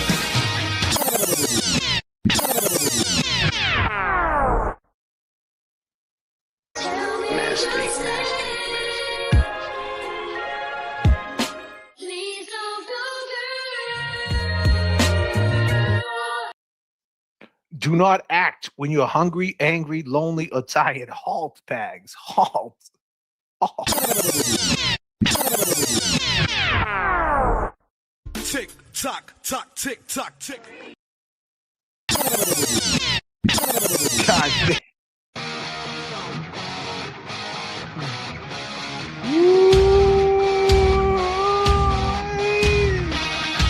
Yeah. Damn.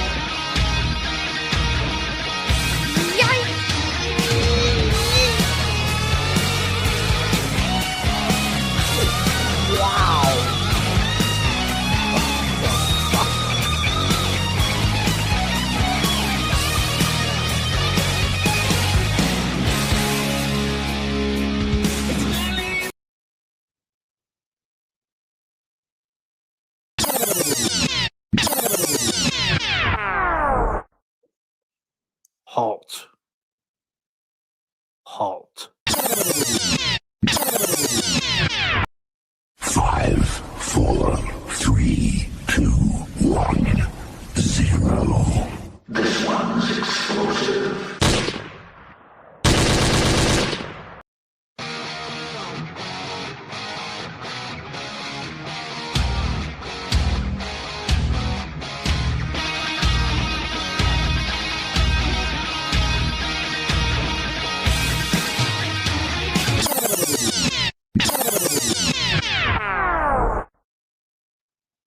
Halt, Michelle.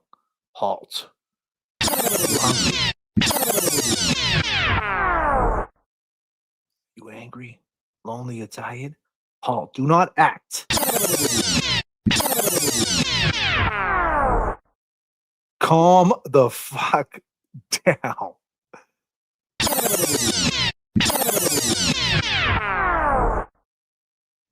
Oh. Whoa. What? This is it. This is it. This is Down from day one. Welcome to death row. this is it. This is it. Down from day one. Welcome to death row. This is it. This is it. This is life. The one you get to go and have a ball. This is it. This is it. This is life. The one you get to go and have a ball. This is it. This is it.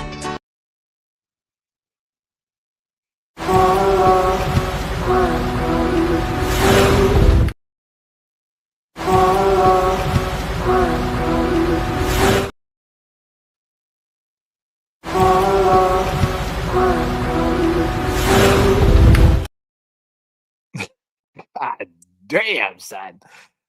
Ah, shit. Anybody see the weather? I think it's a hurricane coming through.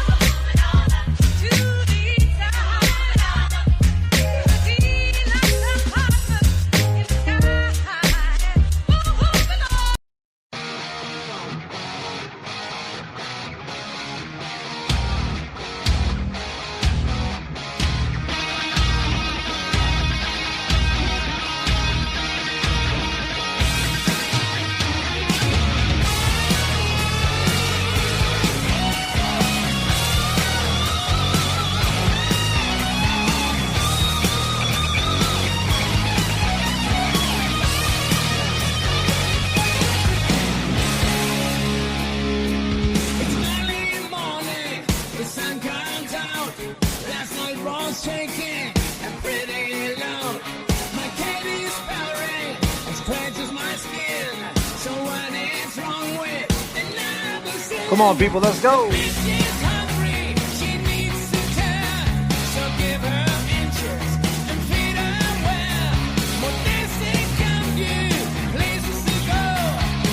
Yikes. Come on. Celtics.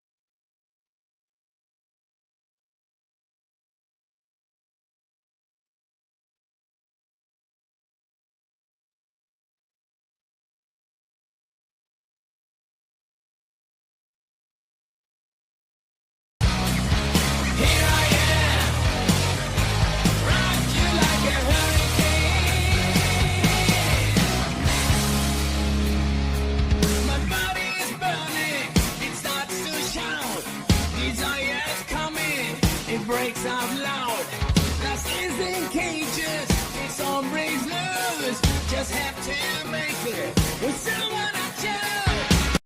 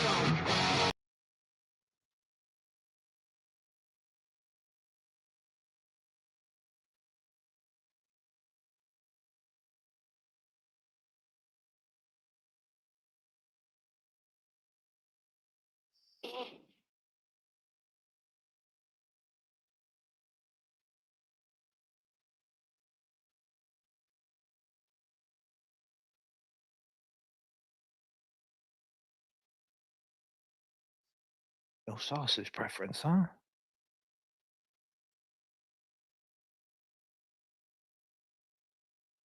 Got to, got to.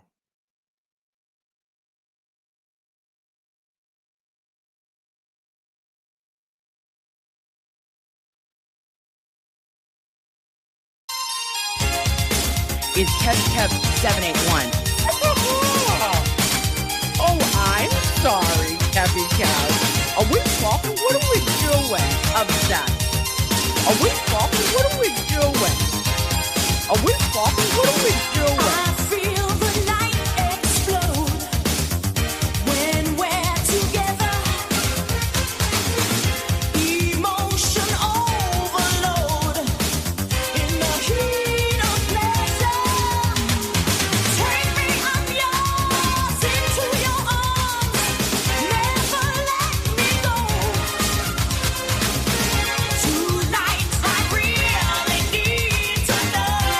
Come on, y'all. Here we go.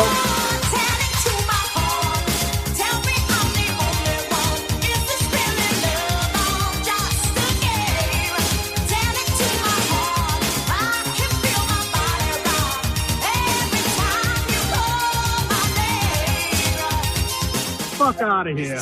He's like For the sure. sixth string. Now- You know what I mean? Like the fuck out of here. He's like For the sure. sixth string. Now- You know what I mean? Are we fucking? Are we fucking? What are we doing? What are we doing? In the heat of pleasure, take me, I'm yours, into your arms, never let me go. Come on. Tonight I really need to know. I need to know. Oh, I'm sorry, Kevy Kev. Are we fucking? What are we doing? Upset. God damn.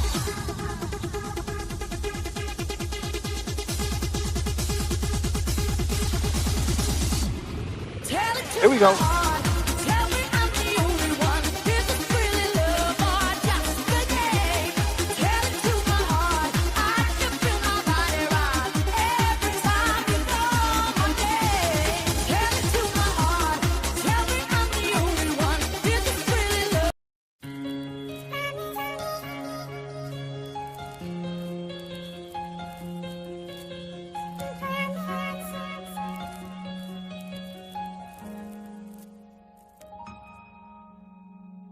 He perdido el balance por tu amor.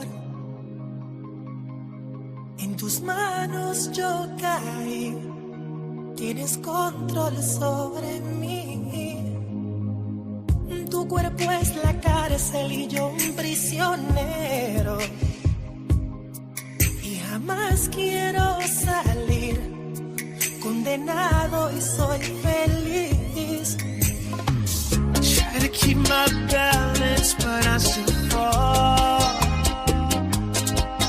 But how'd I fall so hard? Thank you.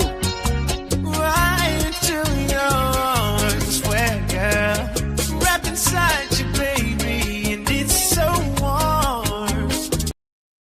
Wrapped inside you, baby, and it's so warm. Celtics in 5. What are we doing? What are we doing? What are we saying? Shannon, Ryan, thank you so much. Yeah, yeah, yeah. Love without a cause leaves me trapped inside my own heart. Quiero ser tuyo enterito, pero tengo miedo. Prométeme que no me vas a Come on, let's go. dar sin tu amor. Talk to I'll give you my heart, girl, but you gotta promise. Prométeme, mami. Promise you'll hold me, oh, touch me, love me, way past forever. Escucha las palabras de Romeo. Yeah, man.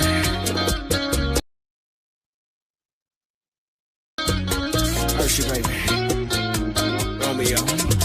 Yo tan joven padezco del corazón.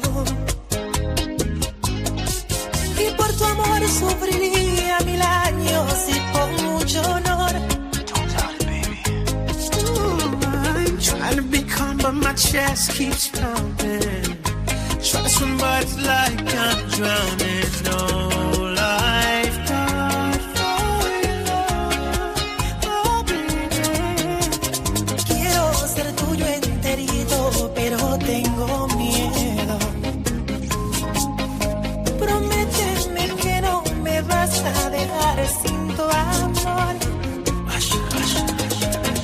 I'll give you my heart, girl, but you gotta promise. Prométeme, mami. Promise you'll hold me, touch me, love me, way past forever. Nice shift, oh man. Thank you so much. You need this in your life. Yeah, man. Two kings, revolutionary.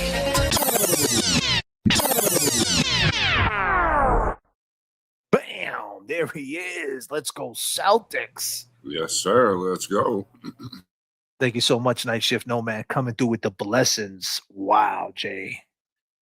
What a day. What a day. Just because. Welcome to my soul. I appreciate you, $10. You guys are holding me down tonight. I hope you're having fun. It's been a long one. We still rocking out, though. We still here. We just brought Jay Brill to the stage. What does Jay Brill got to say? Jay Brill, speak to the people. I don't know. I've been just watching the game, working, finding out some information. I see that you spoke to someone that I spoke to today. About the logs? Yep. You working too? Yes, sir. Working too. I took a little nap, fell asleep watching the Bruins get their ass whooped. Oh, they lost, huh? Why do they always? I feel like they always joke, man. Is it They're me? down Is they 3-1. always joke? Or they're down 3-1? Yeah, bro. I'm like, wow. Yeah, it's a wrap. Yeah, it's a wrap. But, you know, I'm thinking about going down to Somerville tomorrow. So when you talked to that girl prior, the one who said they didn't want to be on the station, identification, she never told you about that book. No. Well, I don't think that book could be located unless they got it in storage somewhere. They might have it in that place. To tell you the truth, the woman that I spoke to previously said she gave all the information to Sham Shack, that PI, that he don't want to even. He shut me down. Homeboy, He's like, I ain't yeah, even the dude. talking to us. He said that he feels Eddie did it. But still, But if he he didn't- has that information, why wouldn't he give me that when I asked him for that? I think he's afraid, bro. Something's going on. Bro, a lot of people don't want to be in this type of turmoil, man. This is some shit, bro. Like this is some, that's why I urge everybody to go check the video I did and share that, man. Share that video. was great. Share that about Adi's inconsistency, man. You guys got to share it. You guys got to put it on your Facebooks and, If they can get it out to the Downey family too, that will help out. If they can see it. Well, that's the thing. Like the Downer family, that's what I'm saying. I seen that Ryan Downen actually left a comment on. Now, when we first got into talking about Eddie, I seen he left a comment on True Crime Garage. Did you read it? No, I didn't see that. You left the comment too. Excuse me, guys. Yeah, you left the comment too. You didn't see it? Read it. Go to True Crime Garage to what you sent me and go in the comments and read it. I will. Do it. Can you do it now? You want me to do it now? Yeah. Well, hold up. I'm saying you don't have to do it if you don't want to, but I'm not. I'll do it, but it's just. It's right there. You sent me the link. It's in the text. You want me to do it? The one I just sent you the other day? Yeah, the True Crime Garage. All right, hold up. 128 to 96. You guys just. Oh, and Abib came back. He was playing, huh? Yeah. And they smoked his ass with him on the floor. Wow. They're gonna try to get us in. Why won't it let me open the comments? I see it right there. It says, my name is Ryan Downing. My mom is Janet Downing, murdered on 7/23/95 by Ed O'Brien. That's all I can see. That's it? There we go. Hold on. I just opened it. My mom was Janet Downing, murdered on 7/23/95 by Edward O'Brien, who was at the time my neighbor and very close friend. Artie is my uncle in this podcast. Artie gave an emotional and honest interview on TCG, and he did so with tremendous tact. Yeah, okay. However, I just wanted the public to know that he suffered tremendously over the past 25 years. He has been the victim of false accusations and speculation surrounding my mom's death, and I am so sorry he still continues to deal with this.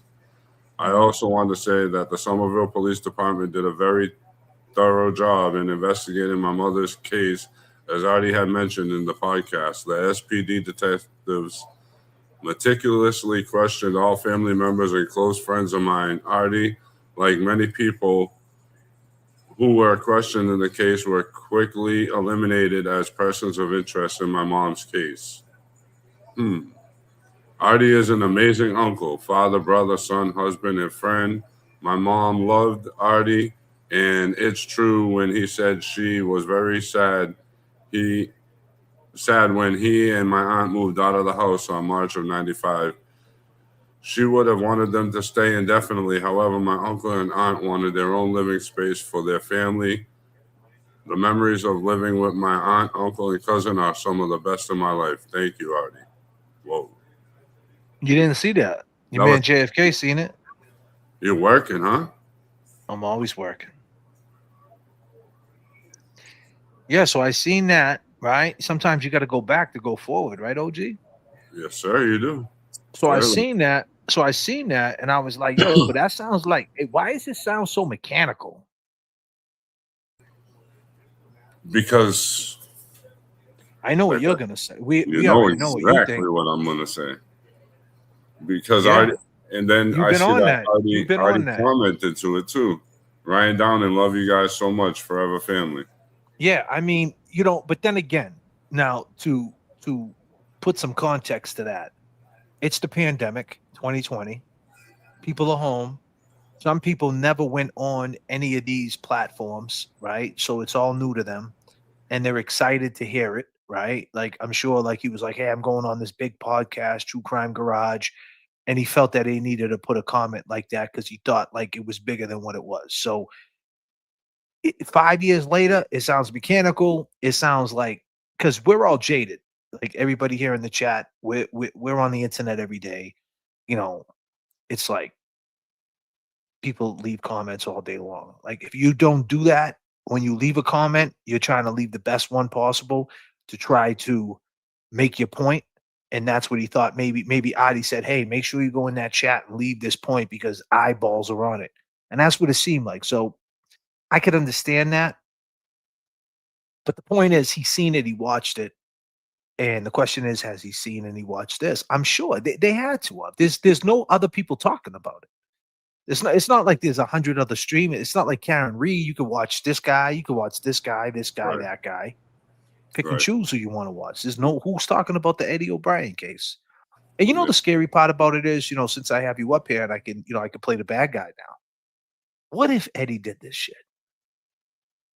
What if Eddie did this shit? What if he's really just trying to get out? What if he feels like he did his time? What if he feels like I don't know. Be clear, please, people. Disclaimer. You know what I'm saying? Halt. Everybody fucking halt. All right? Halt. All right? Don't act. When you do not act, if you're angry, lonely, or tired in the chat, do not act. All right? Calm down. It's just a hot take. I'm saying, what if he did, what if he did it? And I feel like that's the same situation that happened with Karen Reed. People got to the point where they get so scared talking about it because you bring up Sham Shack. They get scared talking about it. And it's like, it's just easier to say Karen did it, right? Because it's how it's going to age and how long it's going to go on for. And now I feel like it's when we inserted ourselves into this, like we're giving it momentum and giving it life. And I feel like that's scaring people. Definitely. And I think people are just saying like, "Hey, what if he just did it?" Well, I can't understand why a guy there was blood in back of his house. Now, what do you think 15 feet someone that does towing and all that, right? That's not my strongest suit.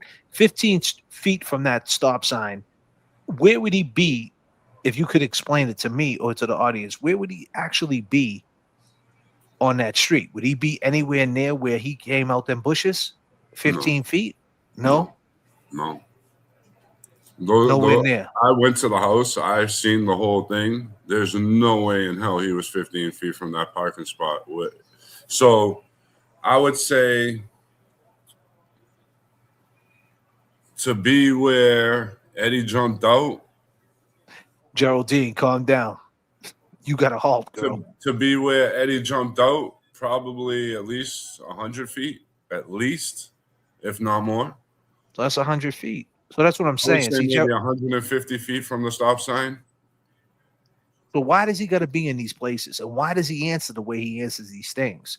When you go back and listen, I mean, because I was chopping that video up, And I was going through all Adi stuff, and I'm listening to him.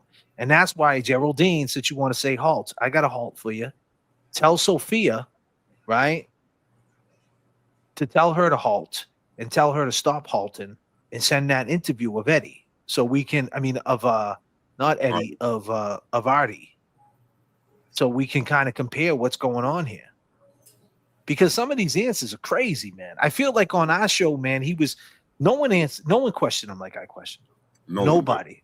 No one in 30 years ever questioned Artie. They just wanted to hear his story. They didn't kind of question him or anything. Now, my job isn't to, diagnose this dude, whether I think he's a liar, whether I think he's a mental case. That's not my job. My job is just to ask the questions. That's it. And that's what I'm saying with Eddie. It's like, it's a crazy story because Eddie's been in jail for all this time, right? And now you're looking at a 45-year-old guy. So when you put that type of accountability on him, like, hey, he can't feel, and maybe he did it. Like when you look at him at 45, you could say maybe he did. You know what I mean? He's 45, he's 6'7", he's 270, he's a big guy, but that's not who did it. Right. It was a 15-year-old, but that's what I'm trying to say. It's such a mind fuck. You know what I mean? Because there's so much evidence proven elsewise. That's where I'm stuck on. Like with all the evidence that was withheld, all the the lack of defense, like with everything that we brought out in the time that we've been on this, it's kind of hard to look at him like he did do it. No, and our job exactly. And listen, I don't go. Let's be clear. I don't go this hard because I think he did. If I thought he did, I know. Trust me, I know behind the scenes. Yeah, I'm just giving my take on it. Yeah, but people got to understand. As soon as I have somebody up here, we have to play. We have to play both sides. We have to really think about it, because you would have to assume that's the reason why I brought out that halt. You would have to assume that Eddie was fucking hungry. He was angry. He was lonely, and he was tired, and he didn't halt. And he went in there and he wanted to put someone at fault.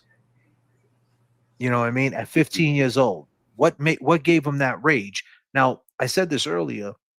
Eddie still never did a crime inside there. He didn't beat the shit out of somebody or do anything bad to any other inmate, which you think by now, he could crash out living under them conditions. But that never happened, right? But either did Adi, to what we know of. And to keep in mind, right, if you guys watch the video number 42, right, Adi, which is a great thumbnail, by the way, that your man J.F.K. made. I think that shit's fresh. Should be a movie cover. Adi, you got yourself a DVD cover, buddy. But yeah, I think that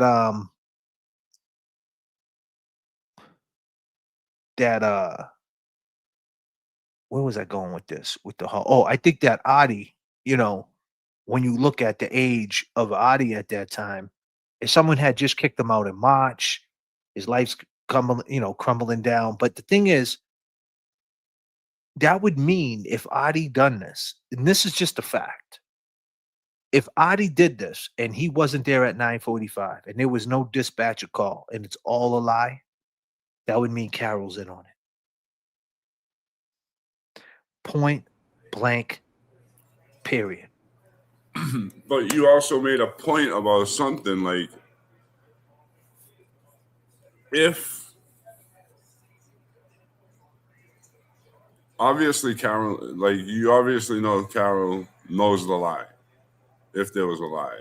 And it is a lie. I feel like she's covering for who, so she don't. It's but not that's about sister, him. But that's her sister. Yeah, but it's her nephew too. It's her nephew, okay. But what did Janet do that was so bad to make them live with it?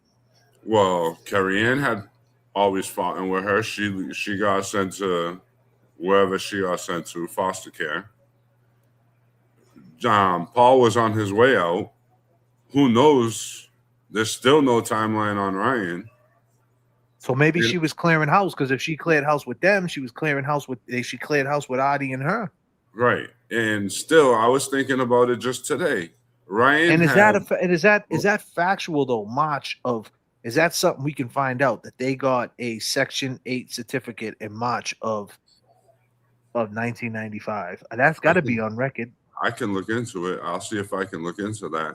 But also, Ryan had plenty enough time to shower and change and dry up, and also Artie as well. If he was there at 9:45 and they didn't get called, so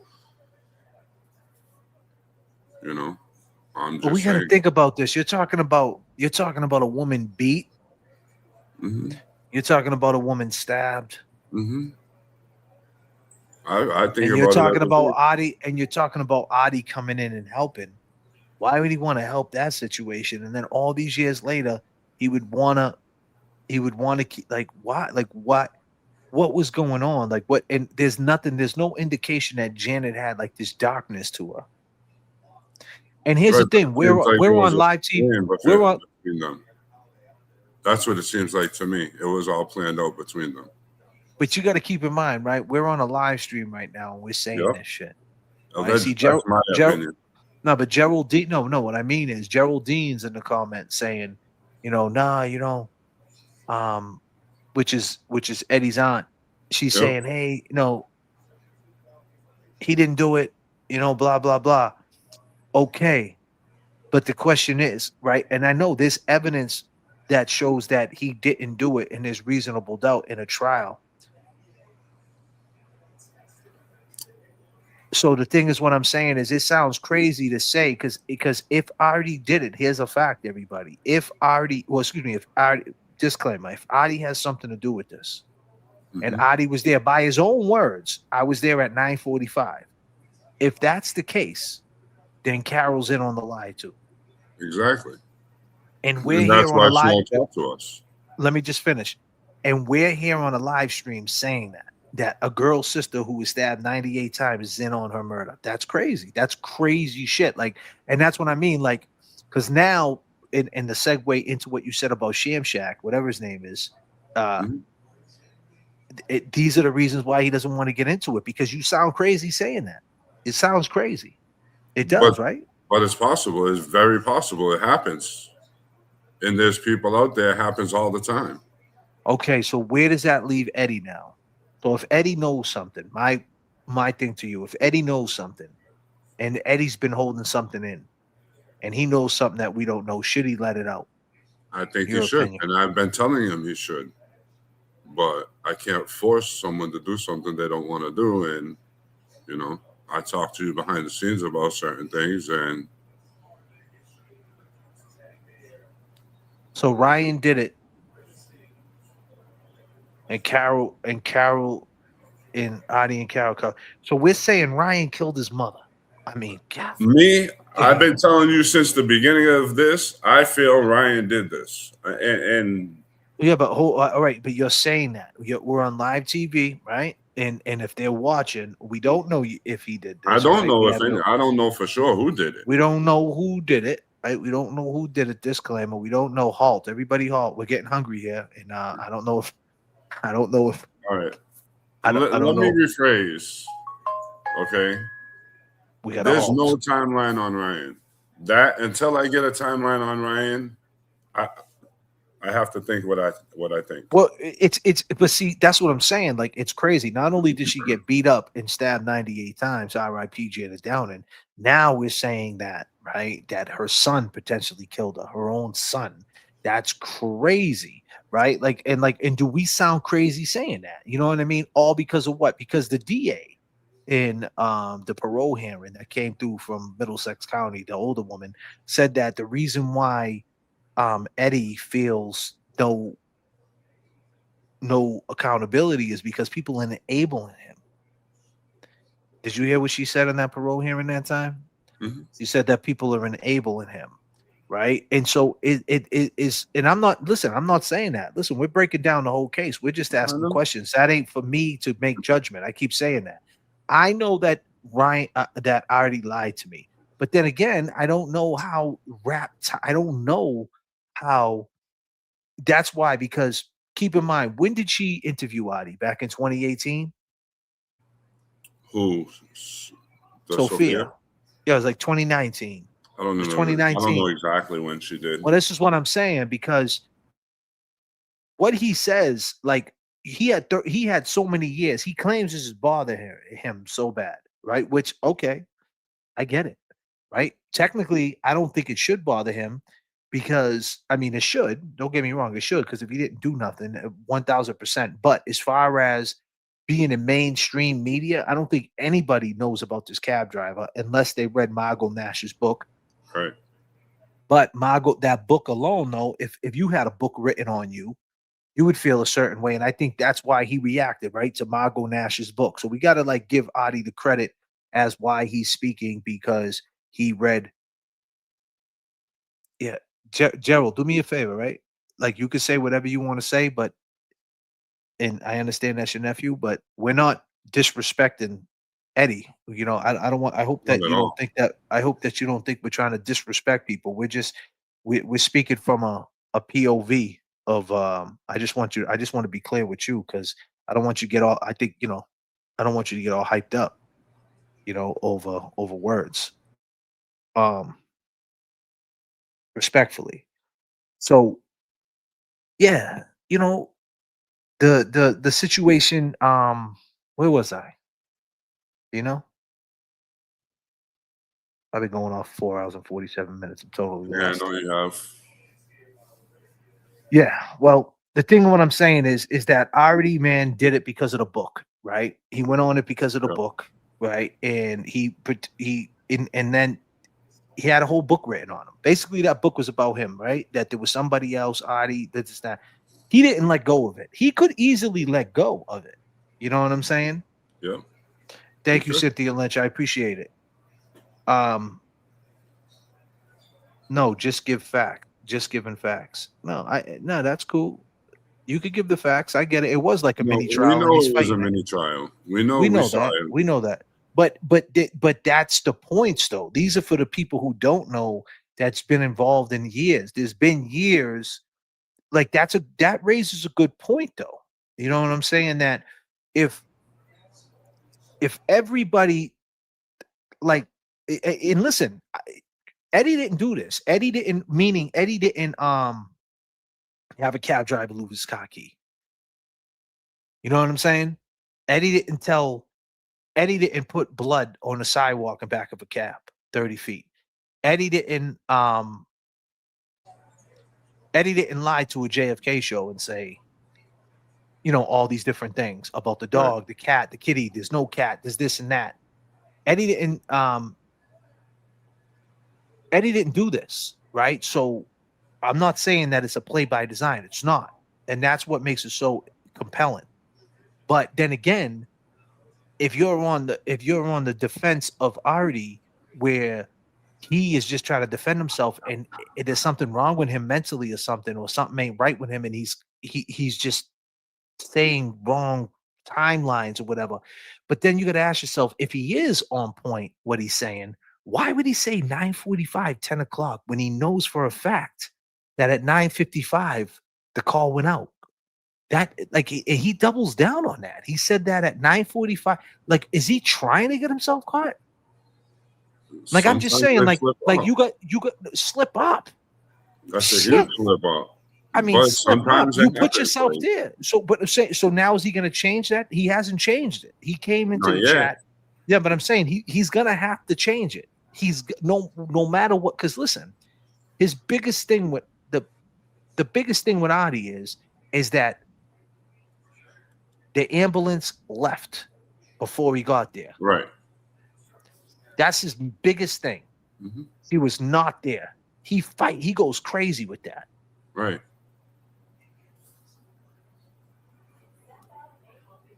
Well, I don't think, like, yeah, just do the DNA. Now, I get all that. Yeah, but that's honestly, How do we get them to do the DNA? We Exactly. can't just make them do it. Yeah, How they just- how can we get them to do it? That's what well, we need. Adi can do it. I mean, what do you call can do it?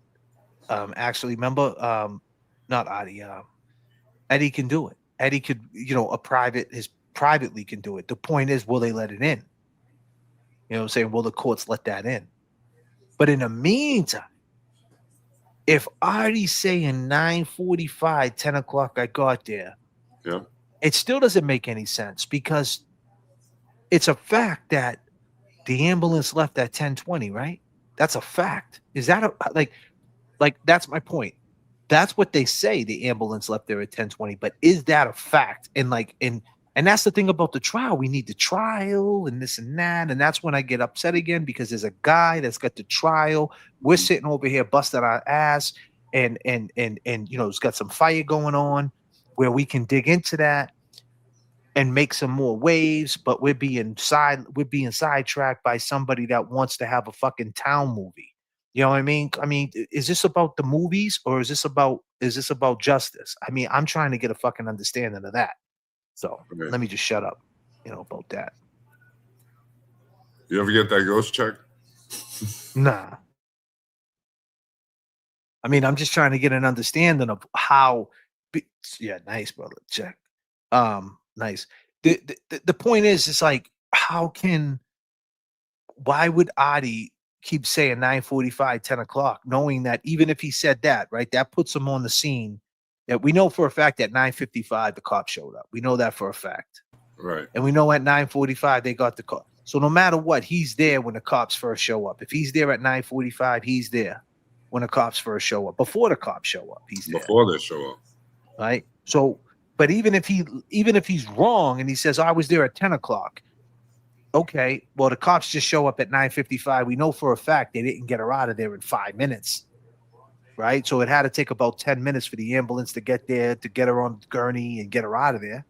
So no matter what, she's out of there. The thing is, in the trial, this was never a thing, like, at all. And now with Riley, like, what's Riley's frame of mind? What's he thinking now? Like, has anybody talked to Riley? But if you use my theory about what happened, Artie was in the house at 9:20. Exactly. But I'm saying is, forget the DNA, man. Like, you know you could get a confession. Yeah, absolutely. You know what I'm saying? Like, people talking about DNAs. What about a confession? Mm-hmm. You know, what about him? That's what we're trying to do here, man. I don't know if anybody can see. He doesn't remember his lies. I get all that. Right. We already proved that. We proved that back in November. But the point is, how can he get away with them, and why? Why does he stay at 9:45? Like, I'm trying to get that understanding. Like, why? Because I didn't see the trial yet, so I don't know. Like, is there something wrong with that timeline? Is that timeline off? I mean, obviously it's not off because we've been talking to Margot, we talked to Big Ed and Geraldine's in the chat. Artie himself said it. Adi himself said it. I mean, the timeline's not off, but how could they? I mean, he basically put himself at the scene. Everything else means nothing. I mean, everything means something, but he put himself at the scene at 9. I got there 9:45, 10. So you're there. Bam, you're there. You were there. And from my understanding, he never wrote a statement to the police because there's never been anything turned over by the police or prosecution to Eddie's defense team about a statement from Artie.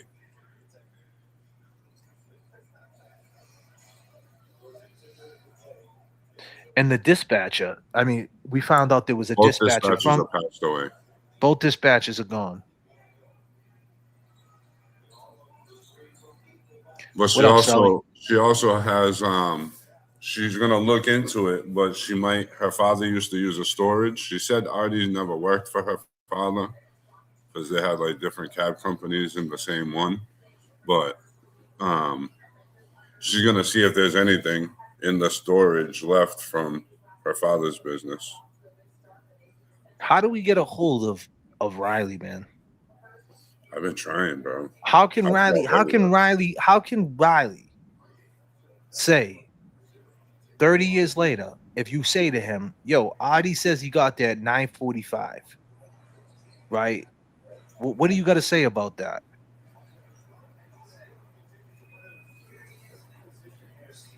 I mean, there's only one option, but I don't know if I really want to go that one. That's to show up at his front door.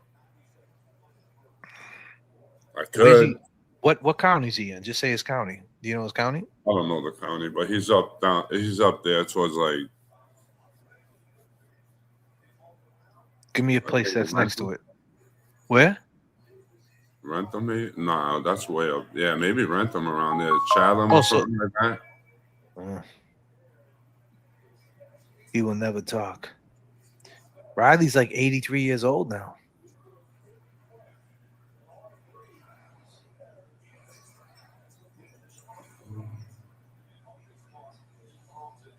Yeah, I think it might be around Chatham or something like that. Greek Princess, he's like 82. Yeah, he's in his 80s. You don't know though. Oh, hold How on. do we know? How do we know he won't talk? What's his phone number? Anybody got a phone number? You guys want to call him? Everyone I had was disconnected, and I had a lot of them, and his wife's. They're all disconnected.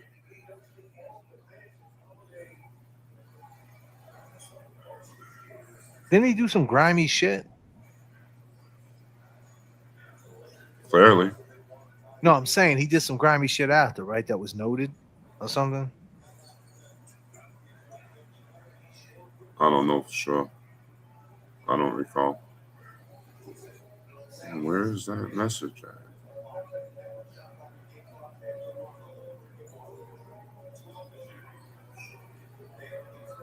Yeah, he's around. He's in Chatham, West Chatham.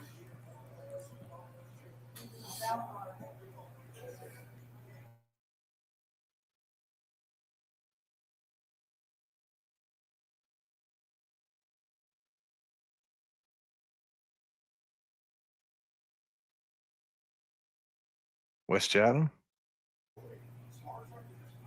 Yes, sir.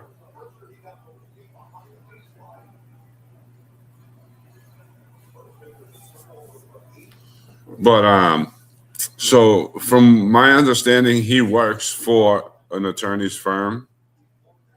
But I was leaving messages on his voicemail and sending him emails. And then I finally got a hold of someone there, and they said he retired. But it still shows that he's there.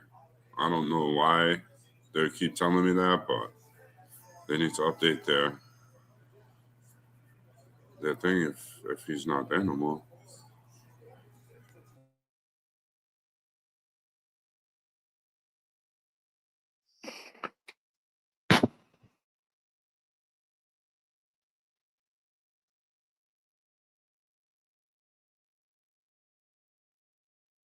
No, I don't think he's still working. I think homeboy's chilling. Shows he's a special prosecutor like Cosgrove. Yeah? Mm-hmm. Yes, sir.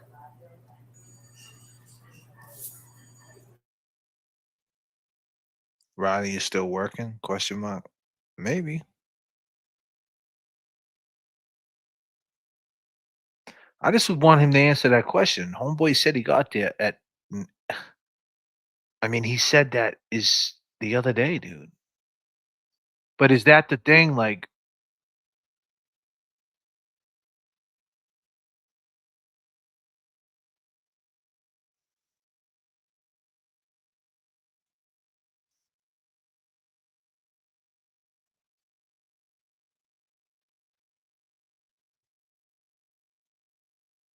I got there at 9:45, 10.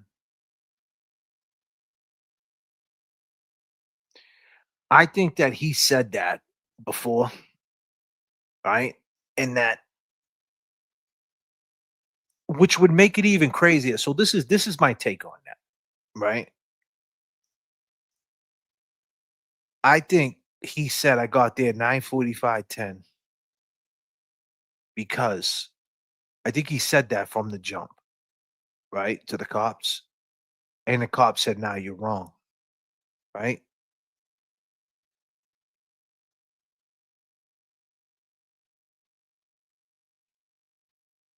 And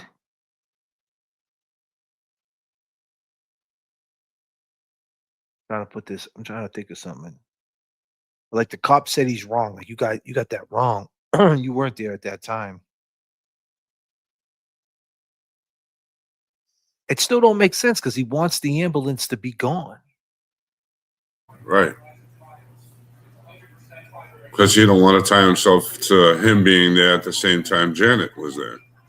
Exactly. He deleted the message. He dirty deleted. That's another thing. I keep forgetting that. I should have put that in that little doc. Yeah. He deleted that message for sure. And remember, they said that the answering machine tape was deleted too. But what?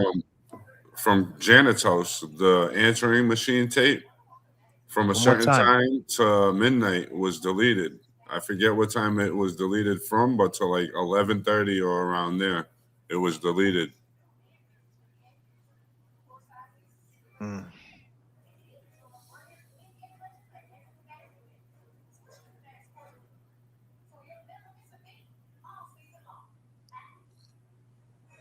So what's he got to say, Adi? You're out there watching. There's 1,000% Adi's watching.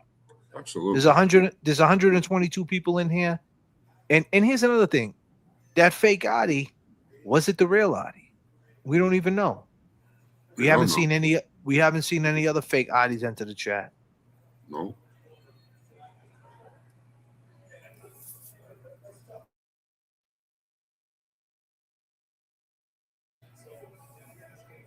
I just find it weird how that one letter was changed. The S and the 5. Everything else was the same. So could he have made a new one and it just switched to a 5 instead of the S? Or I mean the S instead of a 5?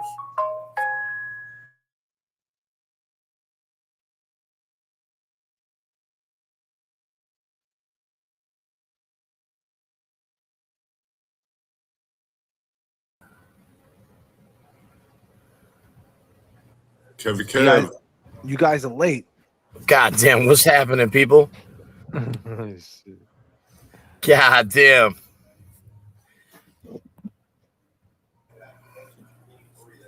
Kevin Kev 781 on the Cash App. Holla at your boy. I already flew to California, man. You guys got me. My bad. Was it a good trip? Oh, yeah. Yeah, it was. I just jumped on. He was about to get off and I jumped on. Nah, man, I'm rocking. Yeah, man, he's been rocking.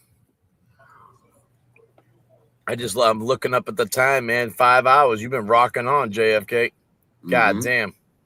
Putting in work. Always working. What it's about, man, I'll tell you. You know, I mean, you know, this guy's been telling us stories and shit, you know.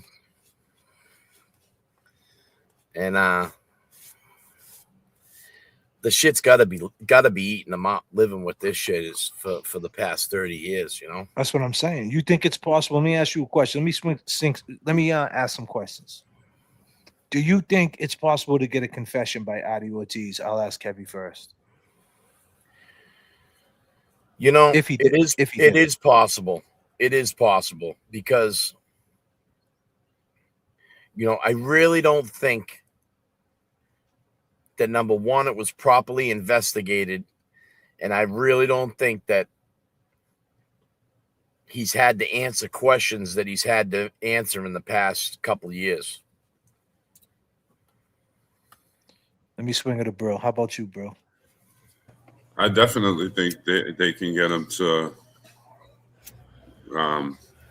change his mind and tell the truth, because once they put pressure on him, like Kevin said, no one's ever put pressure on him. No one's asked him the questions. If the right people ask the right questions, he's definitely going to say something. They're going to catch him up. So when you speak on Jay Bro, the right people that ask him the questions, what type of people we talking? We talking about people with gold badges, silver badges? Yeah, that's exactly who I'm talking about. Some Yeah. people that can actually do something about it. No, I think, you know, And they could. The difference, but they could actually do something. They could threaten charges and, you know, well, let's everything. let's look at it like this. I mean, let's swing it. I mean, let's kind of compare it to something else. I mean, like, you know, we always talk about the Karen Reed case, and don't we wish that they brought, you know, the accused all into separate rooms?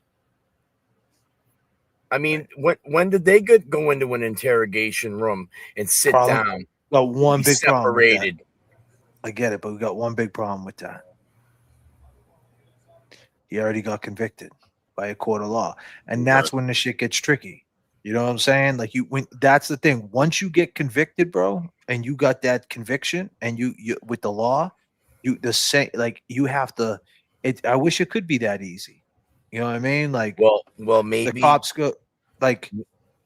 Maybe with this, you know, this motion that's been drawn up, and it, you know, it really presses the fact of a third but it party doesn't culprit. Yeah, it presses the fact of a third party culprit, but and then they would have to think, okay, they would have to believe what we believe. The judge would have to believe what we believe to get them like you would have to get a judge to believe that Adi did this shit, right? Or that Any that non-corrupted judge would believe what they well, hold say. on a sec. Hold on. They would have to believe that. Yeah, but see now, but see. I'm gonna have to play the devil's advocate. You're talking because if you're saying that Adi did this, or if he's involved, then that means Carol's involved. That's a huge piece. And then you're saying that then you're saying his sons are involved, right? Who that's their mother. So now that's when everybody pulls back. That's when everybody says, whoa. That's like saying right now, right? Let's keep it 100. You walk outside and you see a UFO fly by you, something that you don't know what it is. I remember when I was young, right? I was probably like 6 years old. Like, you know, when you got these fuzzy memories when you're mad young. I remember being on Shirley Ave and Revere and seeing this crazy thing in the sky, right? Not seriously. And I'm laughing because I've seen something too. I mean, I seen this thing, and to this day, I ain't never seen anything like it. And I told my dad, I told my moms, and they were like, "Yeah, shut up, kid. Here's a popsicle. It's summertime, right? Right." But the point I'm trying to make is, right? Like, I don't know if I was just a kid and I seen a fucking balloon. I don't know. Was it, you know? But in my mind, I think I seen something, right? And I never seen anything like it. But the point I'm trying to make is that once you start getting into conspiracy territories, right, is when everybody pulls back. Now, the power of the live stream is that we don't pull back and we put the public perception, which everybody's afraid of. This power of the live stream and the public perception is a scary thing. For some reason, because that's the reason why Adi's around. Because as soon as she put that book out, he was like, "Oh man, my name's in a book. Oh, fuck that. I'm defending myself." But if you think about it, a conspiracy is only a conspiracy if it's a lie. No, I don't mean it. Maybe that's the wrong. All right, technically, what you're saying, you're right. I don't mean it like that. I don't. I'm not trying to put the point I'm trying to make is when you say once you step into the dark side, should I say, people pull back, man, because now you're saying, yeah, if you're saying it's a lie, well, most people would think what we're saying we're speaking on the facts we brought out, though. That's all we're speaking on. Yeah, but you don't have the facts. You don't have the facts that Ryan would do something to his mother. Like, we don't because have the facts this is that how he wouldn't either. Yeah, but this is how you got to look at it, though, right? Open mind. No, I get it. You know, but we got to look at every angle. Okay, but you're talking about a judge. You're talking about a judge who thinks a shoplifter should do 30 days in jail. I think a shoplifter should get fucking celebrated. When it comes to the Rule 30, God damn. When it comes to the Rule 30, that's bringing out new evidence. There's enough new evidence that any judge has to be corrupt not to say, what? All this evidence hasn't been shown in all these years. This kid deserves a new trial, at least. Not to say, you know, at least give him a new fair trial. Right, a fair trial. But what I'm trying to say is exactly, and this is what I was trying to say. Kevy said maybe when this Rule 30 comes out, you know, let's stick on what everybody said.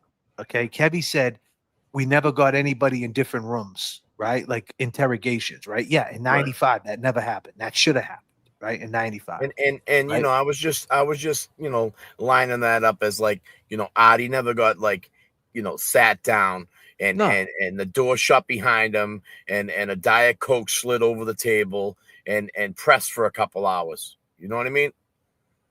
Right, absolutely. What I'm saying is, he said maybe with this Rule 30 that could happen. No, that can't happen because the judge would have to 1,000% in his brain, like, feel in his brain that he didn't do this, and he would have to make a statement. Let him go now. Give him no like put him like okay, new trial.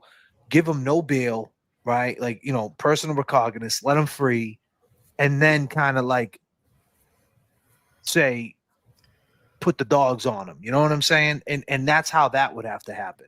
Now, as far as a new trial goes, yes, but that's them not accusing anybody else. That's them saying that the police there was a third party culprit. Not to say that the third party culprit did it, but just to say there was a third party culprit that they never explored. But as far as him ever going in the room, that's gonna take after they find he gets a new trial, gets found not guilty, and that's when they throw somebody in the room. And the question is, that could take a long time. It could. You understand? And It could take a long time. But yeah, Jimmy T stressed on that it could take years. Yeah. You know? And the thing is, what I'm trying to say is that, you know, that's why I always say you need certain people to step up to, you know, to say something. You know what I mean? Like to say, hey, I did like look, the cop Blair's gone. He's dead. But like just imagine if there was a cop on that scene that day that you could go over to. Yeah. Right. Yeah, that could speak, you know, and stop making some waves. And that's what this is. This is a travesty because, like I said, when people look even- at big, let me finish my thought. When people look at Eddie O'Brien, they see a 45-year-old guy, this big guy, and they think, he could have did that shit, but that's not who allegedly did it. It was a 15-year-old. You know what I mean? So it's like it's time passed, and that's what makes it so tough. And that's what could have happened to Karen. Karen got lucky. So lucky. Sorry, Kev. Go ahead. Yeah. Sorry, bro. Yeah, no, I mean, you're right. I mean, it would be nice to have somebody that might have been, you know, a younger officer that was just on the force, you know, a couple of years and could speak on, geez, you know, hey, when that incident happened and you know, the talk in the station was this, and you know what I mean?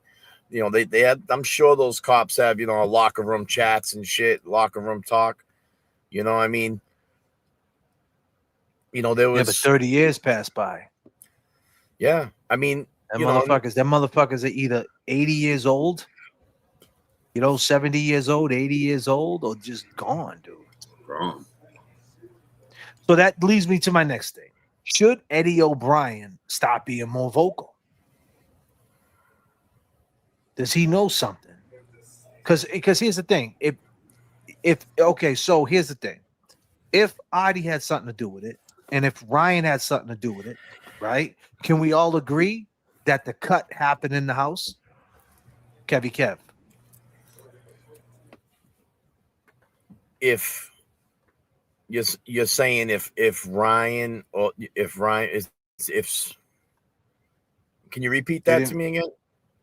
So if Adi, Ryan, Paul all had something to do with this, right? The death of Janet Downing, then that means does that mean, can we all agree, and does it mean that Eddie got sliced in his hand in the house? Or does it still mean he got jumped down the street?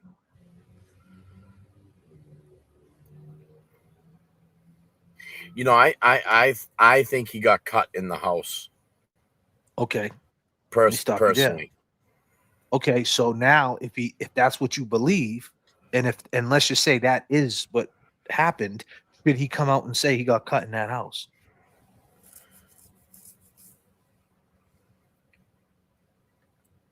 I think if he says that he got cut in that house, do I believe he should say that he got cut in that house? Yes, I do believe that he should speak up.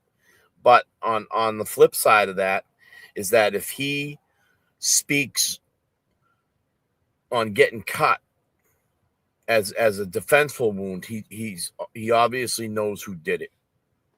That's what I mean. And Did then he the speak? question is why didn't you speak on that? Why'd you sit on that for 30 years? That's here nor there. Should he come out and say, well, yeah, for 30 years, why? Because I mean, okay, well, why did fucking, I don't know, why did you know, why? I mean, that's a good question. Why? I mean, because there was no one ever, back to what you said, no one ever threw Adi in no one ever interrogated Adi, and we did. No, dude, that first interview with Adi, man, was like fucking the FBI kid. Like, dude, when I go back and listen to that, and then you listen to the True Crime Garage, they asked him, they just let him answer what he wanted to. Yeah, We questioned everything, and then that's what I'm saying. Who knows what he said in the Sophia interview? We don't know if he said something totally different. And this, it'd be nice to compare that, man. You think? I mean, I think that's where you know, like it seems like the towel's getting hung up. Like we need that shit.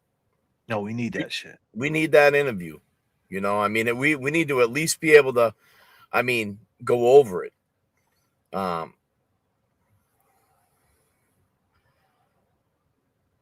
I mean that's you're never gonna get another interview with that dude again. Like, that's it. It's a wrap. That dude ain't going on anything anymore. Nope.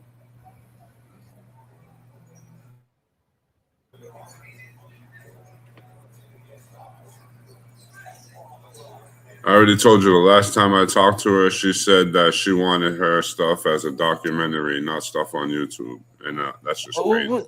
Okay, but see, Sophia, if you're watching right now, but listen, I get all that, but it doesn't matter the format you put. Like, you're putting, that's like saying like should we name what like you're putting name tags to what it is. Content is content. Like, it's no difference between YouTube content, documentary content, Reels, Instagram content, Facebook content, iPhone movie. That's what it's all doing at the end of the day. Watermark. No, but what I'm saying is watermark it and let us watch it. No. See, but now even like it doesn't even matter what the about fuck, a water. though? It doesn't matter about a watermark. Okay, I'm giving a credit right now. I'm saying she did it. I don't need what I'm trying to say is she's trying to make it seem like she thinks that's questioning. If you ask me, that's questioning our rollout plan. That's questioning us. Like, she doesn't want to give us something of her material and then basically go over it the way we do. And that's why she's saying YouTube. But that's what we do. We're going to go over it and see what we see. That doesn't mean that's her opinion. The truth about it. But that's not her opinion. Just because she released it to us, it's not her opinion. It's like right now, if Keeping It Real 1000, whatever his name is, Can We Keep It Real, goes over our video. If he does it all the time. If he has an opinion, that's his opinion. That's not our opinion. Like, that shit got nothing to do with us, man. You know? And she just don't even want to put it in that space because, once again, she don't want us to say what we're saying right now with her name attached to it because she gets too scared. And then that kind of, to me, that's selling out. That then you don't want the truth, or you don't believe then you don't believe 100%. But like, what do you believe? What side you want at that point? Like, I don't know, man. There's just so many ways you could look at that, but mostly it doesn't. It's just, it doesn't make any sense. You know what I mean? Like, now we're pushing back, like, all of a sudden. So we push forward. We get to this stage where we got him in 2026 saying, "I was there at 9:45," and then deletes it. And you have material. You have material with him there that we can really analyze what he looks like, how he talks, his eyes, his look, the way he answered it. You're not going to give us that? Why not? That's not fair.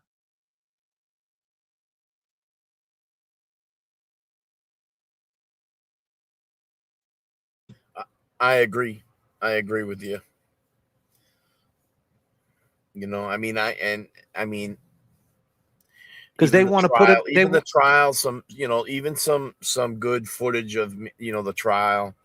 No, we need the trial. We need the trial. I think that would be, that would be great. What does Sophia have, Michelle? She just has an interview with Adi back in 2019. He only did 3 interviews. He did one with True Crime Garage, one with us, and one with her, and I think maybe another one. So it's all about. What's that? He did one phone call with that paper that I sent you, that document from the. Is that on record? Do you have that? It's on the Justice for the Truth About Eddie O'Brien page. The phone call is? Yeah, I sent it to you. It's a phone call? Yeah, it was a phone call interview. Who's he talking to? Let's hear it, man. You sent me that? Dude, you got to put that. You got to, when you send me links. It's not, you can't hear it. You can only read it. Oh, that's what I'm saying. I can only read it. Okay. Yeah. Whitmore, C. Whitmore. Call with Artie Ortiz, 10-17-17. This is it?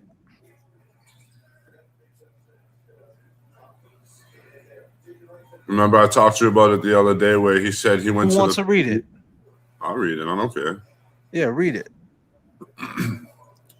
It says, Artie was contacted by a blog. He can't remember the name. Thinks Margot Nash is running it.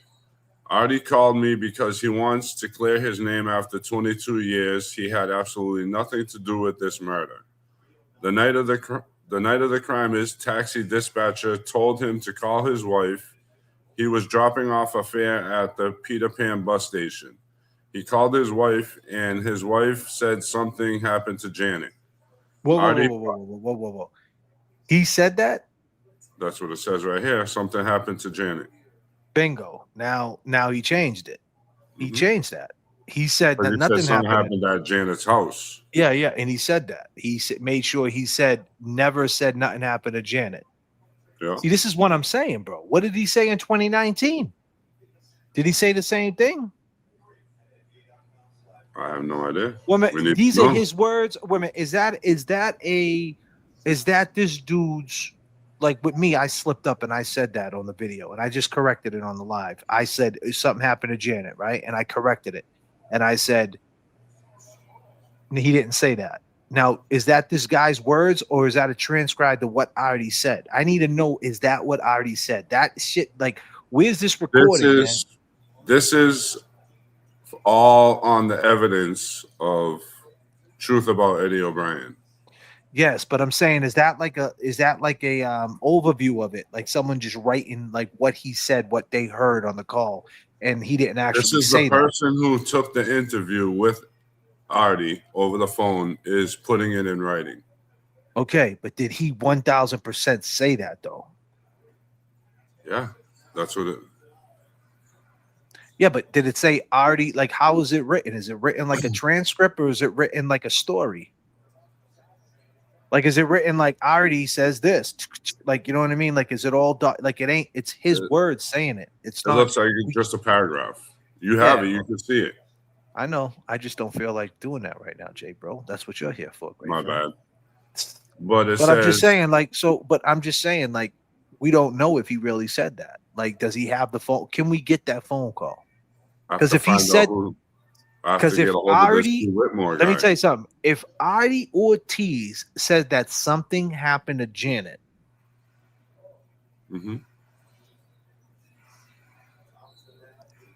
it is a wrap. Tell him, J.F.K. It's over. That's it. What's this dude's number? Call this dude. Let's call him right now.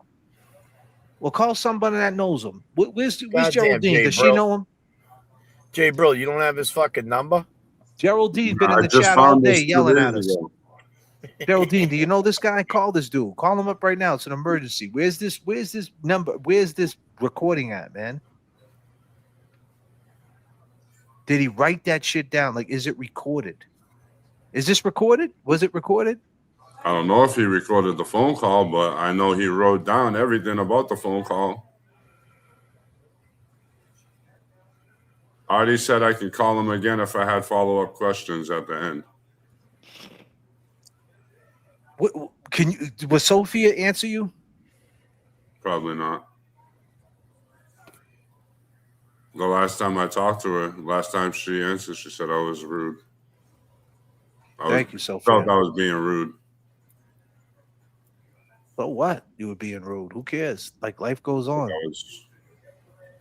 Wait till she meets fucking Matt Damon and Ben Affleck. They're nice guys. You know what I mean? Like, if she thinks we're rude, wait till she goes to Hollywood. She's gonna be like, "Yeah, I got something about Eddie O'Brien." They're gonna be like, "Yeah, do me a favor. See them rocks right there? Go kick them." You want to hear the rest of this? Yeah, I do, but I'm thinking in my head, right? Like, is this factual though? Yeah, it is. It isn't though. If someone wrote a paragraph and slips that in there, it's not factual. It's already in the chat. He can hear me read it and tell me if we're wrong. Oh, geez, you don't want that. But what Everything will be a lie. JFK is trying to say is being a paragraph, the way you're reading it, it just seems like someone's just like, just talking like me and you right now. But if it was like in transcript, it would be like, it'd be like a court document. I get it. You know what I mean? It's a phone interview, but it's not. Yeah, I get it. Wifey's in the background, like, listen, Jay, bro. You heard that, right? Like, damn. She's like, you're fucking all the way up, dude. Did you have to mute your fucking shit? That's why I always stay muted. No, but what I'm saying, I'm just trying. I want you to read it for sure, but I'm just saying, if that dude says, no, that's what he said to me. And here's the thing. If that dude just says it to say it, it still doesn't make a difference because we got no proof. If he has that shit recorded of Adi saying that, like, yo, bro, ladies and gentlemen, that shit is a wrap. If Adi said something happened to Janet and then he cleaned it up years later saying, no, she called up and said that something happened at Janet's house, it's a wrap. Because he did that shit on purpose. Because if he said something happened to Janet, you know what I mean? He would have to clean that up. That makes all the sense in the world why you would have to clean that up. Well, we didn't know. And that's another thing too. Like, he claims he went right over there. Well, if she just said something happened at Janet's house, knowing that Carrie Ann's there, Paul's there, Ryan's there, these kids are always running amok anyway, why would you rush there? What if he just rolled up a nice big fat fucking joint? I mean, look at Kevy Kev. If that was Kevy Kev and he would smoke a cigarette before he would go on the highway, right? I'm just saying, like, I mean, it's not like I'm saying if someone said, hey, something happened at Janet's house, and they don't know what happened, they don't give you context, they say something happened, go by there and check. You're thinking in your head, you're not thinking like, about fuck, what the fuck happened over there? But I'm just saying, you're not thinking about murder, bro. You're not thinking about anything bad. You're thinking that the kids are fighting. Dog got in a fight or something, Yeah, you're thinking along them lines, right? So I don't know, man. I just we don't even know how fast. Like, he wants us to believe that he got the call and he rushed over there, like boom, boom, and to make his timeline so tight. And it's like, well, you don't know what happened, right? And then he keeps saying, like, and then that's his thing, right? Like, oh, well. Well, can we listen? Can we? Yeah, go ahead. So if he reads the rest of this, let's just take it as, The way I'm looking at it is like a true crime interview. The same thing as that. He said it to somebody. It just, is it recorded? I don't know. It's transcribed, but it's in like a story, not like if it was court asking questions. No, I mean, I don't care if you read it, bro, and I definitely want to hear it. I'm stopping right there, bro. I'm just like right for a second saying if you guys got to understand something. If that girl Sophia, which we don't have the video, if he said that in Sophia's video that something happened to Janet, hands down, you're talking to the guy who's responsible for this shit without a shadow of a fucking doubt. Absolutely. That one little wordplay right there just fucking does it all. I'm just telling you, man. I'm telling you, be prepared, man. And that's why the fact that communication is getting broken up between Eddie's camp and our camp because of everybody wants to be Mocky Mock and the fucking fucked up bunch.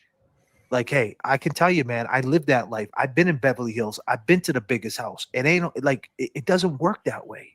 The fact that you're throwing name tags on stuff, I don't want it on YouTube and documentaries and this and that and all these different things. Listen, you just, you know what I mean? If you got information, you can use it in all ways. You could still do it the way you want to use it. Just let us go over it. That has nothing to do with you. You can still take it and form it and do it the way you want to do it down the street. But we're gonna go over here. You know, I mean, we just want to use your ball. That's all. I mean, not for nothing though. I mean, that just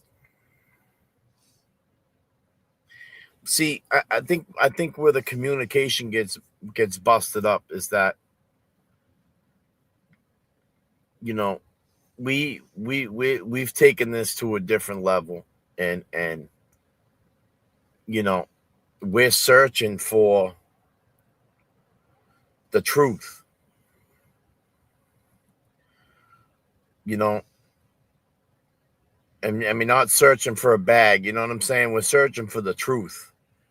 Right. And I think that's where things have gotten a little fucked up over there, because I know there's another partner involved, and it's kind of like, you know, he's tried to, you know, back away to put the fear and scare and oh, I don't want you to use this and I don't want you to use that. And now it's, you know, they want a professional aesthetic. I get it. They want the shit to be clear cut. Like, this is not it. Like, listen, when you seen my video on audio earlier, it was 26 minutes, beginning, middle, and end. You get it. All right. Live streaming is not that. We get it, Sophia. It's sloppy. It's wavy. That's why I'm the swim guard. Don't worry about it. I'm good with the waves. I'm good. You know what I'm saying? My form might be off, but I'm staying above water, man. It doesn't matter what you come at me. You know what I'm saying? Like, I'm good. I stare in the orca's eyes. I got a pet dolphin. Do you know who it is, Sophia? You wanna see my pet dolphin? Shooting informants, not drugs, knows. Dolphin.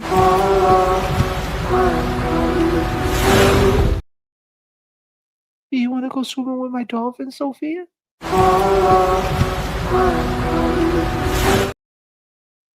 I get it. You don't want your shit to have pet dolphins, and you don't want fuckery. You want your shit to be clean. I get it. I can respect that. But what I'm trying to say is you can have the live stream experience and still have your experience. That's the difference. See, that's why there's a live section and a video section. And dare I say, you know, you coming at Jay Bro saying he's rude.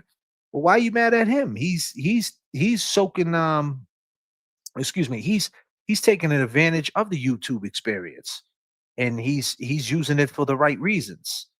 And you're not. So once again, that's a you problem, because where's your platform? I mean, you had this content for how long? You could have created a platform behind it, and you could have worked at it and put in the work, and you could have been speaking on this. But instead, you're looking for someone to do it for you. You know what I mean? And that's what most people want. And I ain't trying to be, I'm just giving you my take on it. That's not me disrespecting you. I'm just saying, like, all these people are looking for a deal and a paycheck and this and that. We're not doing that over here. We just do it. We just get it done. And that's what we did. We're just trying to get to the truth. That's all we want. That's what I mean. You're either with us, the bag, man. Like somebody, you're either with us or you're not. Yo, you see this right there? This is what we're fighting for right here. Yeah. You got your shirt on? Nah, they ain't got their shirt on. Huh? You got your shirt on? Because this is what we're fighting for right there, man. If that's the case, because keep That's in what I mind, if we mean. find, keep in mind, it might not be. You know, I hate to say it, but it might not be, right? Adi, what's up, Adi? You out there? You want to clear this up and tell us how it's not? Well, that's the thing. Like, we don't know. Like he clears everything up. Did you hear in the video earlier when I said, "Did you tell the cops about the pile of blood?" Right? Yeah, I heard that. He said no. He They said were because already- the cop there was already there. Like It was already in there why? investigating. Every time he talked to every single time he talked to True Crime Garage, he said, buy the book. What the book says is this. The book says that. The book, this and that. Like, he makes sure, like, if you go back and you listen to these interviews, man, he's very careful, man. Very careful of what he says. And that's another J.F.K. thing, too, with the dog. He was about to say the dog. He was like, I went in to get the dog. The pet stuff. Why didn't he say the word dog? That's true. And you know, the other thing too is I was, you know, when we were, maybe it was tonight's video when I was getting ready to come on, you were showing a clip of Hamlet Street looking up the hill, saying, you know, trying to justify, like, you know, where's that 30 feet from the, you know, if he had his car parked at the stop sign and he's saying, oh, 30 feet back, I seen a trail, like that was nowhere near where they would jump off that wall, because the witnesses said he jumped off and walked down Hamlet Street. He's saying he's way up at the stop sign. So now you're saying the witnesses are wrong? But what the other thing is, I wanted to just bring this up because when I was watching it, I don't think I've ever brought it up. But when you were like, look, a guy's gonna walk by, it's right around here is where he would have jumped down. Right. You can see the wall. Mm-hmm. 30 years later, you can see the traffic on that cement. Like when you're looking at the wall, you can see that it was commonly used there to jump up, jump down. You can, I mean, it's just, you Part know, of the neighborhood. it's part of the fight. All aware from all those times using it. That's right. That's right. So I'm saying he makes no sense. Like, so that's what I'm trying to understand. Why is he got to be there early, but yet he got to be there. He has to be there, and the ambulance is already gone. Like, but you got to understand, if you put it into perspective, no one, back to what Kev said, no one ever questioned him. So the fact that, like, he can't say, I answered that shit in the first 24 hours, man, and they didn't find me guilty, and that's what it was. Like, you know what I mean? Nah, they never did. And think about it. In the first 2 weeks, I asked Margot, I said, Margot, do you have paperwork of Virginia Reckley and Gina Mahoney saying that she said these things? Janet. And they wrote the statements and took them to the police station. The police station was aware of these things and still stayed in that direction. So,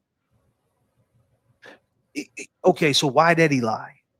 Are we still the biggest thing that we have a problem with Eddie, right? That we cannot gloss over, and that I think that's what we're doing right now, is that he said he got jumped in the fucking square, right? So now where does that leave Eddie? Sophia's not playing ball. The other dude with the trial. With the trial, he's not playing ball. He wants to meet up with he wants to hook up with Hulu and shit. You know what I'm saying? He wants to get on Netflix. You know, these guys, man. Listen, I know guys like this, man. You know what I mean? Like, I got a cousin. My cousin's Jay Giannone. My first cousin. I know, like, my cousin been in Hollywood 30 years. Like, I talk to him. It's like talking to a Hollywood dude. And that means no disrespect. But when he gets on his Hollywood speak, it's like, okay, yep. It's like he could do everything. He could take over the whole world. But if you're trying to do it, you can't do that. No, there's no way. No way. Nope. Okay, no problem, Jay. So what are you gonna do, J.F.K. Randy? Oh, you know, I'm gonna do it without you. That's what I'm gonna do. I'm gonna go do it without you. And then when I'm done doing it, I'm gonna say, check this out. I don't, and I mean, and I love my cuz, but that's the way it works, man. These people all want, like, My homie Slain, he's been in the movie The Town. You know what I mean? Like he's out here just doing regular shit now. He's doing NA meetings and like my point is that this Hollywood big bang, like it's not like I don't know what you're trying to make it because as of right now, the perception is that Eddie did this. And here's another thing. You people out there that want to use Eddie's material and want to say he's not guilty and you're making this movie. When you come to me to use my shit, everything we found out, you ain't getting it. Nope. Cease and desist. I ain't signing shit. You ain't getting it. You want to play that game? What happens when you get the big dogs? What happens if you get a Netflix deal? You get some type of streaming service, and they're like, "Oh, so you're going to use this clip from this YouTube channel?" Yeah, that YouTube channel, it's under a name called Randy Baldessari. Underneath the 1099, I pay taxes on this shit. So you ain't getting my shit. This is my shit. You do know that, right? You see what I'm saying? So, like, what are you talking about? This is say YouTube. This is a fucking business, man. Uncle Sam don't think it's just YouTube. I just paid him a whole bunch of money because of fucking YouTube.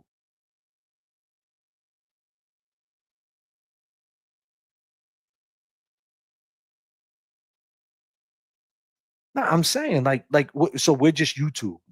So if they get a documentary, we got to just give them our shit. No, that ain't the way this works. Our content is our content. Cease and desist. So like we could like so I just don't get it, man. You know what I mean? I don't get it.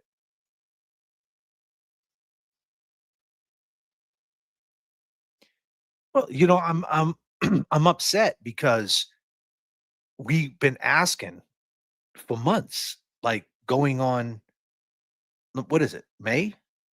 We've been asking since December. You know? And I feel that I feel that Eddie is getting like the raw end of the deal because people are in there manipulating him, telling him, yo, listen, this is what's going to happen, and I'm going to do this and I'm going to do that. And meanwhile, there's 142 people in the chat screaming free Eddie. It's like, what are we doing here? That's all. You know? With that being said, is the next step just getting a hold of just talking to Eddie and telling Eddie to speak his piece? And will Eddie, if so, the point I'm trying to make, let me swing it to Jay, bro. So, Jay, if Adi or any of these brothers are involved in this, does that mean Eddie got stabbed in the house? I'm almost positive 100% Eddie got stabbed in the house. And yeah, absolutely. So what's the next step?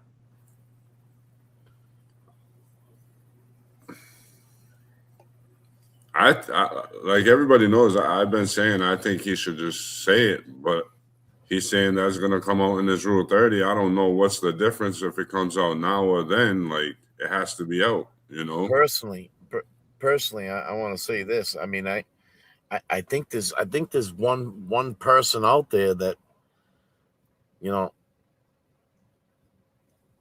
that I wish would speak, you know, for herself and for her sister. You know, and it's Carol. If you're out there, Carol, you know, you should come forth and speak on the behalf of your sister and yourself. You know, I think if you knew something that could help get justice for your sister, regardless to, you know, the outcome of what's happened over the past 30 years.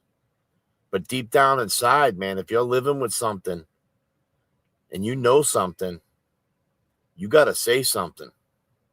Right. But like I said, if we're going to believe all that, We have to believe all that when we could just believe Ed did it.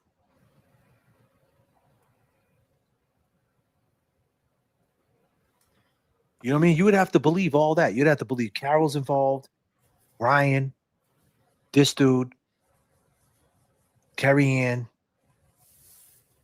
You'd have to believe all that. And why wouldn't they want, like, you would have to believe all that, man. Or just believe that he went in there and he did that shit.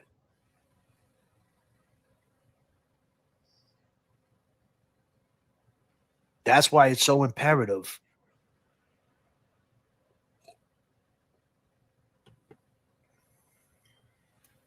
That's why it's so imperative to get an understanding. Like, we have to talk to Carol. We have to talk to Ryan. We have to talk to the other side. I mean, we're spinning our wheels, man. Like, the only people, Artie, that can help you out right now is the other side. Ryan, Paul, because we're going to ask them questions that your uncle said this. He said this in 2026. I got there at 9:45:10. What would be their reaction to that? Well, I mean, Ryan, you bring up hold a on. great point, though. You bring up a great point. It's, you know, when we do, if we get the chance to talk to anybody from the other side. Well, that's why it's so imperative not to keep screaming that they fucking are all in on a fucking crime. They're not going to want to talk to us. Exactly. But all's we've, you know, like you just said, like your uncle said this. Your uncle has been the only one speaking for all of them. No, he did speak. Ryan did speak. We went over it, but you were at Kelly's roast beef on the beach having a nice, and I was flying a fucking airplane. But anyway, yeah, Ryan spoke. Ryan spoke inside the chat. Oh, all right. Did you see that? He spoke No, for I Adi. didn't see that. Yeah. Yeah, on that true crime interview with Adi, J.F.K. pointed that out to me tonight. He spoke on it. He said that Adi's a good dude. He's been trying to clear his conscience for years. But you know, the first thing Jay Brill thinks that, you know, they're in on it together, you know. And I said, well, you got to look at the situation as it was in the pandemic. And if they're new to this YouTube space and new to, you know, blogging and stuff, they would think that that was like a big thing, like, you know, bigger than it actually was. You know what I mean? Like, we're jaded by this, where we go live, we're talking, we're on the internet all day. Some people ain't. Some people take this, like, there's some people who you could get a guest on here and they're like, oh my God, I'm live right now. And oh my God, people could see me. Like, so we don't know if it was that's the reason why he did it, because Artie wasn't really conditioned for it and said, hey, just jump in the comments and leave a good comment because I need that. And this is like memorialized. And this is law. This is it, you know. But it could be that, or it could be what Jay Brill was thinking, that they're in it together. But like I said, that's a crazy sell, man. That's a crazy sell. You know, but they're never going to want to talk to us if we continue to keep saying that that's what happened. And I just be clear on that right now. And that's where I feel the reason why Sophia is pulling back from us. Because she looks at us one way, and she doesn't want to be looked at as one way. She wants to do this documentary with, here's all the evidence, and this is what they say, this is what we say, and here's the documentary. That's what she wants to do. And I totally get it. I do. I totally get it. And I'm not mad at her for that. But she told me she would give me that shit. You know what I'm saying? Like, I told her, she was like, there's mad inconsistencies of what Heidi said to me than what he said to you guys. And I'm like, really? She's like, yeah. And I'm like, do me a favor. She's like, what? I'm like, make me a reel of them inconsistencies. I don't care if it's a minute, and just give it to me. And that's all I need. She's like, all right. Never did it. You know? Yep. Same with me. So I get it, though. She wants to make a good piece. I get it. She works hard. I get it. I want to do that shit too, but sometimes you got to sacrifice aesthetic to make the pivot. That's what it is sometimes. Here's the deal. When you're in the middle of the ocean, which is a stream, and you get pulled up by the rip current, are you worried about how to stay up? If you have to like look mad stupid to stay alive, then you do it. That's the pivot. Period. You know what I mean? Like people don't get that, man. The pivot, when it comes, man, you don't sit there and try to control it, man. You go with it. Because if you do, it will drown you. If you don't, it will drown you, it will put you down. When the pivot comes, you got to react to it. You don't sit there and question it. You don't sit there and go, yo, man, people like me, man. Like, should I start doing this? Like, yo, man, like, damn, man, like this girl, she said she thinks I'm cute. What are you gonna do? You gonna sit there and do a Higgins all day and be like, do you think she likes me? No, ask that, man. Pivot, man. What's good? What are we doing? You see, I just read a comment that Shooter wrote. Shooting informants, not drugs. He's saying that Eddie has never had a chance to speak for himself. Even his lawyers today don't want him speaking. But that's where I'm stuck at, because his lawyers didn't want us doing this, and look where it got them. So if he tells us some things, just it would help everything, and that's where I'm stuck at. Like, he knows we can help him, but his lawyers are preventing him from saying things, and it's not fair, because he should have the right to say stuff. There's no gag order on anything.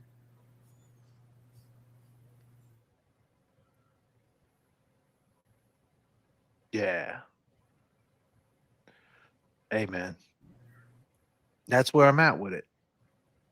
A little venting tonight. Listen, I got nothing against any of these people. If that's the way Eddie's thinking on the mindset of the law, and then that's where it gets scary. Shooting drugs, not informants. I mean, shooting informants, not drugs. Because let me tell you why. Because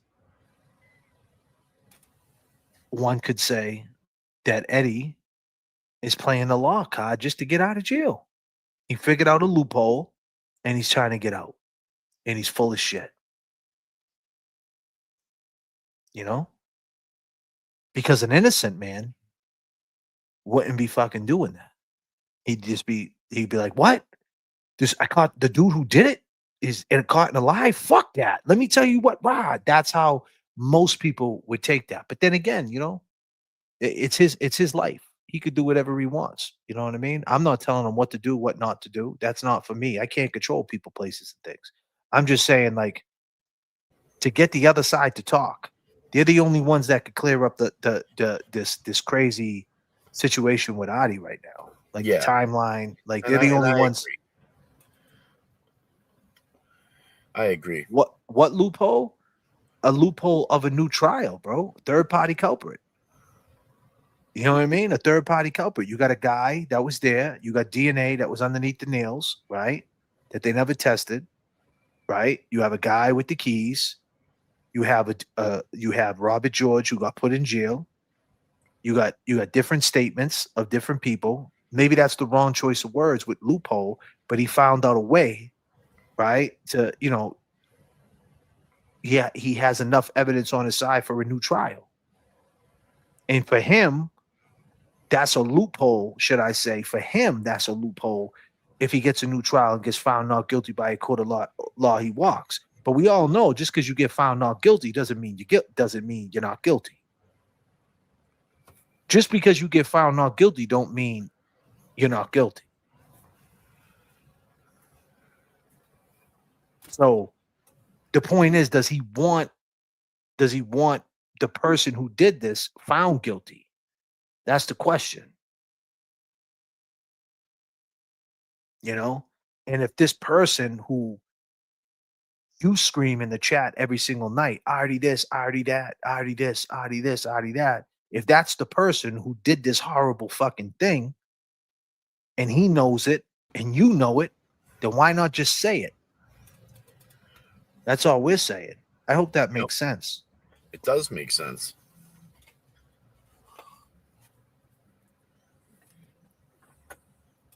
It does make sense. I mean, it also makes sense, you know, for that reason that Adi's always, you know, chiming in and he's commenting in every single platform, social media that has anything to do with it. He was there that night. He hung around the whole time.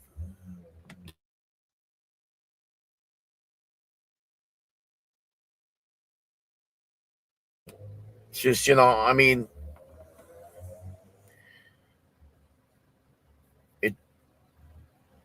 he's been in the mix since day one, man. Yeah, he has. He hasn't left. He ain't leaving You know, ever. that to me is, you know. No. See, that's not what I'm saying. I'm not saying that. I'm not saying that. I said a lot tonight, but this is a live stream, so I'm going to try to answer that. I never want him to point and implicate someone else. Like, but if you're saying that along the lines, if I'm reading that correctly, if you're saying that along the lines of like that would make him a snitch, I don't know how I'm reading that right now. Is that how he's saying it? Like you want him to point and implicate? It's hard to. I mean, hold on. Like you've been implicating Adi the whole fucking time, and you. I'm just saying the whole time you've been implicating him. So I mean, does that make you a snitch? I mean, is it snitching on Adi at this point? He was 15 years old. Dude did 31 years in jail. Is that snitching? I don't know. Like, should we so we all rats? Is that what's going on here? We're a bunch of fucking snitches. Listen, I've asked Eddie a lot of these questions, and he won't give me an answer 100%. So I can't come back to the show and be like, yeah, Eddie said this, because he's not giving me 100% validated answers. So I can't bring them back here and say he said that. You know, I've asked Eddie a bunch of these questions, and he said he can't answer them, or he won't give me 100%. He said I'm on the right track with my theory, but you know, that's what I'm saying though. See, I am a nobody. Laugh out loud. I have nothing to do with the case. I get that, and neither do we. Like technically, we don't. We're just trying to get to the truth. We just asking the questions, man. You know what I mean? It's not for us. You know, we trying to say, okay, trying to see a standpoint. The Riley notes, everything, the legalities of it. For a new trial, 1,000% Eddie should have a new trial. But does that make Eddie innocent is the question. Just because he could get a new trial doesn't make it him innocent. You know what I mean? And that's the question. Would you know, if Eddie did get found, if they did let Eddie out and he gets out, is that the right thing to do? And that's, you know, that type of crime, that 98 times stabbing someone, that brutal shit, even if a judge sees that there's loopholes for him to get out, right? What lays in the balance of, all right, well, who did it then if he didn't do it? You know what I mean? And that's a big problem. And that's what we're saying. Okay, if we can at least make it make sense who might have done it, you know, then it makes sense, right? But as of right now, it really doesn't make sense, because you would have to say, if Artie's lying, then Carol's lying. Ryan's lying, Paul's lying, and Carrie Ann's lying. And that would mean that all these people are lying, but Eddie's telling the truth. And that's a hard sell. But that doesn't mean that Eddie still shouldn't get a new trial, because he should. I'm still for him getting a new trial, because there's DNA underneath the fingernails, and they should run the DNA, and they didn't run the DNA, and they 100%, should. 100%. And they right. And there's no dispatch records of that there was a phone call between him and a dispatch, right? Like back to what you said, there's no Adi Ortiz sitting in. I mean, the next day he was on the scene. The next day he wasn't in a fucking holding cell getting asked questions. He was in the house. They never even caught something. They never even fucking had anybody in custody. Well, he claims he was in the house now. That's what I mean. So that's what I'm saying. Like, that's what I mean. Like, in the Rule 30, is that in the Rule 30 that Adi Ortiz on a show said he went in the fucking house? I mean, I hope that's in there. I mean, the problem is the reason why it's not going to be in there is because well, you said it was going to be in there, right? Jay Bro. What was that? I don't know. I said that pigeons do this, Oh, and my chickens do bad. this. Buck buck. God damn. What's- About God damn, JFK. Sorry. Say it again. Say it again. We're just chilling over here, bro. I'm saying that Eddie, right? Yep. Told you that he was gonna some of the stuff from our show was gonna be in the Rule 30. Margot Yes. Nash said no. Margot Nash said no.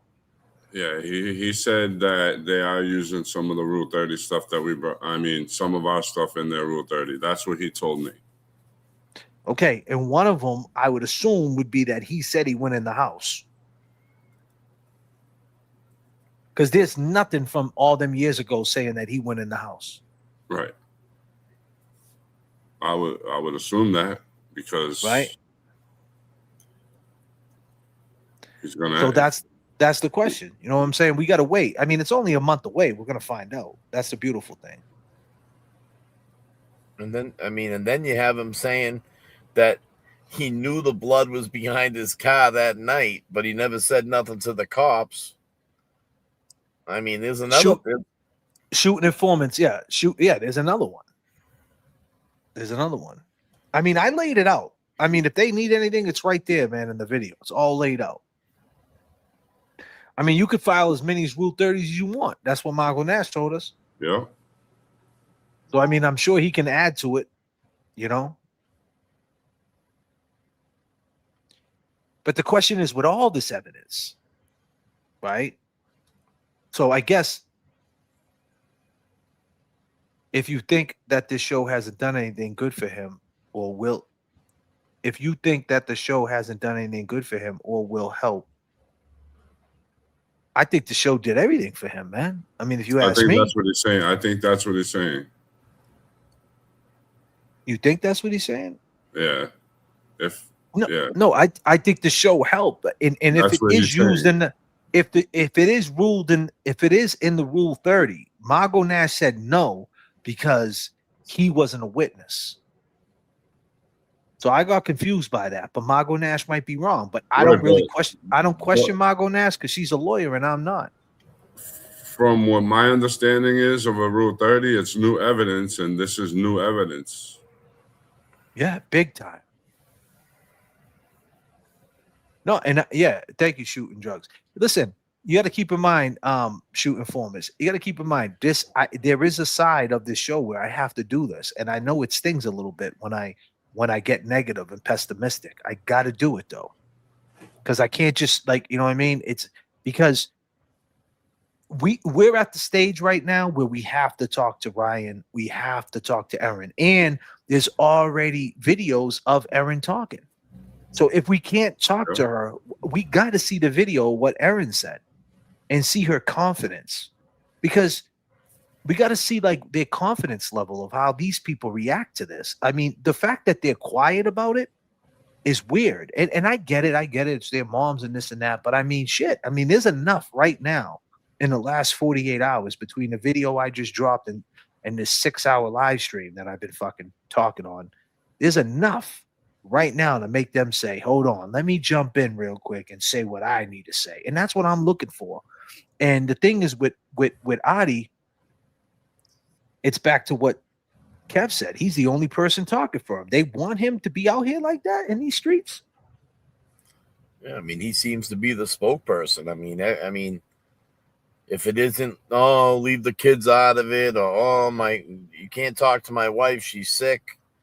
Like my ex-wife, she doesn't, her health isn't good. Like, I mean, he's just got an excuse for everything. Why no one can be? The kids wrote a letter for me, stating that's him manipulating them. Though exactly. That's him manipulating him, and that's what we got to get out to them. We got to get that out to them, man.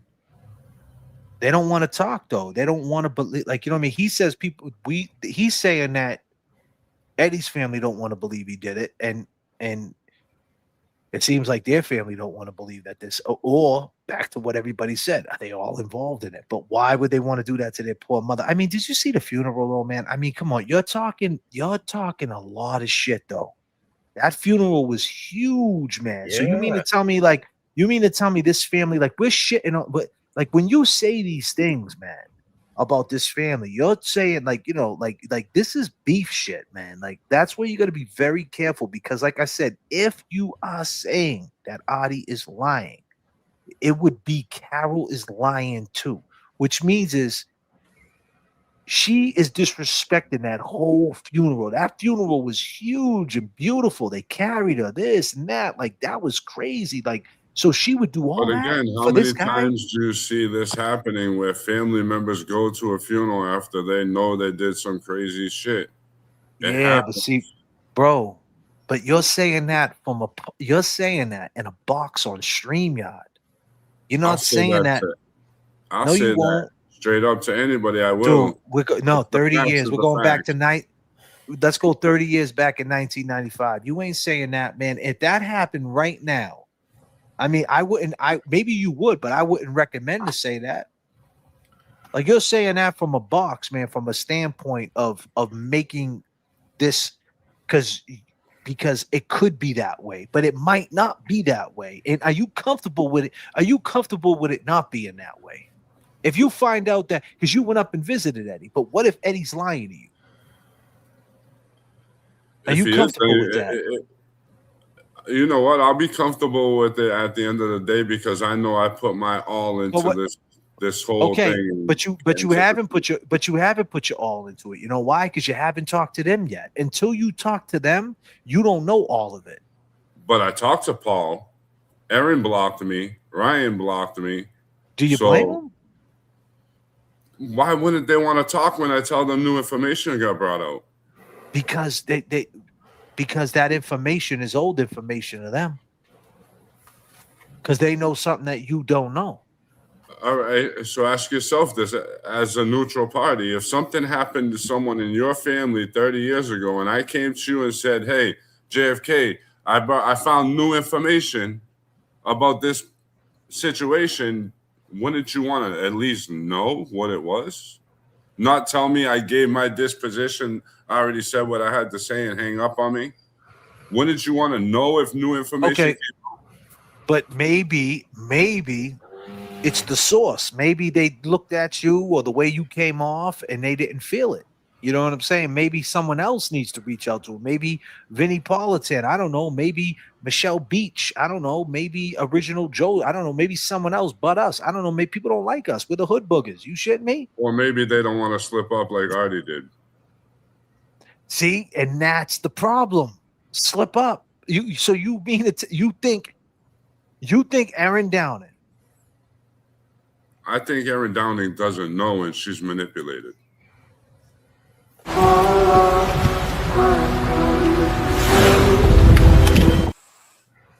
Did you hear what I said? Oh yeah, we heard you. About Aaron being manipulated.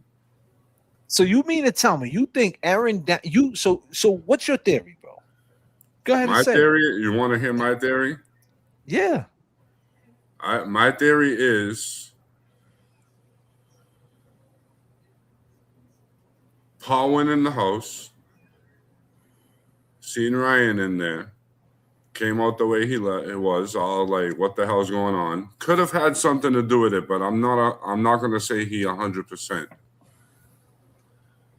Then Ryan got Artie to come over and help him. You can laugh. It's cool. No, I'm just joking. Halt. Are you hungry? No, go ahead. Go ahead. No, it's really not funny, but go ahead. Go ahead. Ryan called Artie to help him. Eddie went in the house because he seen the door open. Artie cut him, told him to get the fuck out of the house. They tried to stab him. That's when he got the defense wound on his hand. The people knocked at the door, gave Eddie a few seconds to run out the back door. Artie chased him, went looking for him down in Times Square, Had enough time to come back, clean up Union, the scene. and Union park Square, the right? car. Union Square, right? Sorry, I meant Union Square, not Times Square. Had enough time to come back, park the car, and clean up. That's my theory. And I've been saying that since I realized there was no timeline on Ryan. And until I see a factual timeline on Ryan, he's always going to be my number one suspect. All right. Well, can I just say this? What's your you got a theory? If you got a theory, I don't have a theory, but I don't want to fuck with your theory, Jay. But goddamn, what I want to say is that if someone ran out of that house and left a blood trail, and then Adi would have drove over it. Correct. Like I said in the chat earlier, if Artie seen the blood trail before he got, if the blood trail was there before he would have drove over it. When'd you say that? You never said that. I said it in the chat a little while ago. Go back and check. I said he would have drove over the blood trail if it was there before he got there. And then Kevy Kev jacked your shit. Yep. No, I didn't There, jack Kevy shit. Kev, you read that, Kev, and then Yeah, said read you shit. said it.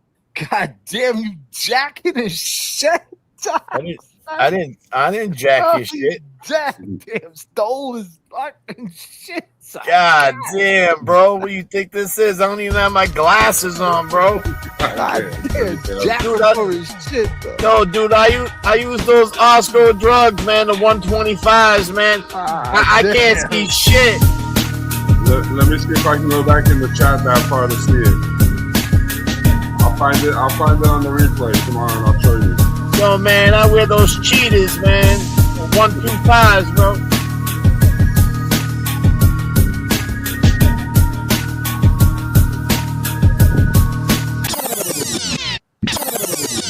But that's another thing, though, too. No, that that's a blood huge trail, thing. Let me stop you. That's a huge thing. I never thought about that. That's why whoever said it, you said it. I said it like 3 hours ago in the chat when you were talking Who's lying? about. I mean, I got to give the credit where credit is due. Who said it, man? Who jacked who? I said it in the chat. He physically said it. Now I said it like 3 hours ago in the chat. But if Kevin, so Kevin seen it, Just look, and then man. You could look, man. Just hit, go type up Jay Brill. See what each chat is. It doesn't say that. You can't do that. What do you think this is? This ain't Google Maps. Bro. Let me see how far I can go back in the chat on Nah, this. yeah. Okay, I believe you. So okay. But either way, it's a great point. If he that's a great point, Kevin. God damn. You can take that credit, Kev. I give it to you all day. I'm just saying. I said it in the chat earlier. Have you seen that shit? It was like, that's a good point. I'm gonna say it. He jacked your ass. Can you really think that? You better go check. This motherfucker didn't say that. You better go check that shit. I didn't say that, Kev. I'll be back. I'm gonna find it right now for you. Hold on. No. Hold on. I want to stay there because you talked about you just said a big take on what you think happened. But that is a great point. If he drove up, there would have been before he got there, he would have drove through that shit. Yeah. Yeah, I mean, if he got cut in that house and took off, and then Adi chased him, and Adi came back, he would have drove through that shit. Well, he would have drove through it regardless. Yeah. Whether he chased him or he didn't chase him, he would have pulled up on the scene. The blood was already there. That's what he claims. He said it was before he got there, so he would have drove through the blood. I didn't think about that.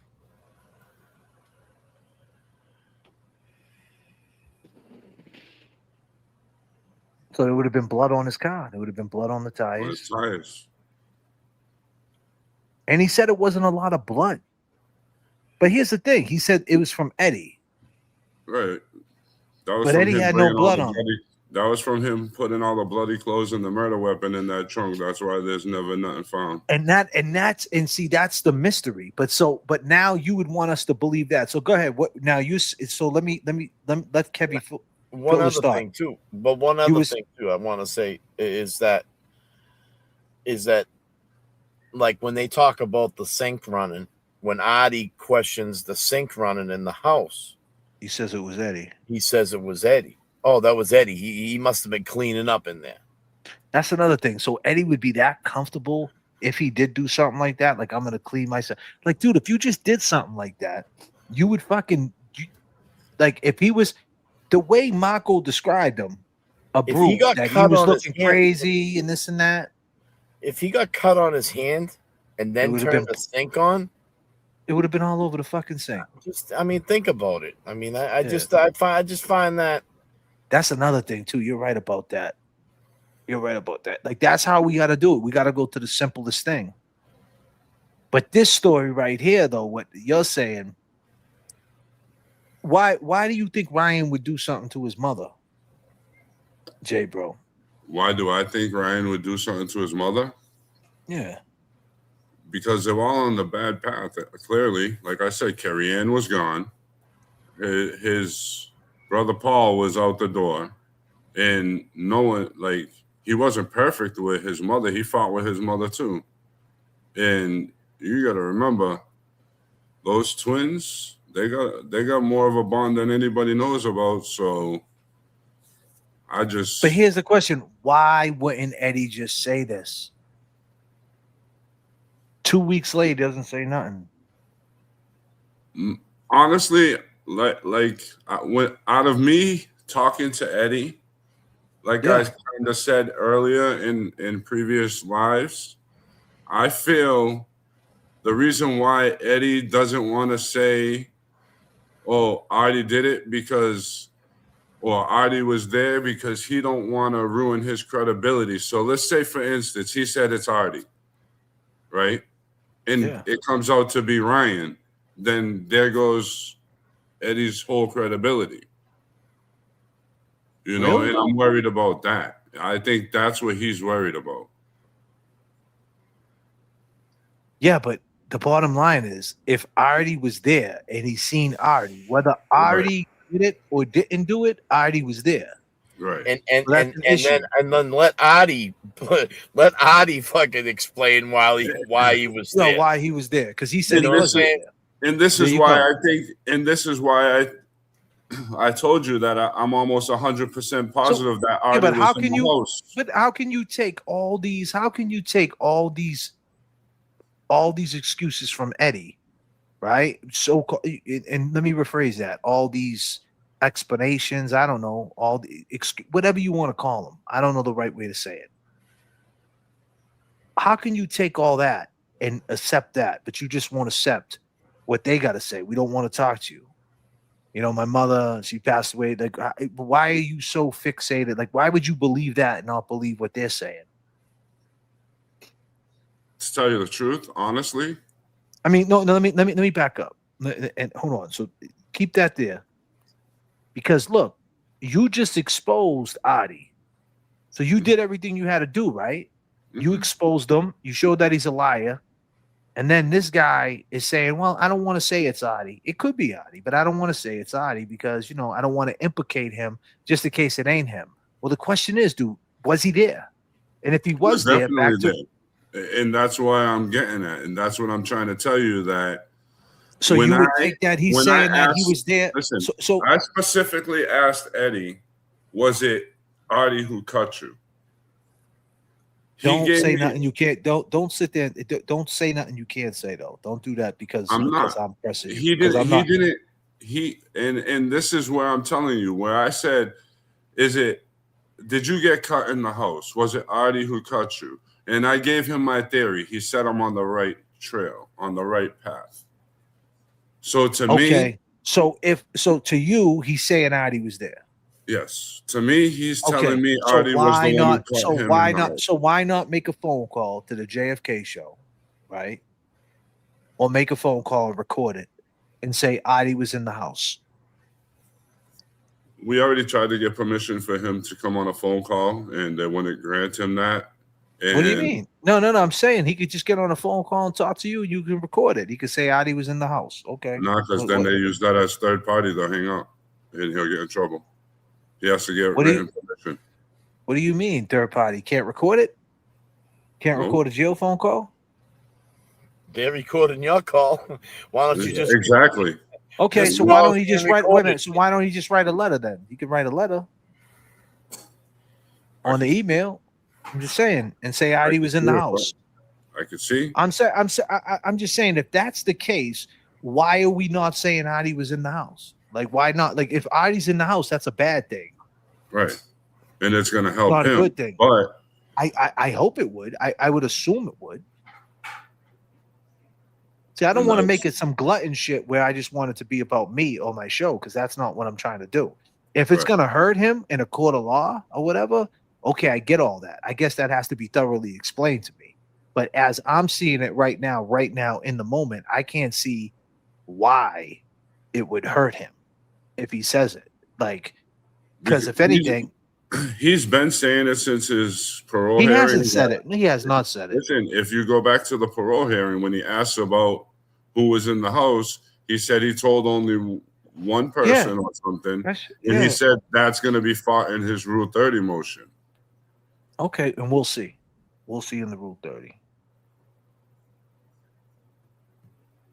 We'll see. And he told me that a couple of times too. But you know me being Mr. putting two together, I ask if the answer's 4, and sometimes they tell me yes, or sometimes they tell me I'm on the right path, or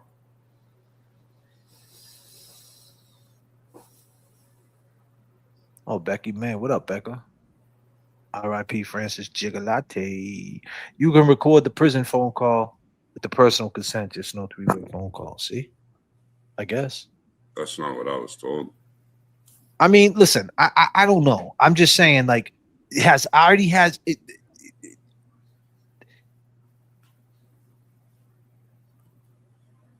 Eddie says Artie, you was in the house, and Artie hears him say that, does that make all them react? Does that get them all talking? Because he has yet to say who was in the house, right? His story is a masked man said, get out the house. He ran down the street. He gets jumped. If he changes that story, maybe that makes the other side talk. That's all I'm saying. I think it's like you're saying, why wouldn't they want to hear new evidence? Because they're not hearing it from him, maybe. I think they're just so. Or you're saying they're all involved.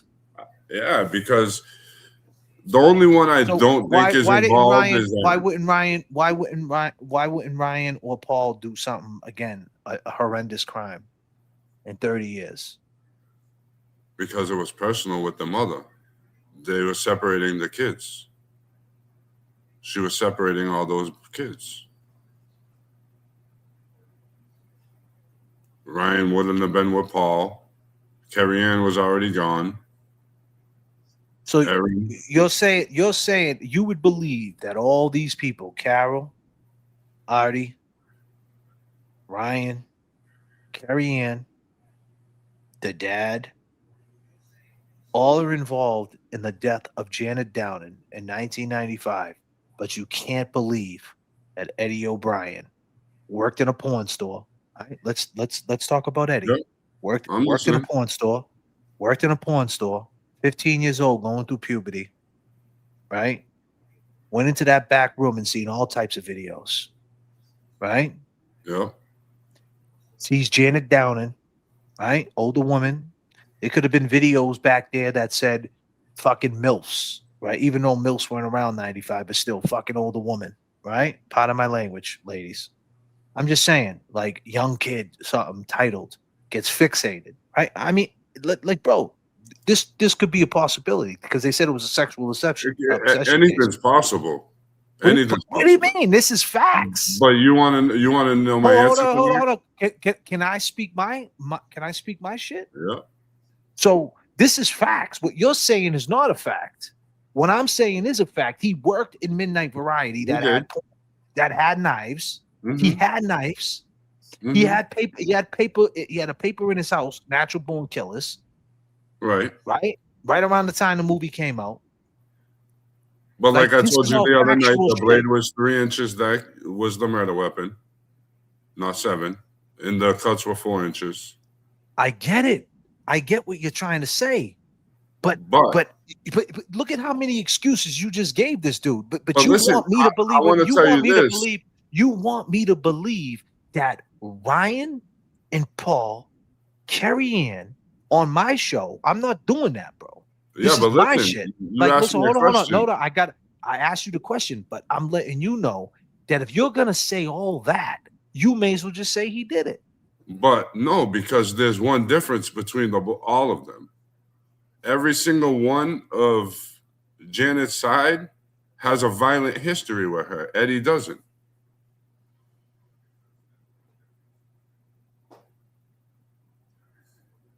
You're right. Okay, I get all that. Right? I do. I get all that. But you're talking about 31 years that they kept this shit quiet. 31 years. Adi's there. So you mean to tell me none of these people would say, "Yo, Adi, you need to shut the fuck up. What are you doing in these chats? The fuck are you doing? Every time I turn around, you're on Facebook arguing with this dude Jay Brill. He was just the guy Jay Brill's crazy. He's driving a tow truck. He's got a moped on it, a Kawasaki Ninja. He's got 200 Accords on it. I mean, what are you doing?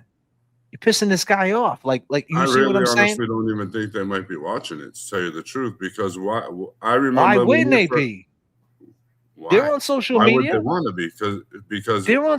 And now you're saying that. Now you're giving excuses in that. You mean to tell me that these people never tapped into Eddie O'Brien shit, bro? Come on. Bro. I'm not saying never, but dude, hold on a second. Do you remember something? Can I give you something? Mm-hmm. Hey man, what's up, guys? Kevin from South Boston. What's up, Kevin from South? What's happening? I get that. An ATF agent called this fucking phone line. So believe me when I tell you, the public perception is a thing. It's a thing. It definitely is. I know that it is.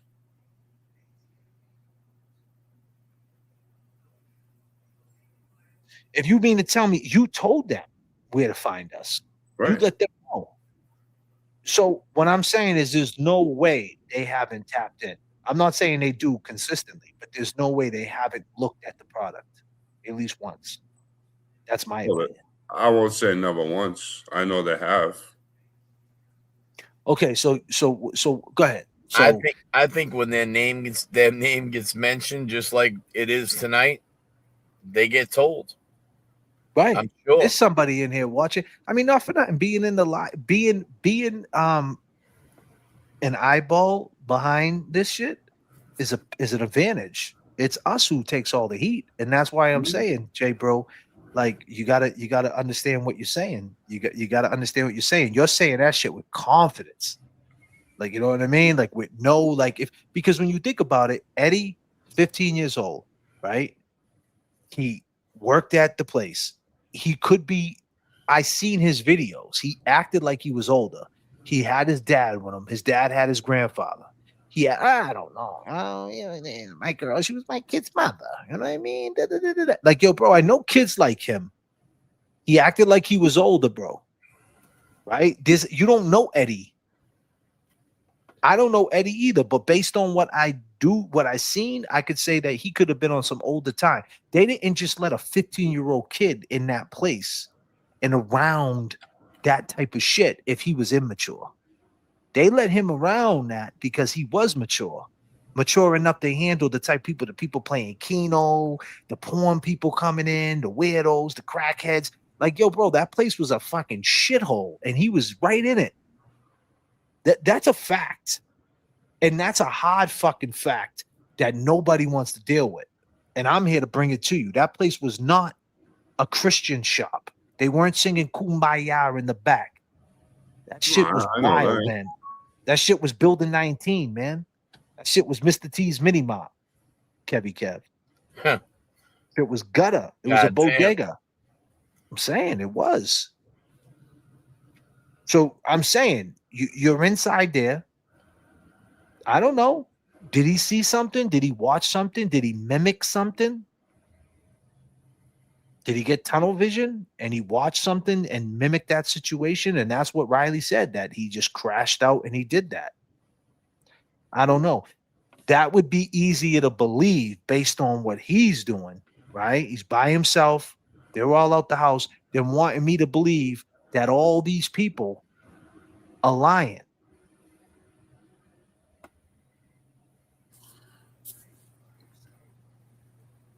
But it could. I But you could heard be right. that before, though. I heard that same question before in the Karen Reed hearing, the Karen Reed thing. Yeah, but the Karen Reed shit is a lot different. You know why? This Karen Reed, right? The 42 pieces, the 47 pieces of tail light, they showed up, right? And there was no 47 pieces of tail light. Eddie O'Brien is claiming the problem with Eddie is he said that he was never in the house, right? And then he that's said I where was it in the all went house and wrong. I was scared. Yeah, that's what I'm saying. When it went wrong, yeah, things. Most people would say I was there. Like, you know what I mean? Like, why? And then he's still sticking with now. He's still saying, yeah, I got jumped. And there's a witness who said I got jumped and it really happened. Did it? We're supposed to believe that?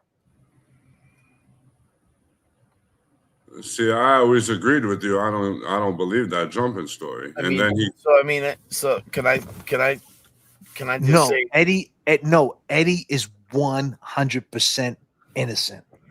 How does everybody know he's 100% innocent?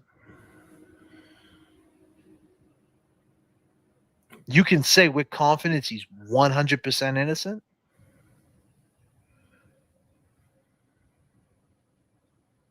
What I'm trying to tell you, Diane, if you're saying he's innocent 100%, then Carol's involved without a shadow of a doubt.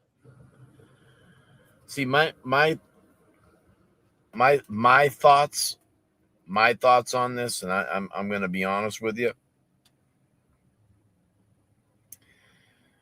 I feel like Eddie walked in there when something was happening with Janet and Adi. And Adi put the blame on Eddie. And Eddie watched his friends just take that other side.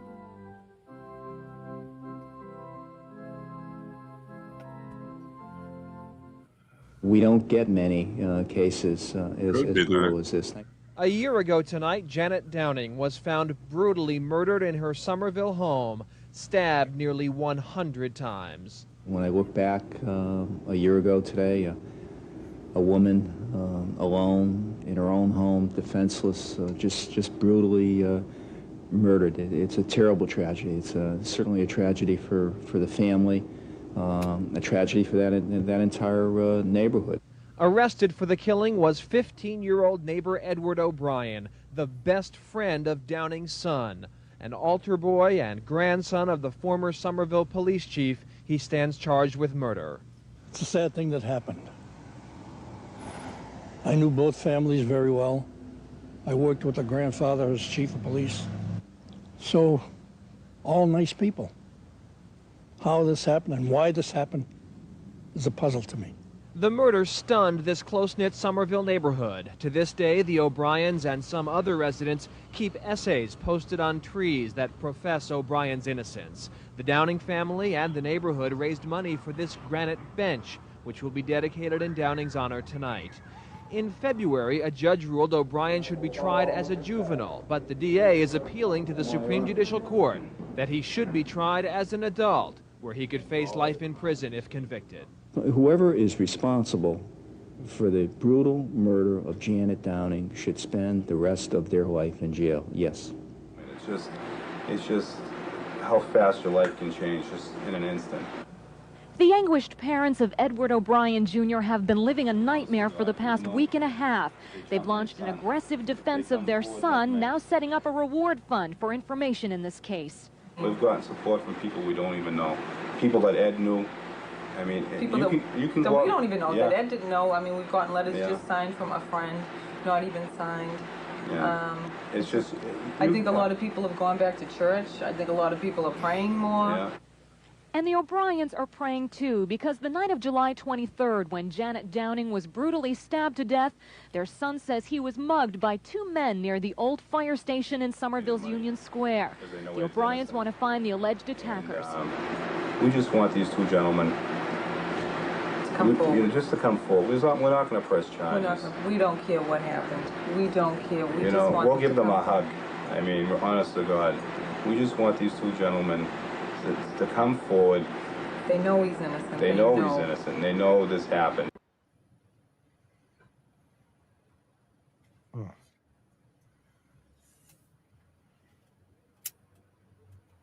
and he did what he had to do. This boy's innocent. He didn't commit this crime. He didn't do it. He doesn't care. Damn. He doesn't care. They want you to think The way they were talking about this 15-year-old dude, though, huh? that this is a scary, horrible, hidden murderer, monster. Damn. Stalking the streets of Prospect Hill for 15 and a half years with no one knowing it? It is very difficult for anyone to imagine how The fact that this dude was 52 years old is fucking mind-blowing. Right? anyone. He looks Right. like he looks like he's 75 there, bro. What does he look like now? He's got to be looking frailer than a motherfucker, bro. Could do this to another human being. Particularly when it's the boy next door. And it's the mother of his best friend. The monster that killed Janet Downing didn't come out of that neighborhood. The monster that killed Janet Downing didn't come out of the house where Edward O'Brien was raised. 3 bloody fingerprints on the inside of the front door. That's not theory. That's fact. He may have been at the scene.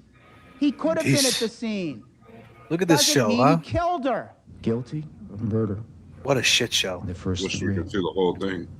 Murder committed with deliberate premeditation and extreme atrocity and cruelty. No murderer, no dark side, no monster.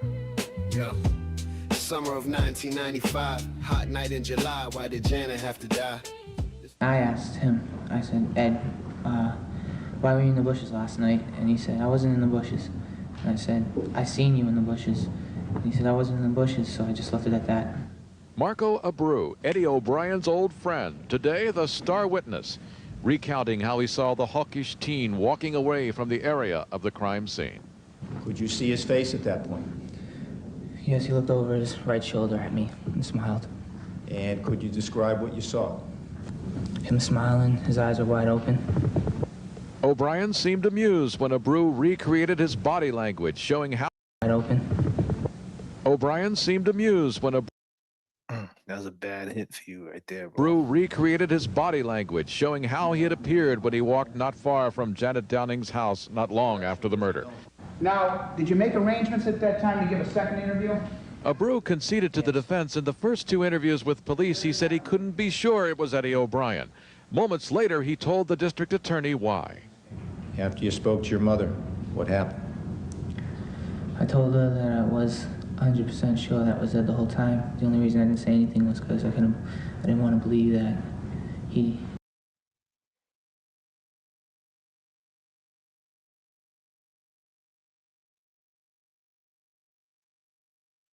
It's crazy footage, huh?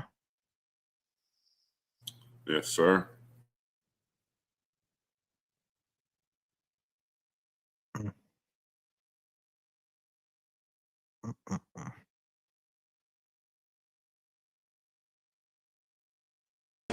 You didn't hurt Janet Downing? No. Else for the fact that his Dude, Riley, man. Relentless, bro. Relentless.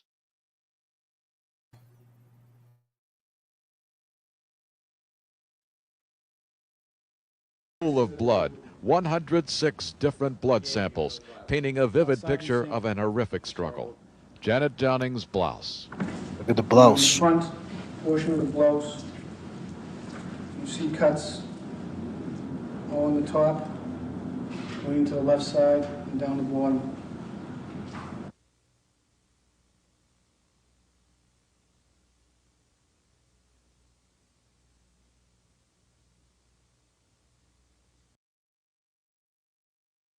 Mr. Foreman, is the defendant guilty or not guilty? Guilty. Guilty to what, sir? Guilty to first degree. Go ahead, sir. Read it. Extreme atrocity and cruelty. The foreperson struggled with the words. 2 years, 2 months later, it was over. From Eddie O'Brien, nothing. From his family, an explosion.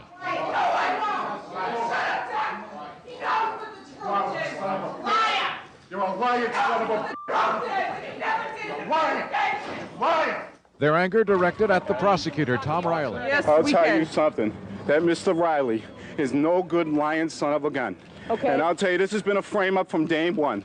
Our son did not do this crime, and that Mr. Riley, his political career was on the line, and that's all he cared about. And I don't know how that man sleeps at night. No, wouldn't have helped if we put him on the stand. This jury was ready to convict.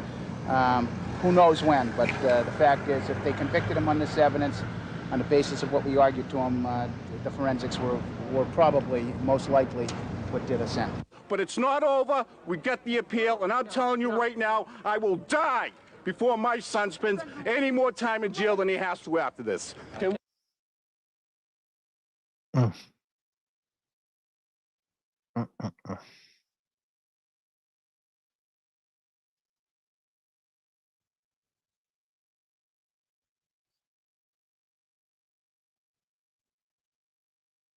So what's your theory again, bro? Break that shit down. You want me to break it down again? Yeah. Hold on a second. I'm gonna play this real quick.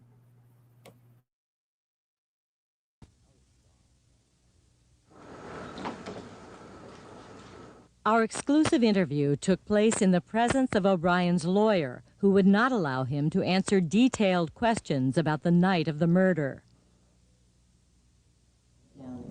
She's my best friend's mother, and she treated me with respect. I gave her the respect back. No, I think she was on my age, but she was in her 40s. I was 17, 15, actually. I was looking for teenage girls if I was ever having a crush on someone. When you heard that she was murdered, Yes. what were your thoughts? It hit deep, I know that. It was my best friend's mother. The 17-year-old's bedroom in Somerville is just as he left it 2 years ago.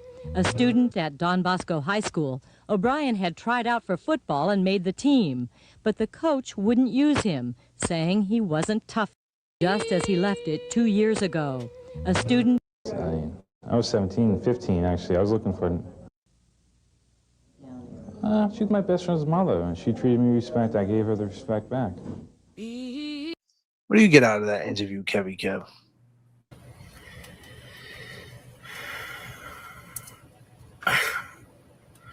I think it was, I don't think he should have done the interview, to be honest with you, but what do I get out of it?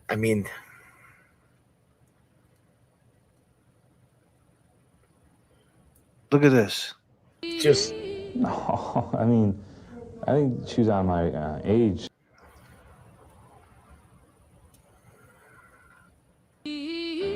No, This is the dude who's on trial for murder. Yeah, you can tell that he's... No, I think she was on my age, but... She's out of my age. She was in her 40s.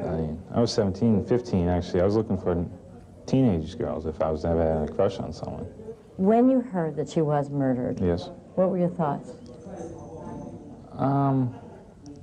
It hit deep, I know that. It was my best friend's mother. It's weird how he said it was my best friend's mother. Instead of it is my best friend's mother. What were your thoughts? It hit deep, I know that. It was my best friend's mother. The 17-year-old's bedroom in Somerville is just as he left it 2 years ago.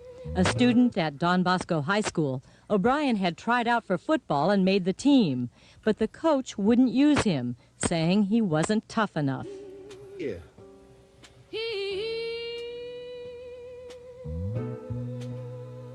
I never went into a rage. I was never mad. I'm still kind of laid back. I take things as they are. Did you kill Janet Downing?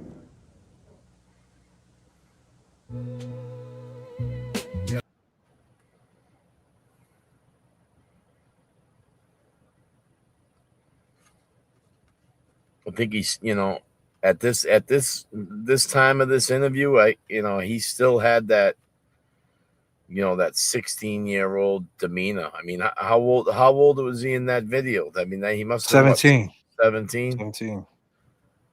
Yeah, I mean, he's still a kid. I mean, I really think I don't know whether that interview helped him at all. Right.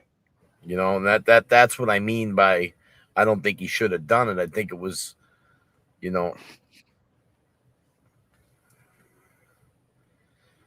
got a poll up. You guys want to populate the poll? Go ahead. Let's go, people. Let's go.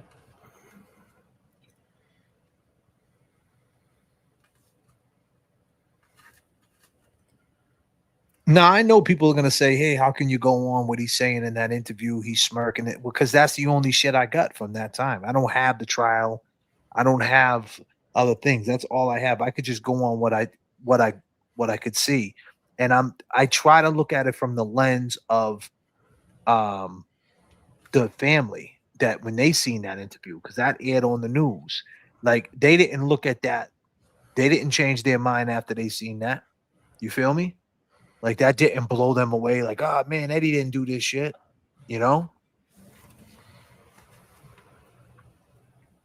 So, I mean, it didn't change anything is my point. And my question is, what did they see that I didn't see? Or am I seeing nothing? I don't know.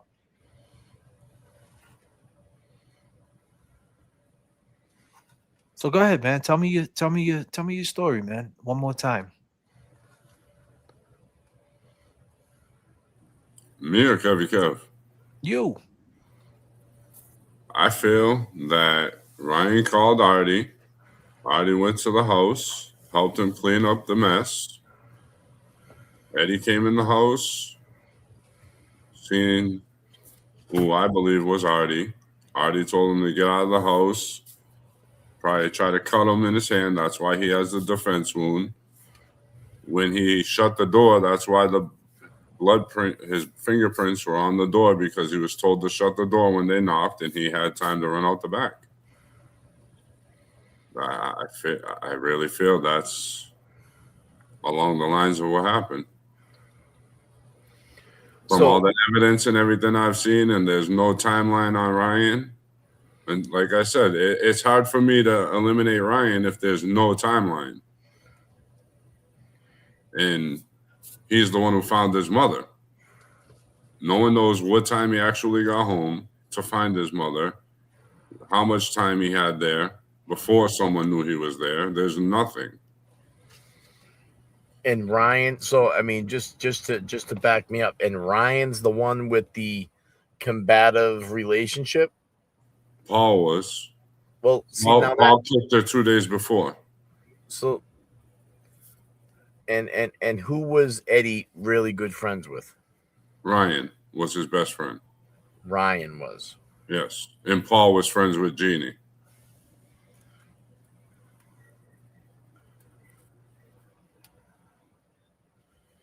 It's on the screen. I mean, 21%.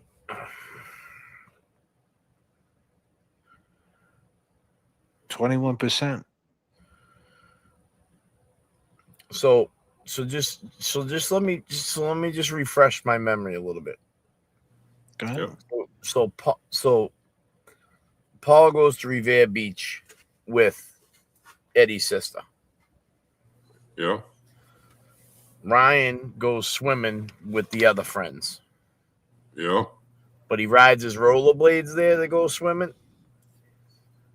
Supposedly, he had his rollerblades on when he came home.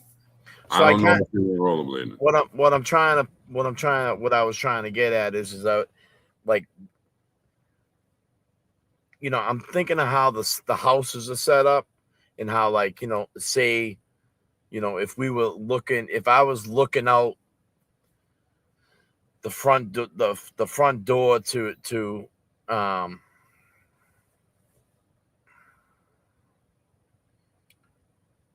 I'm lost for the street there.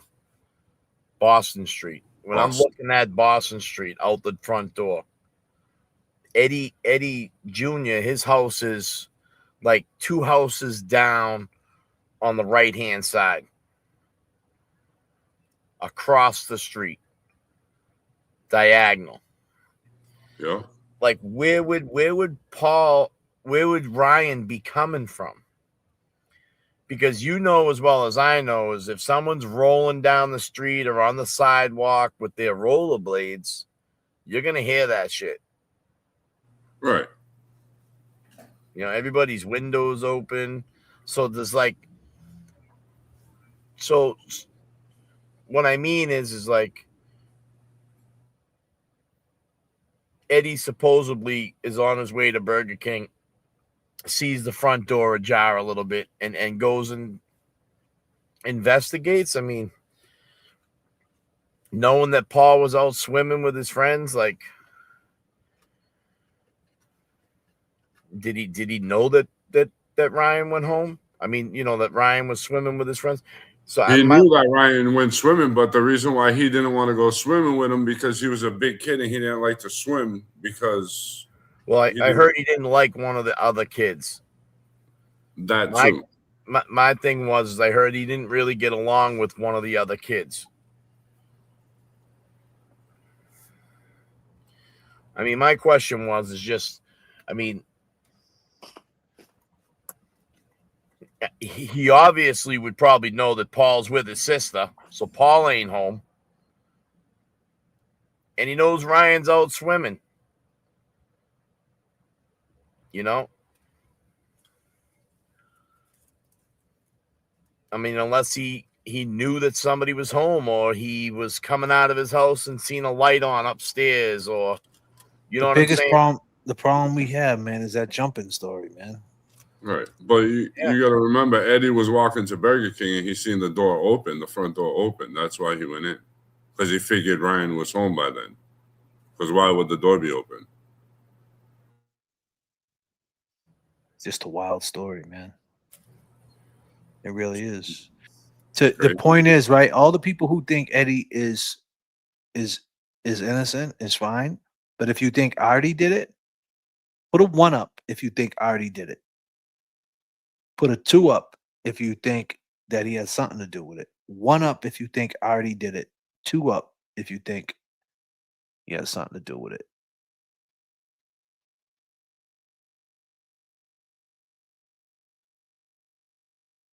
Moment, Corey. This is an action-packed 222-2111 2222-1111.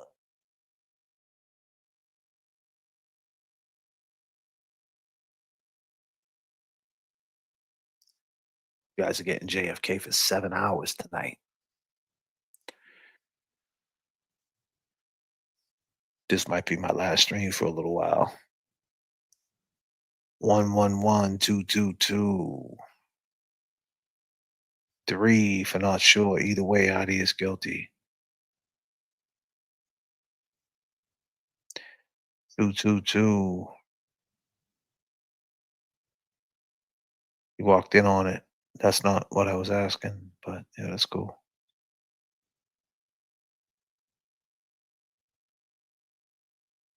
So everybody who believes, but you're leaning towards 3. What's 3? That he did it?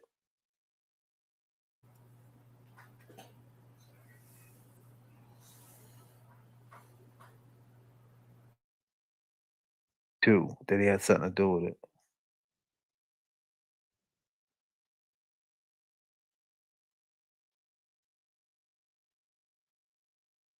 Not sure.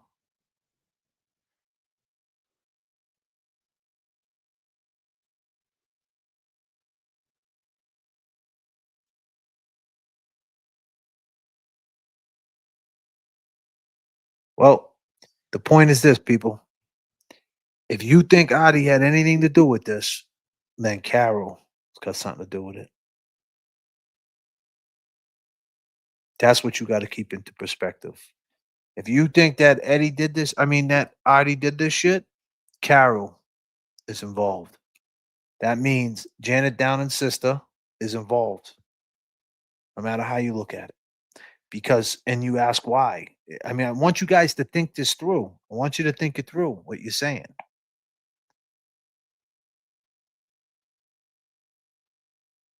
Why am I white? I am a member. I don't know why you're white. It's weird. I think she means not green and black. It probably looks white on her screen. Yeah, it is bright. Why is that though? It's not green.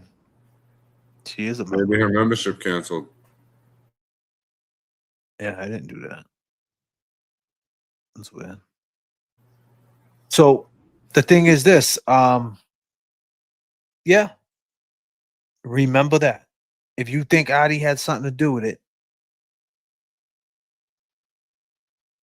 yeah, no members come up in green. Well, there's something up. She was in green before and she went white. That's weird. Yeah, she was green earlier. What the hell happened? I didn't do nothing, did I? Put you No, as a delete comment. I think my membership renewed today too. Oh, so it just happened. Yeah, because I have It just hit 12 a.m. That's why. Right. So the point is,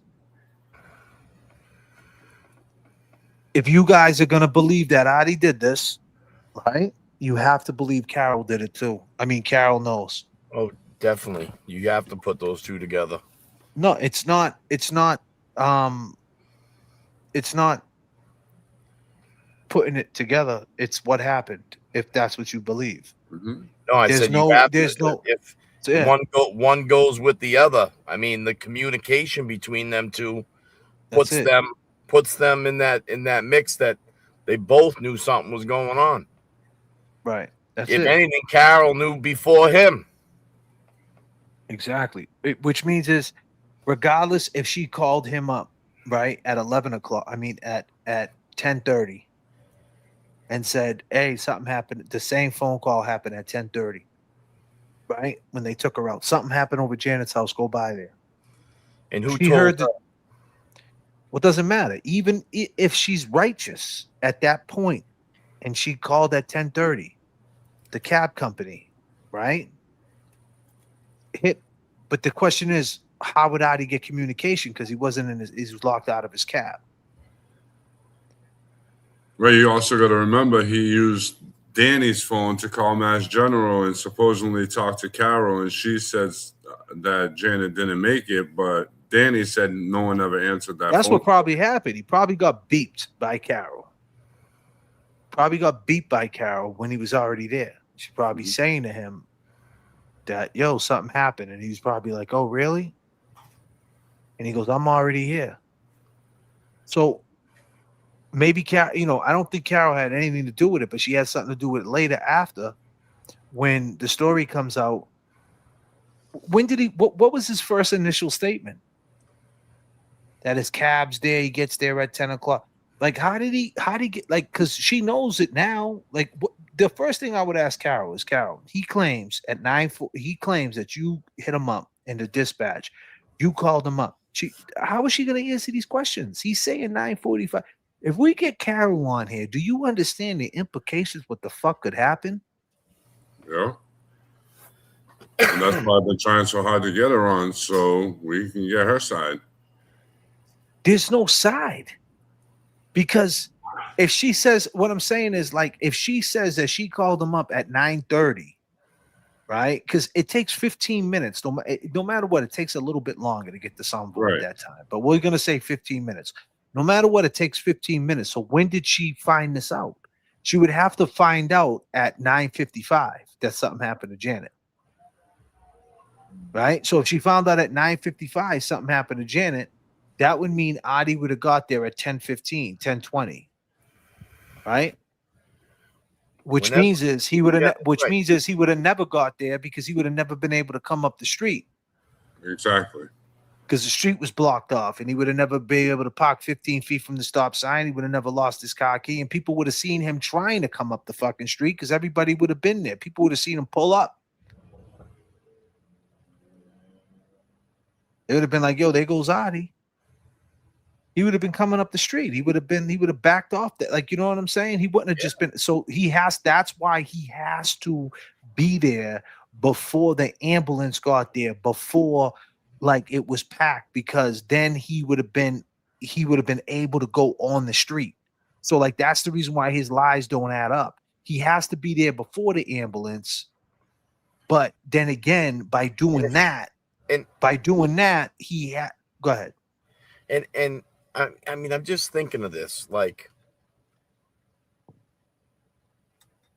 if he's let me air quote this here. If he's just claiming that, what kind of quote is that? An air quote. I appreciate the things that you two do, you and James, right? So if he claims that when he gets there, the ambulance had already left. That, I mean, let's just talk about this. It would have to. He would have to be there before the ambulance left. But for two reasons. What I mean is like the police would have been there first. Facts. To say we need an ambulance. You understand?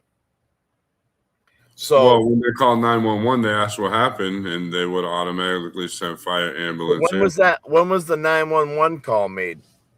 Do we know? 9:55. 9:55. So, do we know? Yeah, we know all that, bro. You know that. What the hell are you talking about? Oh, I'm just. Have you watched other videos of yourself? God damn. No, I'm just trying to pick up. I'm trying to use something else J.F.K. already said. So, what I mean is that, do you really think these cops that were there, like, this lady was brutally murdered in this house? You think they're just gonna let Artie roll up the fucking hill and like park at the top of the hill? There had to have been cops in that backyard. Facts. There had to have been cops at that back door. They would have stopped that car in a fucking minute. He impeached, like, you know, he that's rolled why into he's the fucking saying, scene. but that's why he's saying the ambulance was already gone. Right. To make it seem like they already got her out and they let cars in. You know what I'm saying? Like, I could have got up the street because they lightened up a little bit because they got her out of there. Right. So it had to serve two purposes. You see what I'm saying? But by saying that he was there after, right? It doesn't. Is he basically saying if you do talk to Carol, she's gonna tell you something different? Like when did you? So he's saying that he got there after, right? That she left, right? But there's no way he could have got there after the ambulance left, because and he fucks himself up. He lies, because then he says I was there at 9:45, right? But I was there after the ambulance left. But the point is, if that's the case, you wouldn't have been able to come up the street, right? At that time, because it would have been all blocked off. You wouldn't even have been make it up the street. Yeah. Right. And at 9:45, they haven't even called. They haven't even made the 911 call until 9:50. So why does he say? That's what I'm trying to figure out. Why does he say? I hate being live, trying to think live. Right. I just had it and you killed me, but that's okay. God right. Damn. So he says 9:45 that his wife called him. The only truth to that, I think that at that point, wait a minute. So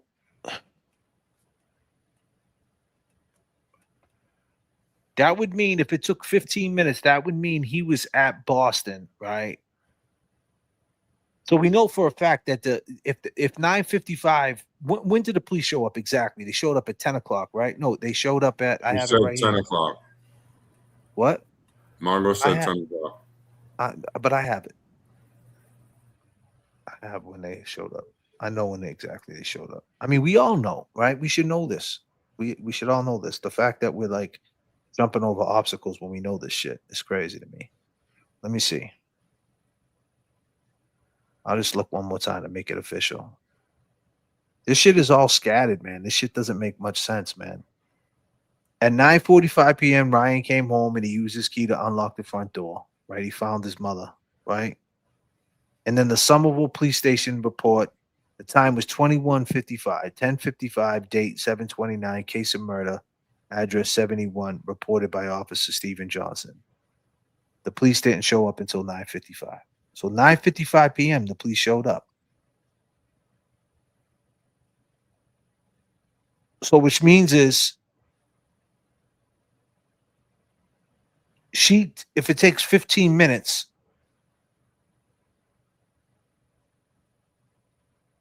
then he would have to.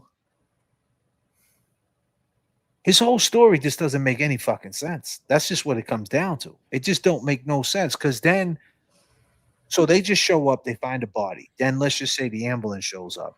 No matter what, that ambulance, the time to try to get on the gurney and all that shit, it's going to be about 15 minutes. So let's just say 10, 10, 5, 10, 10. So let's say around like 10:15. When did they take her out? I want to say, yeah, they must have taken her out around 10:15. I'm about to block. Hey, Free Kelsey, if you keep talking shit, I'm about to block you. Right? I'm on that type of time tonight. I'm just going to time people out for talking shit. So 10:20? Yeah. 10:20. So if they so 10:20.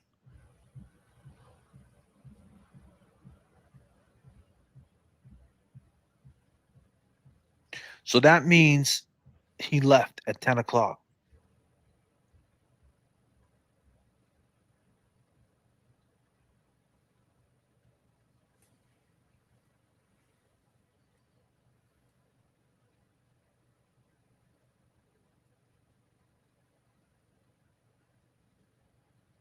Man, that shit don't make no sense. That means if he left Boston at 10 o'clock, he gets there at 10:15. He still didn't leave yet. When did he get the call? That means he got the call at 10. He got the call at 10 o'clock at night. Why does he say 9:45?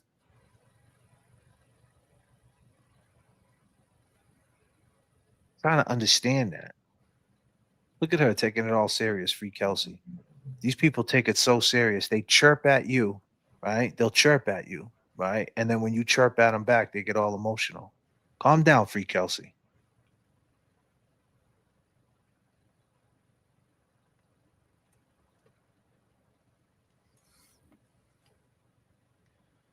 We've been going at it for 7 hours. You just jumped in the chat. If you weren't here for the full 7 hours, if you haven't been here like we all been here going through this, then don't jump in here like you're part of the conversation.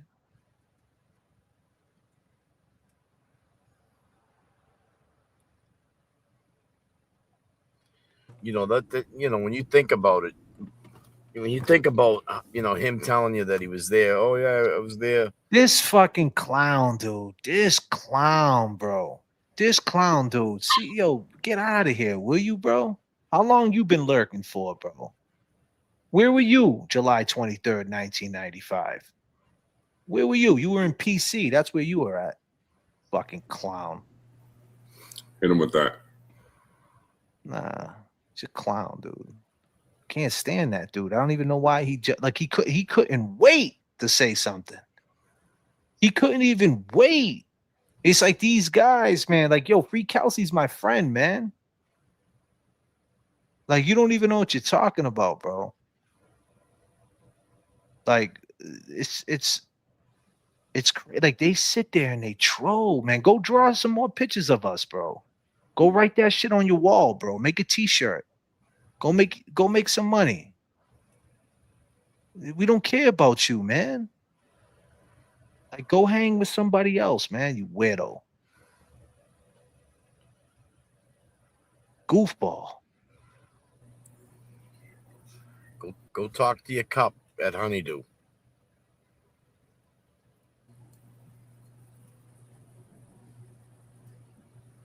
That's what I call irrelevant.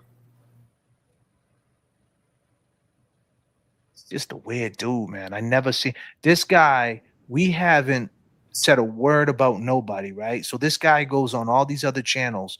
Yo, they talk shit about everybody. That's why we talk shit back.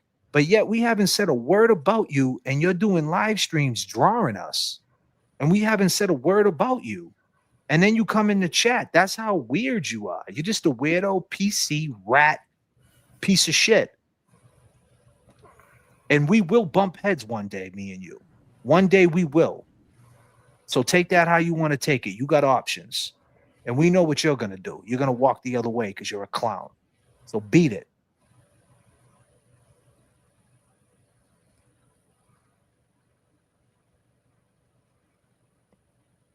He's just waiting for content. That's all he does. He's going to clip All it. they want to do. That's all they want to do. I have nothing else to talk about. That's it. Got nothing to talk about. It makes them relevant, man. It's when you're not talking about them or you don't mention Try his you. name. Dude, You know? I don't have to try. You're a PC, bro. You was in Bill Ricker House of Correction in PC, bro. Bill Ricker, it's all on paper. Your punk ass, your full name, PC'd, protective custody. I don't have to try you. Them are just facts. You're a PC. A guy that acts like you is a PC. That's what you're doing now. You're PC'd up. Try you. What are you going to do? Go hug your cat, will you? Go back to bed.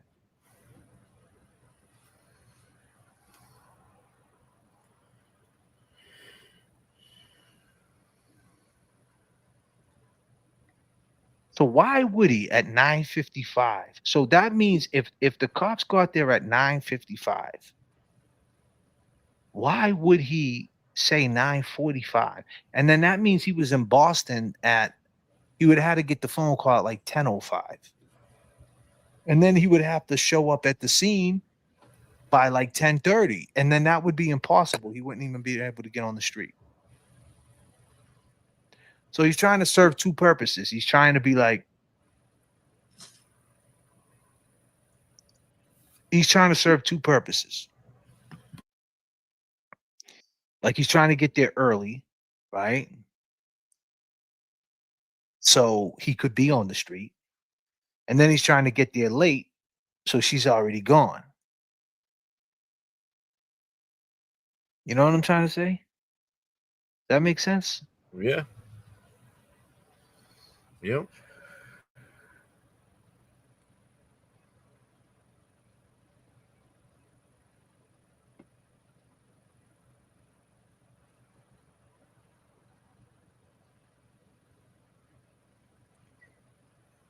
You know, oh my bad, Norman Corey. I don't know. Listen, man, I'm just bugging out with Free Kelsey because I know she gets so emotional and shit when you say something to her like that. I'm just fucking with her. I ain't serious.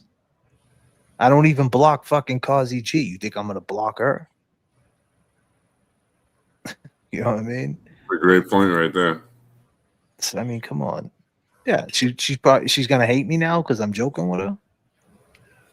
No, she says she knows you love her. Yeah, man. Come on.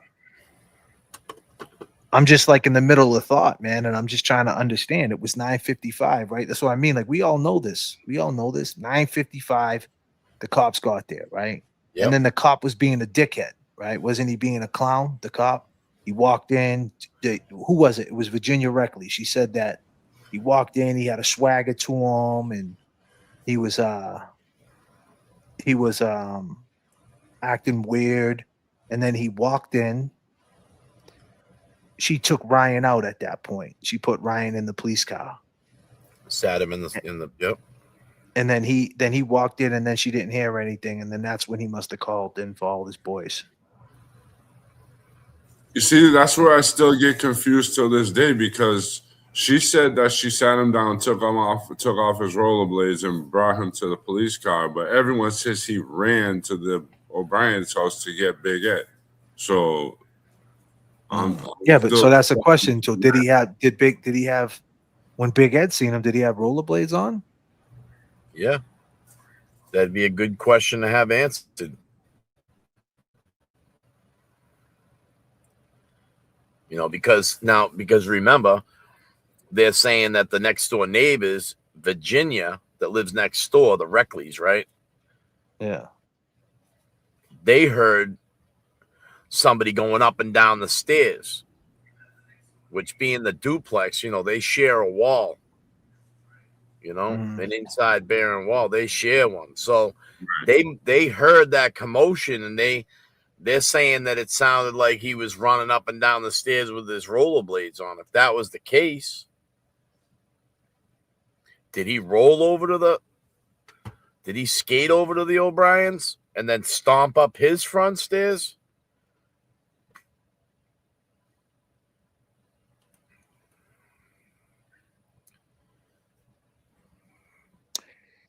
I got it right here. Oh man, I had it. Let me see.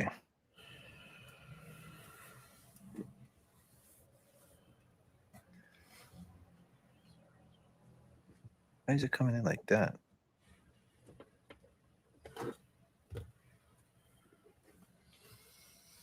So Janet goes to Gina's house for coffee and spends the day. Janet told her about the worries regarding Adi. That was at 7 a.m. At 5 p.m., Janet goes to Market Basket. 5:30 p.m., Eddie gets a ride. 5:30 mass with Jeannie and Paul to Union Square. Instead, he goes to Midnight Variety. 6:15, Janet returns from Market Basket. Was seen bringing 2 bags of groceries in the house and coming back out.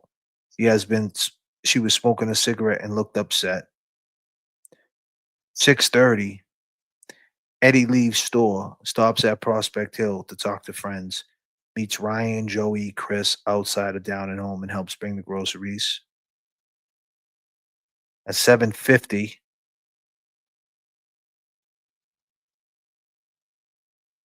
Ryan, Joey, and Chris leave to go swimming while Eddie goes home with his father and 3 sisters. At 8 p.m., Paul and Jeannie come home to go change cars. Paul went in his house to go grab a bite to eat while Eddie stayed outside talking to Michelle, Cameron, and Rachel. Jeannie said Paul took so long. She went to the house, knocked on the window, and yelled for him to hurry up. So she went to his house at 8 p.m. and said, hurry up. Did you ever hear that? I never heard that. That's something new. Did she say that to us when we interviewed her? Jeannie? Yeah, did she say at 8 p.m. she went over to Jeannie said Paul took so long. She went to the house, knocked on the window, and yelled for him to hurry up. I thought she said she was starting to walk over there and he came out.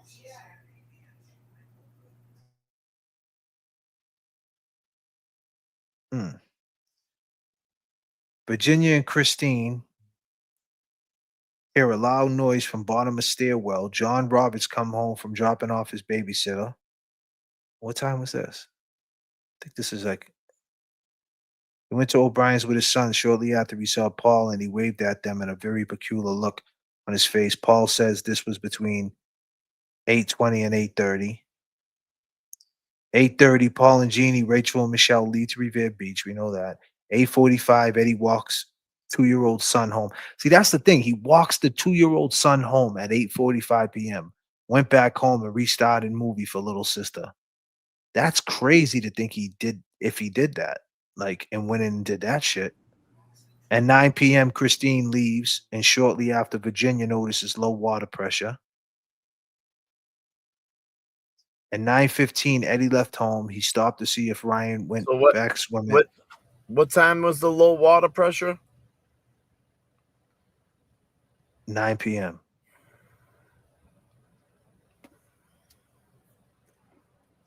Eddie left home. He stopped to see if Ryan went back to swimming, found Janet and encountered masked man with a knife, ran to Burger King where he spent 15 to 20 minutes, was mugged by 2 teens with a knife. This is how Eddie thinks he cut his hand. Went to Midnight Variety where they called 911. 9:20, John, Seth, and Marco knock on front door of Janet's house. They thought Eddie yelled at him, did not receive a response, went to O'Brien's house, they called Downan's house, no answer, went to Garvey's house. 9:30. David, now this is scary. Now, what's up with David Lee? I've been unsuccessful getting a hold of him. So 9:30 p.m., David Lee was in the bathroom with window open and heard two males saying something. What are you doing here? Get the hell out of here. Also, though, he heard one person running. Statement 8295. Now isn't that down Hamlet Street? There was a mother and a son that lived in the house. The son lived on the second floor. The mother lived on the first floor. They're stating that they thought somebody was like in the back driveway.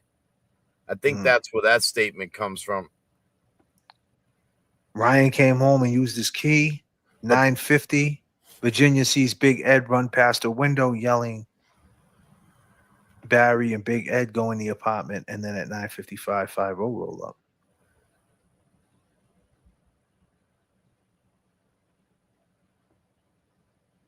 Also, we got it right here. So 9:55. So hold on. So 9:55. Free Kelsey's right. 9:55, 911 received. 9:56 p.m. First responders start arriving. 10 p.m. Gina sees first blue lights from police witness claim Adi's cab is already at scene. That was at 10 p.m. 10:15, 10:22 p.m. Janet's body was removed from the house. At 10:15, Seth, Marco, and Gavi see Eddie at Midnight Variety, said his shorts were wet and he was in shock. EMTs are there for cuts on his hand. Please drive him home. Officer Firmino arrives at Boston Street. So that's another thing. Did Marco testify that his shorts were wet at Midnight Variety? Because Marco keeps saying that his shorts weren't wet. Well, how do we know he didn't testify? We never seen his testimony. Yeah. That's another big problem. Remember I told you they said his shorts were wet? Yeah.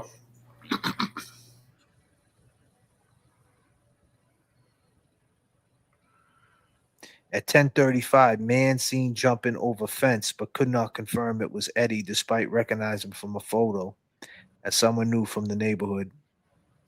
11:15 p.m., Paul, Jeannie, Michelle, and Rachel return home. Jeannie remembered him being quiet and not like himself and says something happened to my mother as they approach the house and see the blue lights.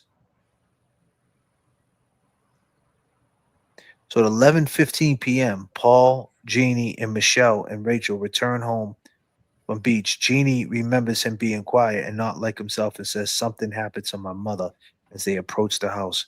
Did she tell us that? Yep. That when he was driving up the street, she said something happened to her mother? Yeah, she said His that. mother. And what time was that at? 11:15 around there. 11:15. So all right. So hold on, right? So he was already taken out.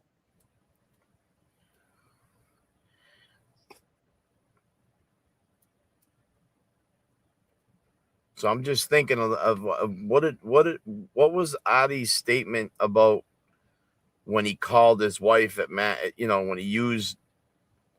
There's not one thing in here that says one thing about Adi ever. There's nothing. That's what I'm saying. Like there's nothing. There's nothing. Like that whole shit is like deleted. Like there's nothing in there to talk about a cab. Nothing. Yeah. And at 12:05 a.m., Sergeant Sanfield was called Somerville Hospital to interview Eddie about the mugging. 2:30 a.m., CPAC unit takes over the case from Somerville police detectives. 2:40 a.m., Eddie went to police station where his clothes and blood were collected, and he was photographed, fingerprinted, and questioned what he thought was regarding the mugging. Why the fuck was he fingerprinted and questioned? At 2:40, yeah, I was gonna say at 3 o'clock in the morning, bro. 3:30 a.m., the crime photographer shows up, like you said. Eddie was arrested on July 25th, 2 days later, 1995, at roughly 7:15 p.m., less than 48 hours after Janet was found.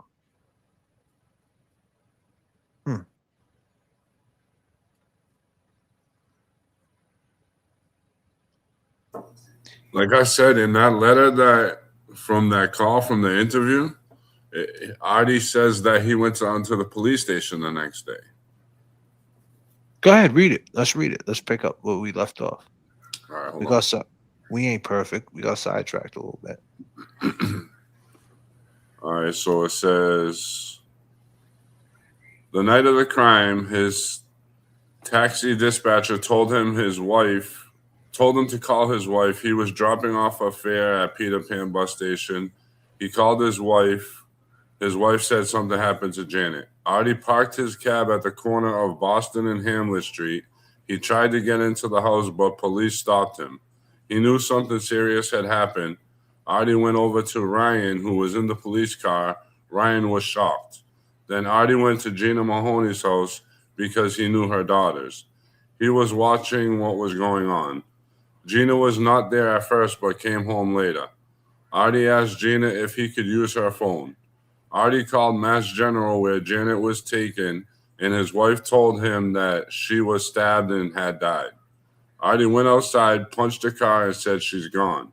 At this point, this is in parentheses, at this point in the phone conversation, Artie is crying. He is very emotional. He cries a lot. Yep. Artie said Margot's book is not accurate. He never was kicked out of Janet's house and never sold drugs out of that house. Artie read me a letter from Erin Downing, Janet Downing's daughter, stating that it all had been a good relationship.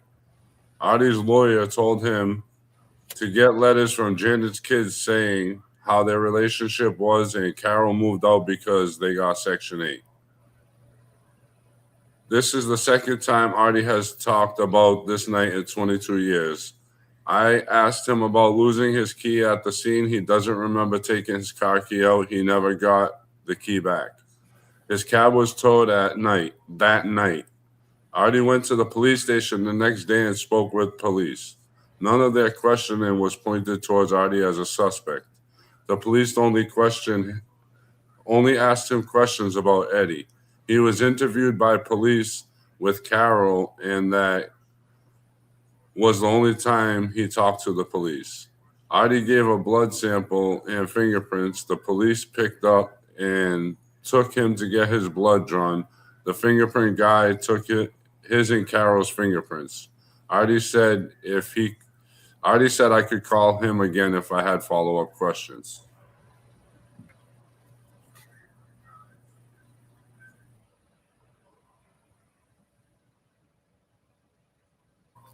He never told us he went to the police station the next day. He said he went back to the scene the next day to see how the investigation was going and to get the kitty litter box. The thing is, man, if you believe Artie had anything to do with this, you have to believe Carol had something to do with it, and you would have to believe that. You would have to believe that her sister's involved in this. I think Artie did say that he when we were questioning him about if he gave his DNA, and he said the feds came. Yeah, he said the feds came. He said that he went there the next day. Yeah, he did. So I think he did speak on going to the police station the following day. But like I said, he's trying to do two things. He wants to be there early so he could get on the street.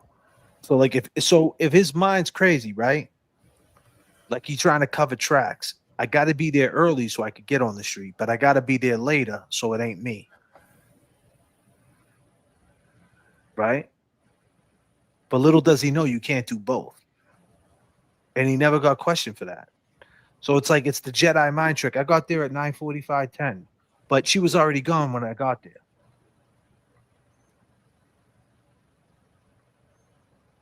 So how'd you get on the street? Oh, I drove up Hamlet Street. She was already gone, so I could get up the street. I could get up the street because they lightened up. Okay, but she was gone at 10:22. You just said she got there at 9:45.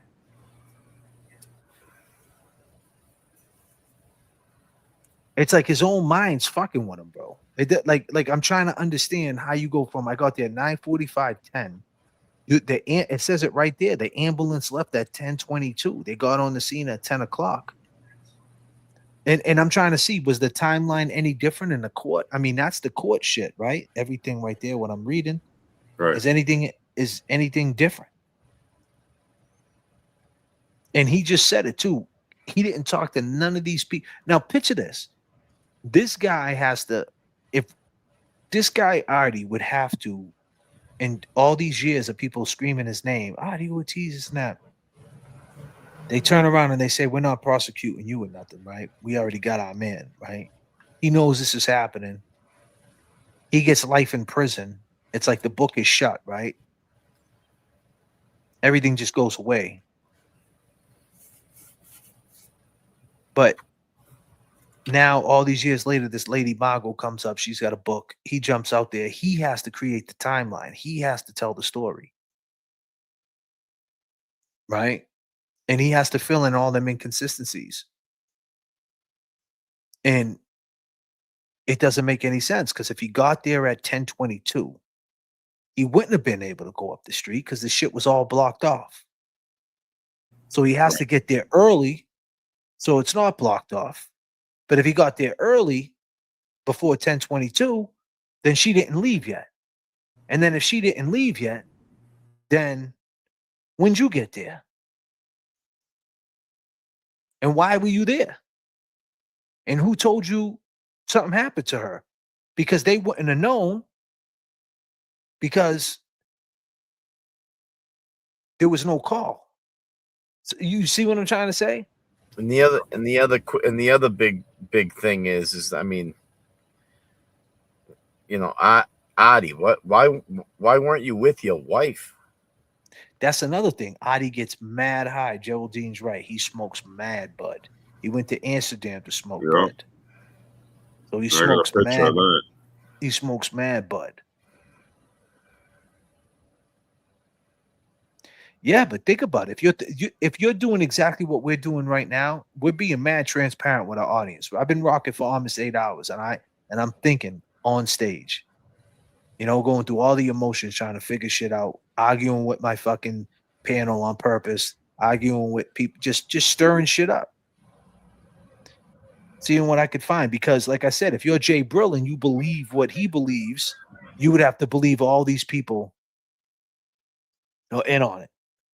Verse believing some kid worked at a midnight variety.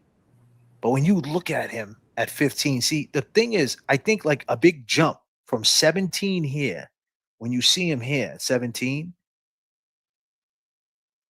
right? When you see him at 17, let me see if I can pull that up.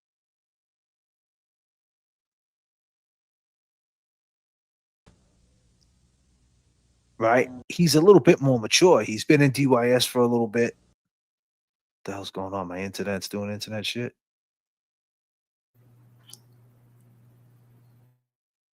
He's a little bit more mature here. And they know this happened. She was in her 40s. I mean, I was 17, 15, actually. I was looking for... But when he was at his transfer hearings, this is his transfer hearings. We don't get many cases. This is before the trial. A year ago tonight, Janet Downing. So a year ago, right? Was found that was right before the trial. So this is transfer brutally hearings. murdered in her summer. In her own home, defenseless, just brutally murdered. It's a terrible tragedy. It's certainly a tragedy for the family, a tragedy for that entire neighborhood. Arrested for the killing was 15-year-old neighbor Edward O'Brien, the best friend of Downing's son, an altar boy and grandson of the former Somerville police chief. He looks so much younger there, man. He looks like, so you know much. What I'm saying? Like he looks younger than the shit I just seen, right? And you know, 2 years will make you a big boy in jail. Yeah. Well, that's what I'm saying. At this point, he was 16, and that when he was 17. So he was around 15. Like I don't know how many months later this was, but I take it this was like within 6 months of him being locked up. And then when you look at the truth serum video, so we would expect a 15-year-old kid. And the thing is, why wouldn't Eddie just admit to it? Fair. Why wouldn't he just admit to it? Right?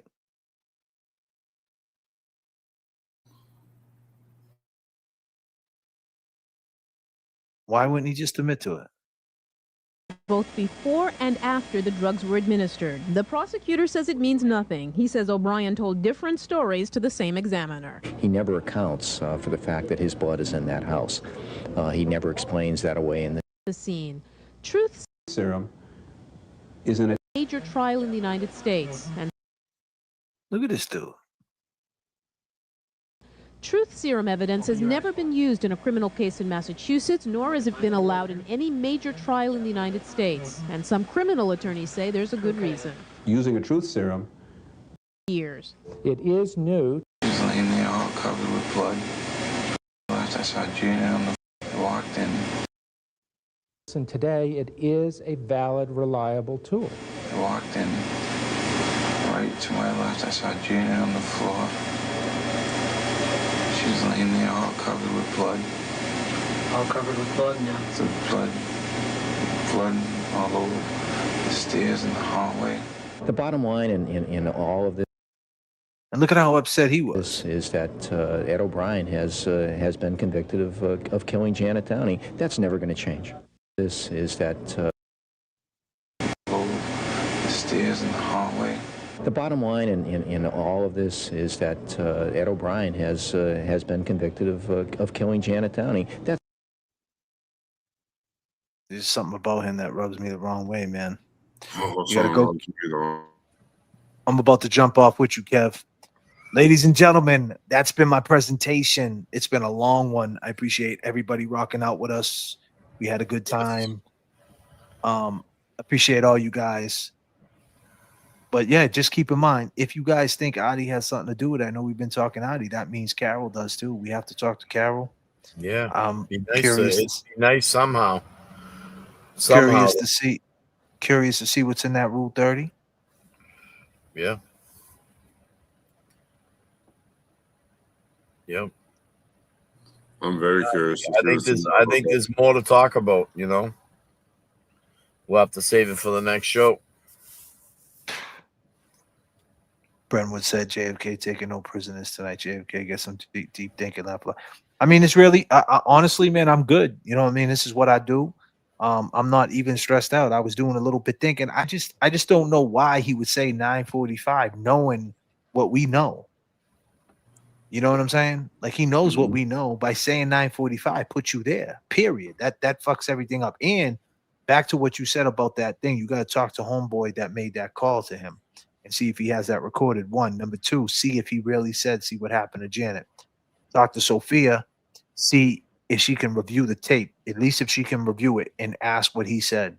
I mean, ask her exactly what he said, that if she said something happened to Janet. Because if by chance he said, I got a call that something happened to Janet, that's a big issue. And I think at that point, we don't have to go through timelines, and we don't have to go through anything else. That right there is a smoking gun. All right.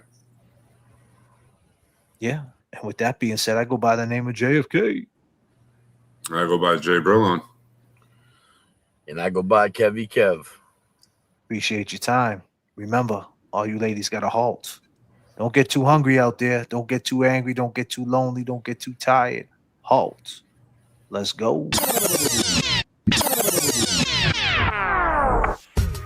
Great flight, guys. Have a good night. Peace.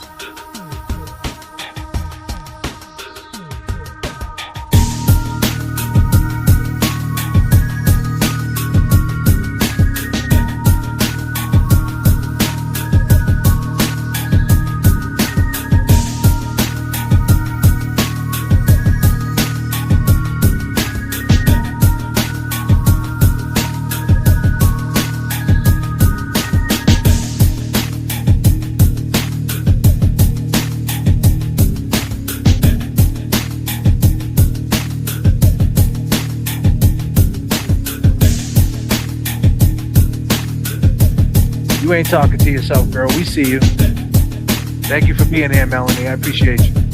Nothing but love, girl.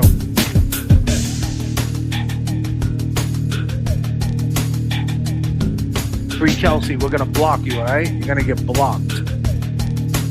Everybody's getting blocked.